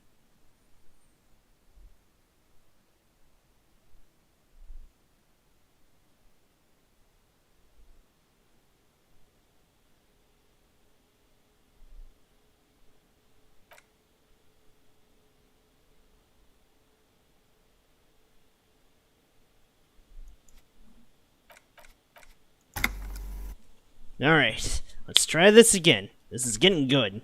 Really good.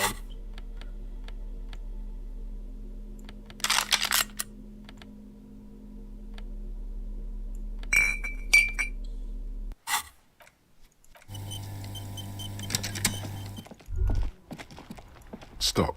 You are snow gathers on the oily fabric of the tail end. Good.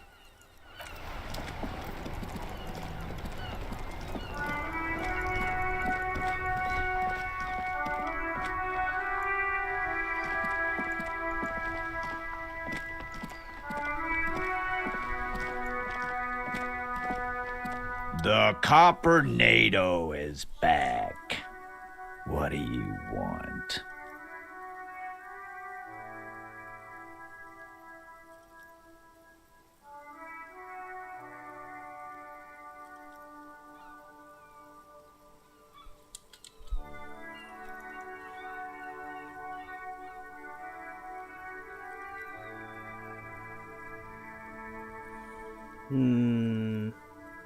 I think this thing might be bugging out.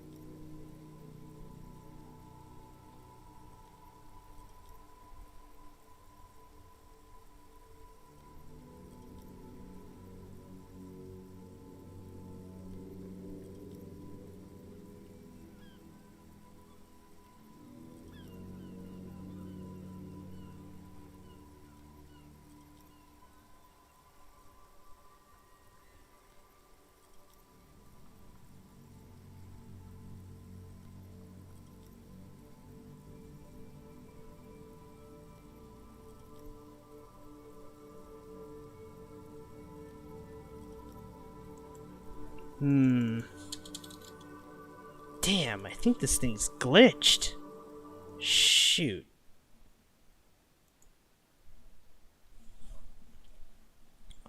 Maybe I'm not supposed to speak to Titus.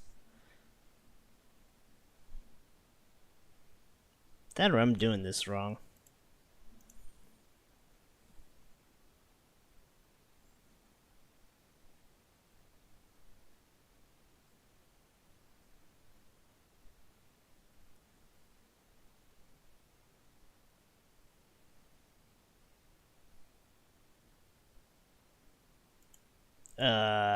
I think this game wigged out on me. I'm trying my best here, guys, but it's like, wow, okay, game.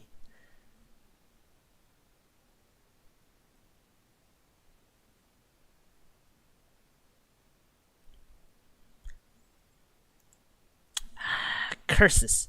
Why now? It was getting good, too.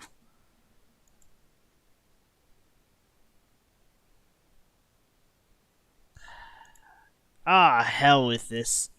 Hold on, I got an idea. If I disable the Steam Cloud, I can actually just straight up play it.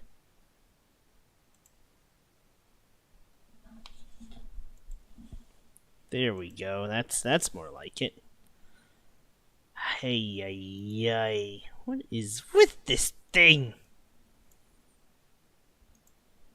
Why is it wigging out at the best moment?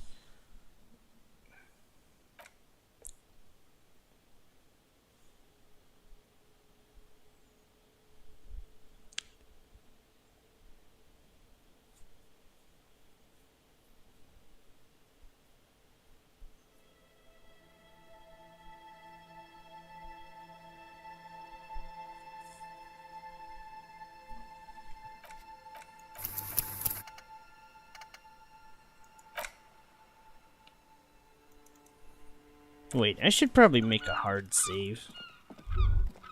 Stop. You are... Snow gathers on the oily fabric of the tail end of your... Yes, I hear commotion. Let's go. Good.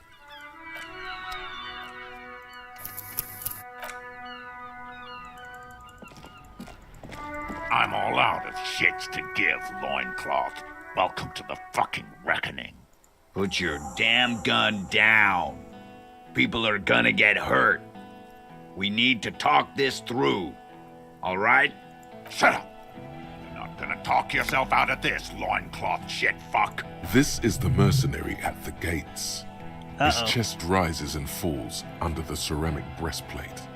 His fingers reach for the butt of his sidearm. There's something very wrong with him. Shh. This is a misunderstanding. Nothing irreversible has happened yet. You can just return to your unit and forget all about this. The Kipt is merciful, willing to spare us if we just forget about our murdered and humiliated commander. I think we should just kill everyone, Courty. You are all drunk. Come to your senses. You won't gun down 7 people in the middle of the street. This isn't a frontier town or a jungle outpost. Easy, Lizzie. Let me handle it. I know guys like this. I'm sure we can come to a peaceful agreement. Ain't that right, fellas? He is facing overwhelmingly superior firepower, and he knows it. Peaceful. Nest in your abdominal cavity like a little wild mouse. The masked man's words are barely intelligible, but you can hear them. Fuck, there's a third one. How did we miss something like this? This third one, he is the most dangerous of them all, heavily armed. The lieutenant is genuinely worried for his life. You should consult him before getting in there.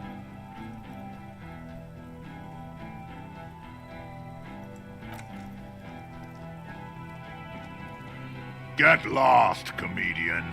You cops had your chance.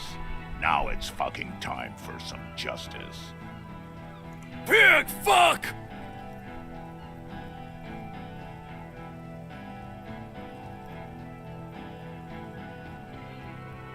Oh, people are gonna die today. We're not leaving it like this. These tribals hung him up for everyone to see. No one is going to kill anyone. Let's just put the guns down and talk like civilized human beings. With a wordless gurgle, the killer loads his long rifle. The leader gives a small nod to the helmeted man. Suddenly, the blue medicinal spirit in your hand seems to have a pulsating glow. It feels enticing somehow. All right, end game!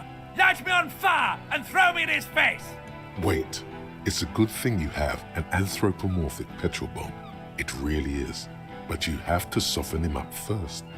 Present an argument. Rhetoric has a point here. Even if it comes to a fight, it's a good idea to get under his skin first.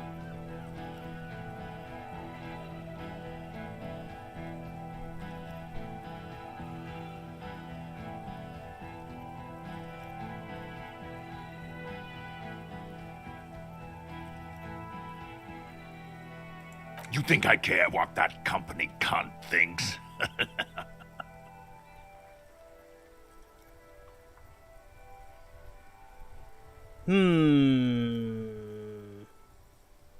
The man stares at you with bloodshot eyes, a bull ready to charge. He's not listening, but looking for an opening. Fucking waste this fuck! Ignore her. She's not the main threat yet. Rude. Rude is the killer. Rude, the killer, Owen Cloven. He doesn't talk much. All of you cunts inside out.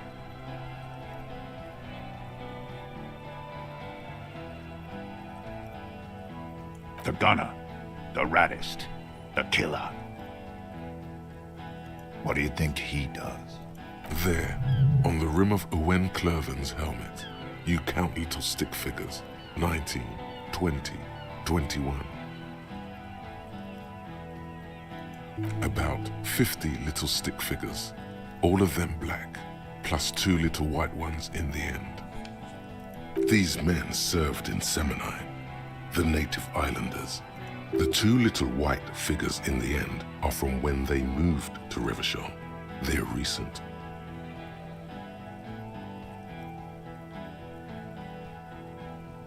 That's right. Plenty of Jeez. kids here in Revachol, too.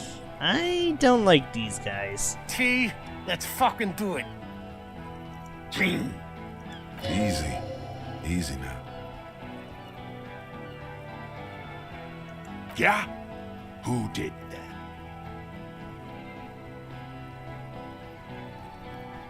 How fucking convenient.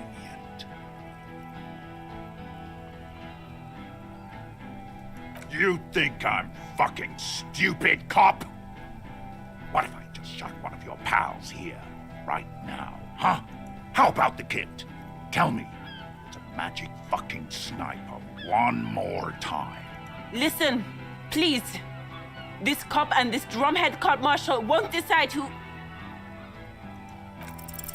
The Hardy Boys confessed to hanging him, all together. Titus said, "We took him out back and hanged him." He said it loud, in a public place.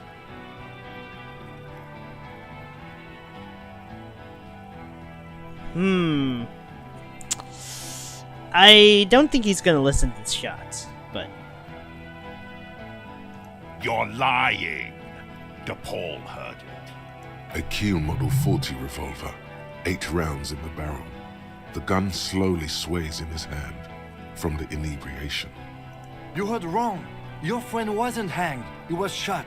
We found a bullet in his head. Fucking liars. The shot rings in your ears, a low, tinny ring. Then the Hardy Boys yell something. The young woman stands and looks behind her. The shot has flown over her head, crashing a small pane of the glass window. Crap, that was close. I missed. Not true. He purposefully over-aimed and shot the window. You had him second-guessing himself, only for a second. Do not assume he will miss the next time. I know what I heard, Corty. They said they killed him. They said it was a good way to end a Sunday night. That doesn't sound good. You need to change the topic now, or there will be another shot.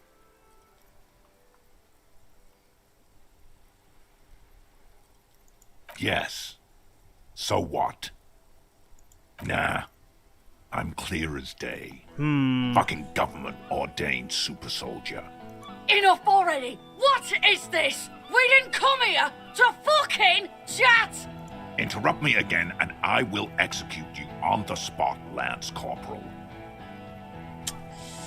Okay. I have a very good chance at actually doing this.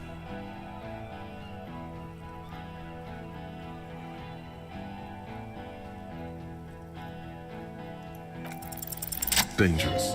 Ask about him first. You don't want personal facts about his dead friend coming out of your mouth. He has to start it. Yeah, I don't fucking act so well. Laylee had a hard-on for making faces for you natives. Fucking food aid shit. That shit is done now. Trigger time. Sergeant Major Raoul Cortiner, reporting in to burn this fucking mud hut to the ground. As he moves, the interlocking pieces of his armor click, softly. Click, click, click. The realization comes to you, like a picture puzzle coming together. His name is Raoul Cortiner. The dead man's name is Elise Cortiner. He's brothers with the deceased. No, probably foster brothers. Elise was put into a foster home, remember?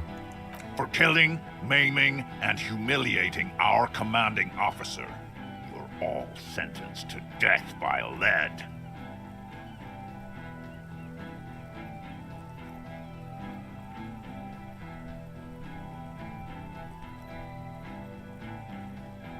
I think I'm skipping 3. He sways from left to right, inspecting you. He wasn't my fucking brother. We just grew up on the same farm and got beat into place by the same sick fuck. Same fucking mud hut town, too. Okay, good.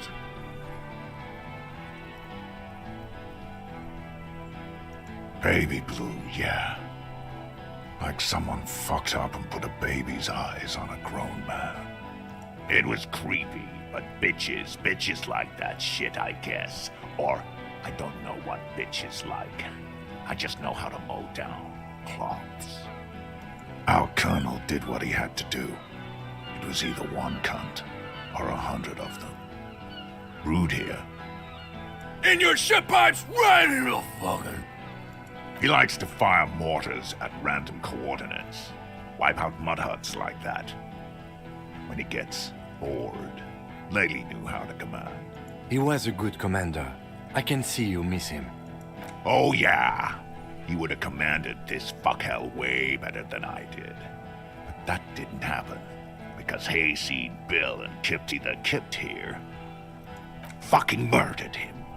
Had him stink the village up for 2 weeks after. And you fucks did nothing. Listen, man. We told you we... Told us what? What did you say? Who said that? Tattoo fuck! You'll die first! Who? Laylee? We researched him. We contacted the ICP and looked at his birth records. That was in there. And other things. They fucking put Laylee in a leaf compactor. And now these cunts finished the job. There's real anguish in his voice. A drunken sadness suddenly engulfs him. Memories. It's a mind fuck, Corty. He wasn't put in a leaf compactor. They're making it up to fuck with us. Major, permission to... Open fire. We can't have that. Interfere now. Find his killer. Cop. His killer stands right there, shitting his pants, and you're standing in the way, protecting them. I know what this tactic is, Silo Sam. You're gonna die for them. Right here. Big talk, but that leaf compactor won't leave his mind anytime soon. It's a small thing, but it got him off center. All right, here we go. This is an illegal tribunal. Crano would never sanction this. Who's the commanding officer? Take your pick. Really? None of this looks like it's going to do anything but piss him off. What always happens when you get good at your job? That name meant night raids. Fucking extrajudicial funky time, burned villages. Shit that sounds bad on the radio. The same thing happened when we were called whatever the fuck it was. Probably won't be called Crenell for much longer either. Not after this shit. Okay, it's not much, but he's thinking about something else, and his hand is off the gun. This did something. Oh, this is it. Molotov cocktail go! Fire in the hole! With a crash of shattering glass and a terrible roar, the fire draws in oxygen. The bomb hits the mercenary in the chest, swallowing him in flames as he staggers backward.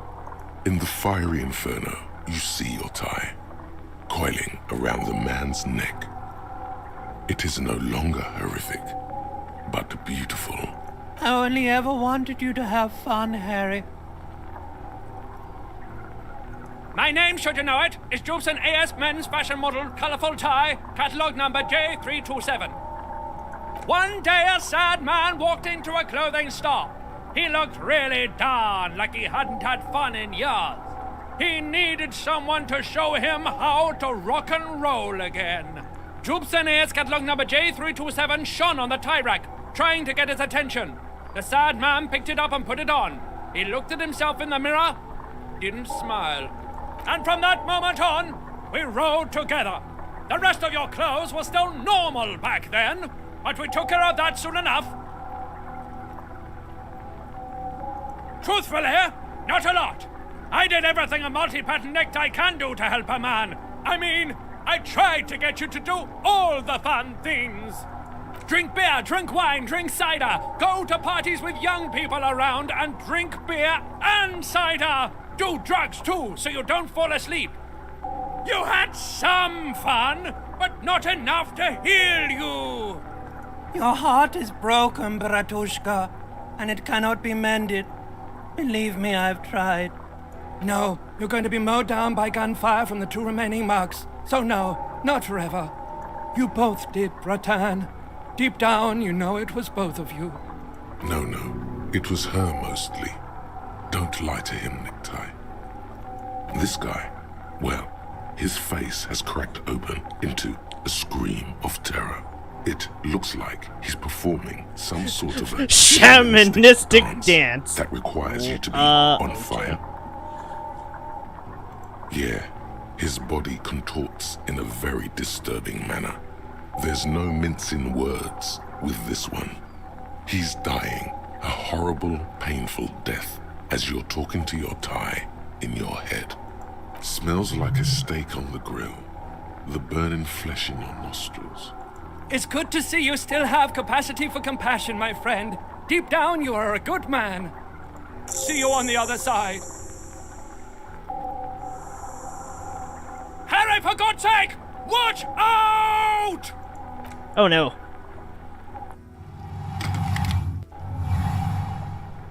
To your right, the killer raises his rifle and takes aim at you.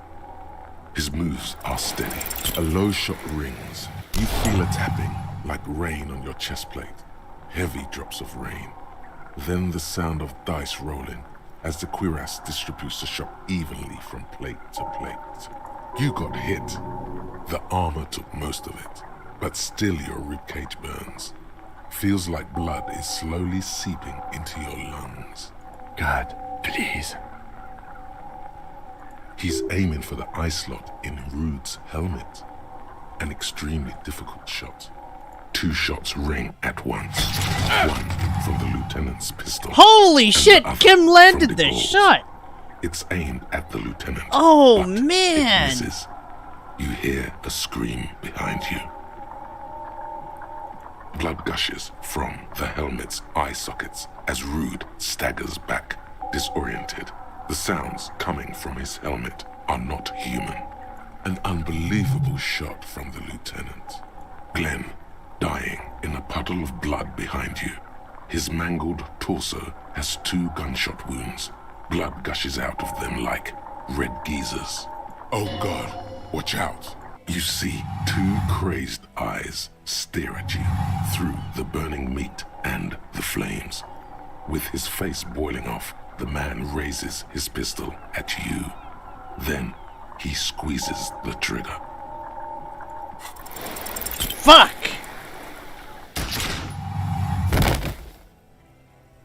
Damn it! Oh, hell. You can't. There is no time. Something inside your pelvis explodes. Your entire lower body is on fire and your legs can't support you. You fall down like a rag doll. The pain is too immense to scream. It pushes the air out of your lungs. Everything goes dark. A distant blur as you recede into it. Nothing. A persisting darkness. Dancing lights of pain. Distant shadows cast by them. Like a hellish play. You're bleeding out.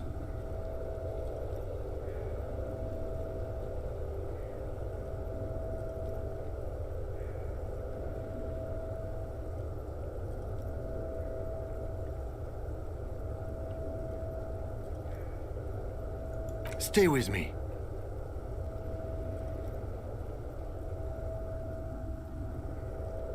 Yes, keep talking. You hear me? Stay awake. But you can't. It's so hard. Your eyelids grow heavy, and the sounds ever more distant. And a cold comes over you. The lieutenant, too, is somewhere far away, almost gone.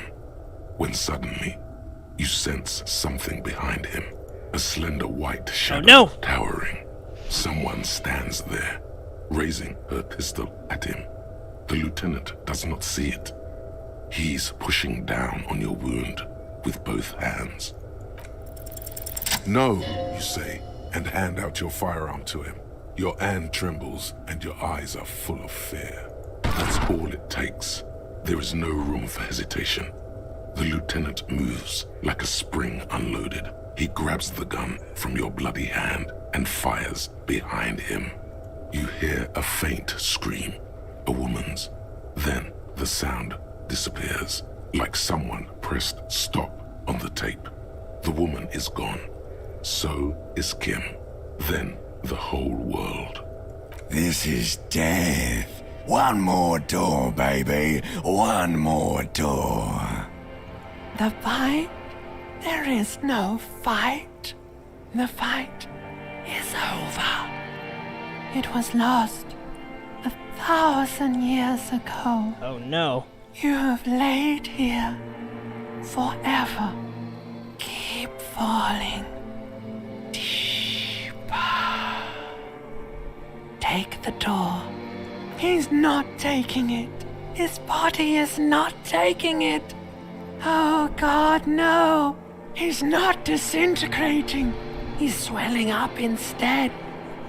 Over the hours, hurting, moaning in his sleep, and rotting, and being disinfected, and smelling of drugs, and feeling saliva in his mouth, drifting in painkillers, thrashing in his wound sleep. He can't go. Not before the case is solved. That's right, Volition. It's not over. There is a radio in the distance. A radio of the world. Playing sounds. Good morning, Elysium. Soon you will return to the world. Hours turn to days. Soon we will get up again and go through it again. Finally, we know what the infernal engine was outside. The engine of a Caprice Kinema. No, it was him. He is the infernal engine. Can't you see? He never stops. He only gets worse.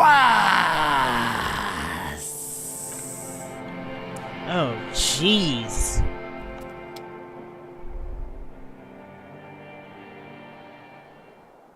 You see the lieutenant's familiar shape in the orange jacket.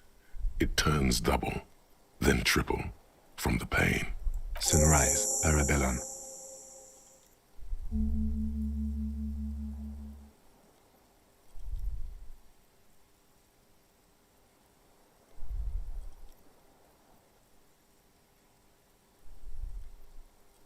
What happened? You threw an improvised petroleum bomb at the Major. A firefight ensued. He died in the hospital. A blood-stained killer. You're an officer of the RCM. As retaliation, the rifleman tried shooting you. He hit the cuirass. I heard it go off. I was looking for a clear line of sight to him. He sounds a tiny bit sorry he did not find it before you got hit. I shot and wounded him, while Glenn took a bullet in the spine. It was meant for me. He did not survive. This is not the first person to die in his place. He goes on. Titus, Fat Angus, and Theo charged. Angus and Theo did not make it. They both died before they made it to intensive care. Titus survives. So do Alain and the musician. I forget his name. Yes, he's still alive too. You were bleeding out by then. I think you said you lied about being an amnesiac, and you warned me. I was able to disarm one of them, the Pole, before she got the jump on me. Thank you. I killed her. And that's what happened.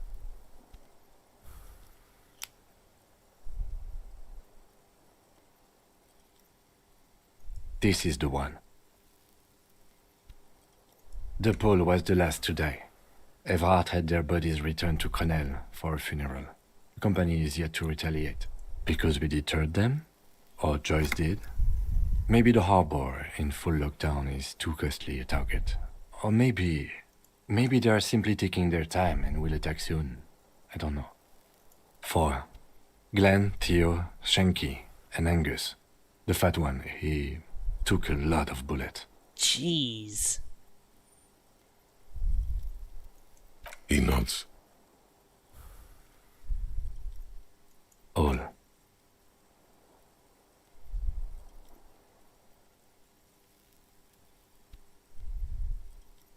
Yes, officer. 7 people are dead. It's not a success. But what's done is done.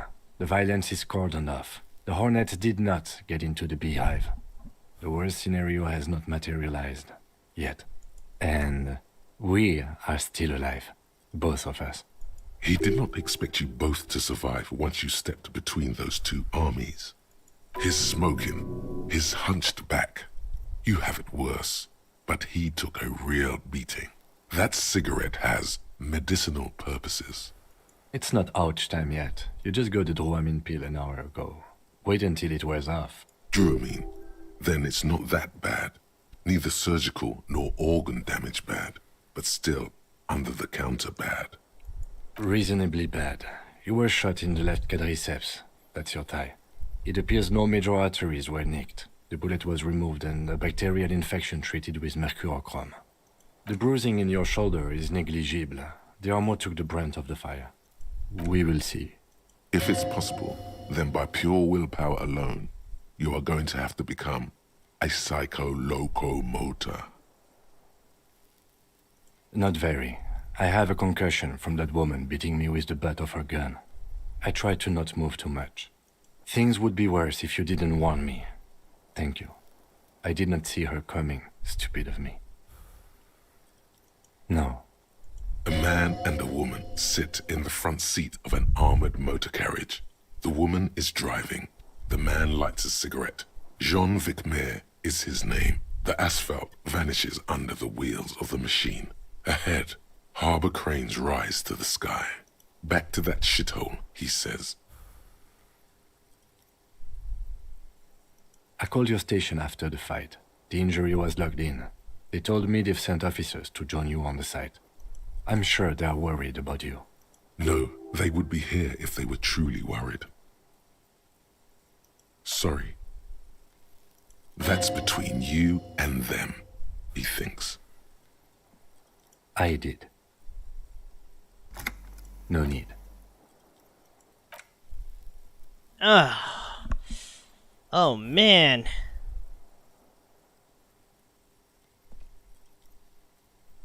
Easy now. How are you?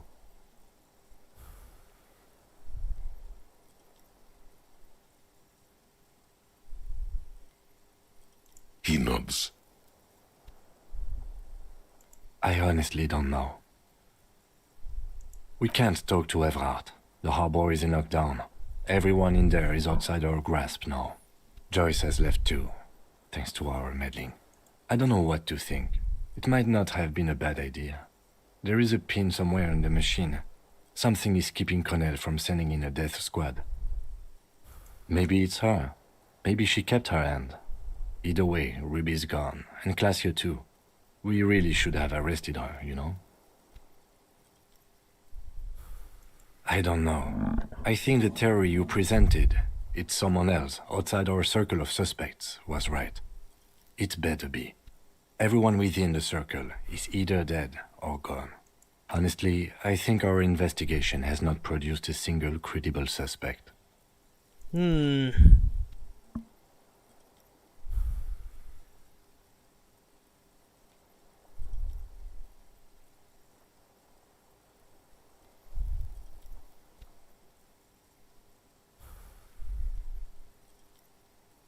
It's extremely easy.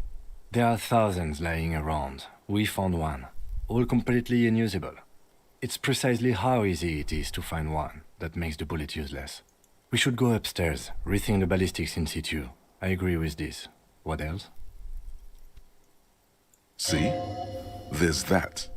You can do ballistics. We could find thousands more if we wanted. All of Revachol is full of them. But they seemed so mysterious. There's a little pause.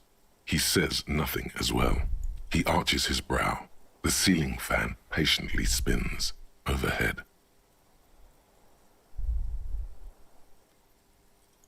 It really is very hard. That concussion must be making him dizzy. No. Are you ready to limp? Good. Where do you want to limp to? A gust of wind blows in from the bay. The duraluminum box around you vibrates imperceptibly. A familiar cold, a red thread on the roof upstairs. Taut, plucked like a string by the gust. Why not?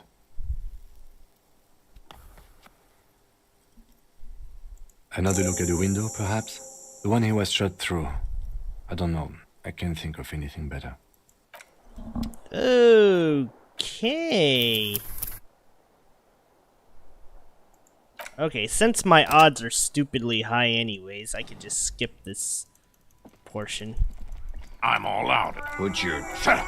There's something very... This is a miss... The Kipt. You are... He is peaceful. Nest it. Fuck. The lieutenant is genuinely worried for it. Get lost! Pig fuck! Oh, people are gonna die. No one is... With the leader. All right! Wait. Even if it comes to a fight, it's a good idea to get under his skin first. Fuck this garbage.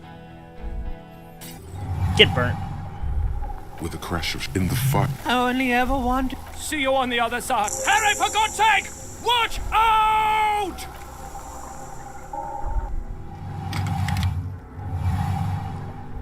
To your right, the killer raises his rifle and takes a low shot rings. You feel a tapping, like rain on your chest plate.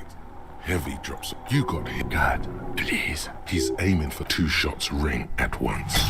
One from the lieutenant's pistol, and the other from DePaul's. It's Glenn. Oh God, what you see, 2 crazed eyes stare at you through the burning meat and the flames. With his face boiling off, the man raises his pistol at you. The look of vengeance, framed by melting skin. This is the last thing he will do on Earth. But he will do it. He will end you. Here it comes. Death.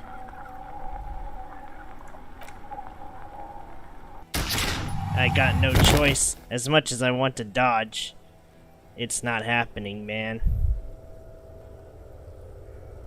You simply blink. The pain is too immense. The Hardy Boys are screaming, fighting, dying. Someone jumps over you. Nearby gunfire shatters glass. Stop! The cop! Protect the cop! He's down! Feels slick and warm with blood. The pain is too strong to know what has happened there. Nothing. A persisting darkness. You're bleeding out.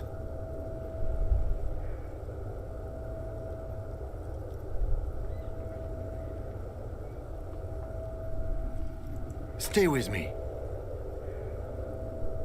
Yes, keep... But a slender white shadow towering. Someone stands there, raising her...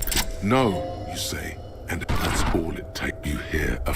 This is death. One more, brother. It's the living who... The fight is and He can't. There is a raid... Our... The engine. No. It was him. He... I must confess, there's gotta be a way to make You Glenn survive. I gotta try that again. Apparently there's a way to make Glenn survive, I think. I'm all out of Would you shut up? There's something very... This is a myth. The Cape. You are... He is... Nest. Fuck. The lieutenant is genuinely worried for his life. Alright, hold on. Get lost! Here! To your left, you hear the lieutenant cock his gun. We're gonna tear right through. No one is going... With the leader. All right! Wait. Even if it comes to a fight, it's a good idea. Who the fuck is that? Glacia, the woman upstairs. Where is she? She left! What am I doing? My fucking establishment is under fire! You know how much windows cost? She left! Her room's cleaned out! Right before these assholes showed up! We should have arrested her. You can feel how upset he is with himself. Hey, Bushman! Your little cunt isn't gonna help you out of this one! She's gone. For God's sake, tell him the Hardys didn't do it. Present a case.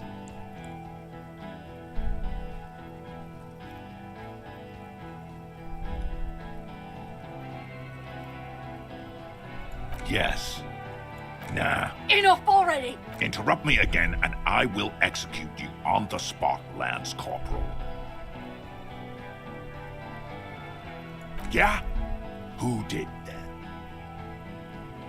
How fucking convenient. How about the... Listen, please. This cop and this drumhead cop... The Hardy Boys confessed to hanging him. All together. Titus said we took him out back and hanged him. He said it loud. You're lying.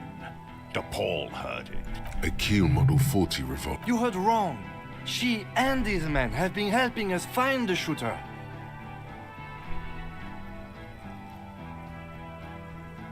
Fucking liars. The shot rings. The young woman stands and looks behind her. I missed. Not true. I know. That doesn't sound good. You need to change the topic now, or there will be another shot.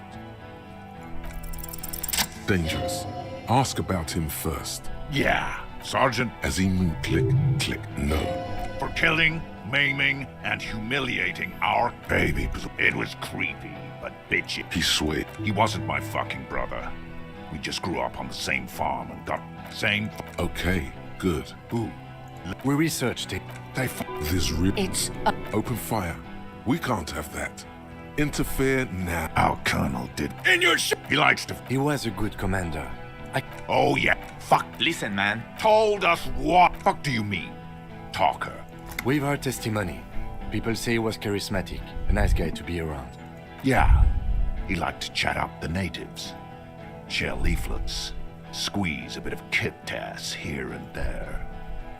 Great fucking idea that turned out to be. If Laylee was here, he would spare the lot of you. Maybe shoot one for show. But me, I'm not a big fan of public affairs, Clay Monkey. Ready to open fire, Major. At your command. Find his killer. I know what this tactic is. Big talk, but that leaf compactor won't leave his mind anytime soon. It's a small thing, but it got him off center.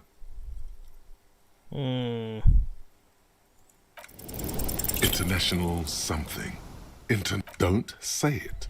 But now you stood there scratching your ass for 1.5 seconds. Do you think this helps things? This will, though.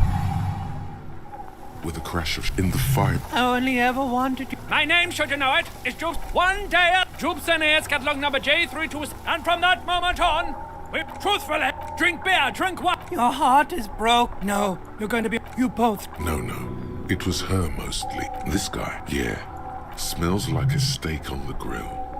It's good to see you still happy. See you on the other. Harry, for God's sake! Watch out! Up, here we go.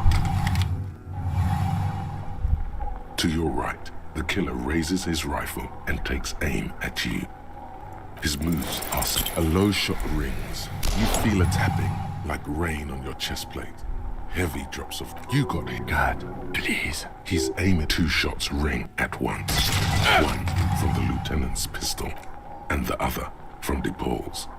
It's blood gushes, an unbelievable Glenn. Oh God, you see 2 crazed eyes stare at you through the burning meat and the flames. With his face. I think I want to hear the listen part. It does show at least they definitely. You simply blink. The pain is too immense to scream. It pushes the air out of your lungs. Everything goes. The Hardy Boys are screaming, fighting. Stop! The cop! Protect the cop! He's down! Nothing. A persisting darkness. You're bleeding out. Stay with me. Yes.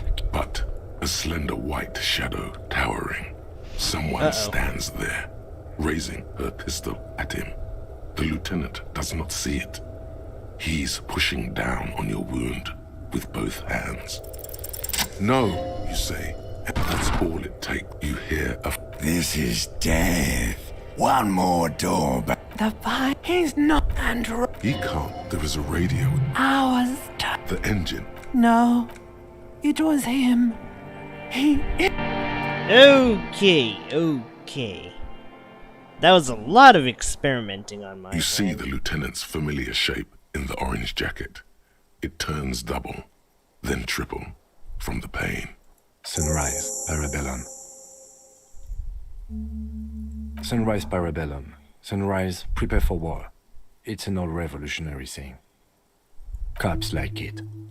The gates of the harbor are boarded up. The streets are a little more empty.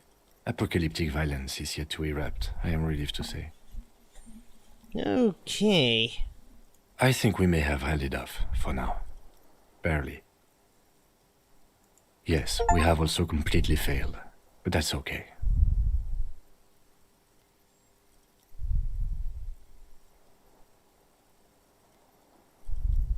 Yes, the joke wasn't funny anymore. I took it off. The close proximity of death must have made the lieutenant contemplate his life choices. He's done with the jacket. Mr. Gart cleaned it. It took him an entire day. 2 days, in and out. Jeez. You've been up enough to take Dramamine and curse. And drink water. Reasonably bad. You were shot in the left quadriceps. That's your thigh. It appears no major arteries were nicked. The bullet was removed and a bacterial infection treated with mercurochrome. The bruising in your shoulder is negligible. The armor took the brunt of the fire. We will see.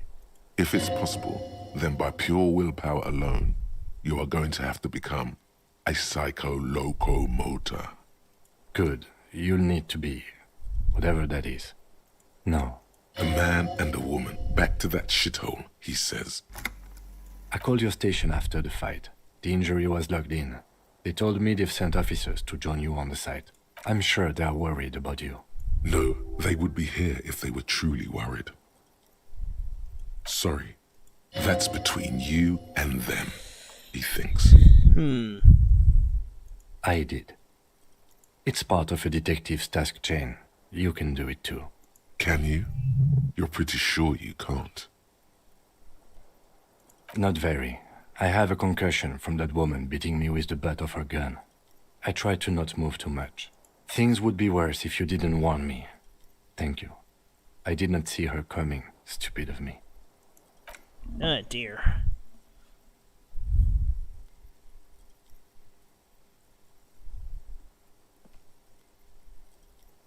Easy now. How are you? He nods. It's not ouch time yet. You just got the Dramamine pill an hour ago. Wait until it wears off. Dramamine?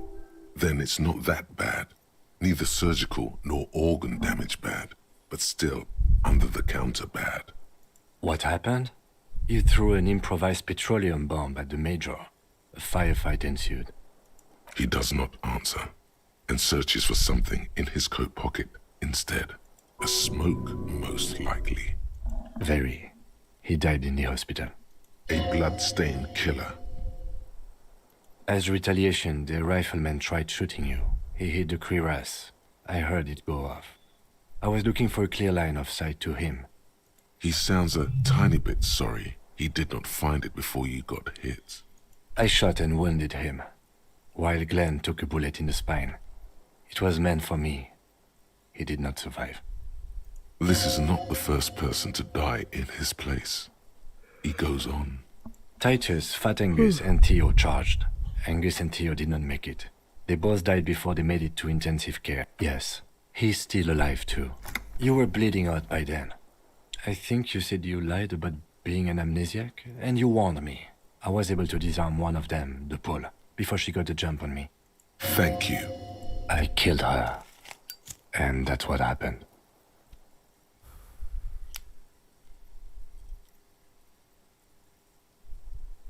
Four. Glenn, Theo, Shanky, and Angus. The fat one, he took a lot of bullets. The Pole was the last to die. Everard had their bodies returned to Cronel for a funeral. The company is yet to retaliate. Because we deterred them? Or Joyce did? Maybe the harbor in full lockdown is too costly a target. Or maybe they are simply taking their time and will attack soon. I don't know. This is the one. All.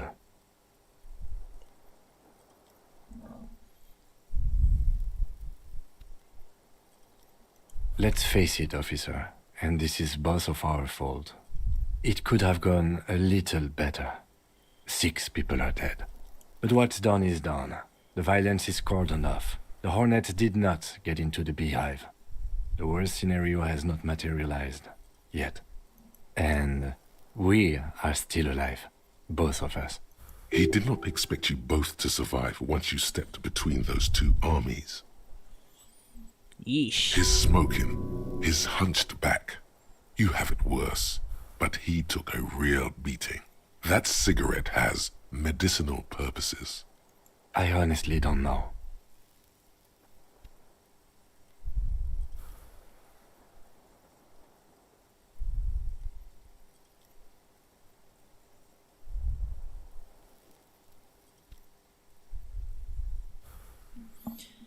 Okay.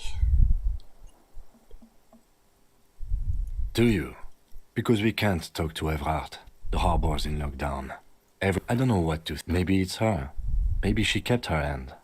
Either way, Ruby's gone. And Classio too. We really should have arrested her, you know? I don't know. Honestly, I think our investigation has not produced a single credible suspect. He arches his brow. It really is very hard. That concussion must be making him dizzy. No. Are you ready to limp? Good. A gust of wind blows. Why not? To the room. Another look at the window, perhaps? The one he was shot through. I don't know. I can't think of anything better. Okay.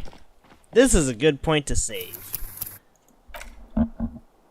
That was definitely 8 episodes. Holy shit. Well, okay, I kinda cheesed the hand-eye thing with the good roll odds. And honestly, I'd be really sad if I failed the Kim one. Because it's like, no, I don't want to frickin' lose Kim.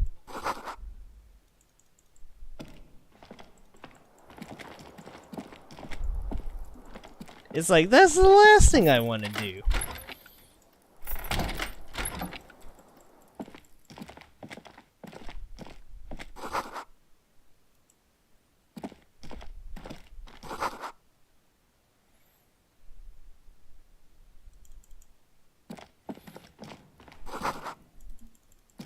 But man, Gart really cleaned up the hotel.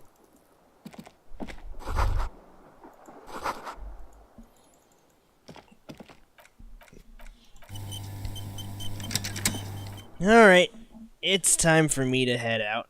I'll see you guys in the morning. Till then, take care.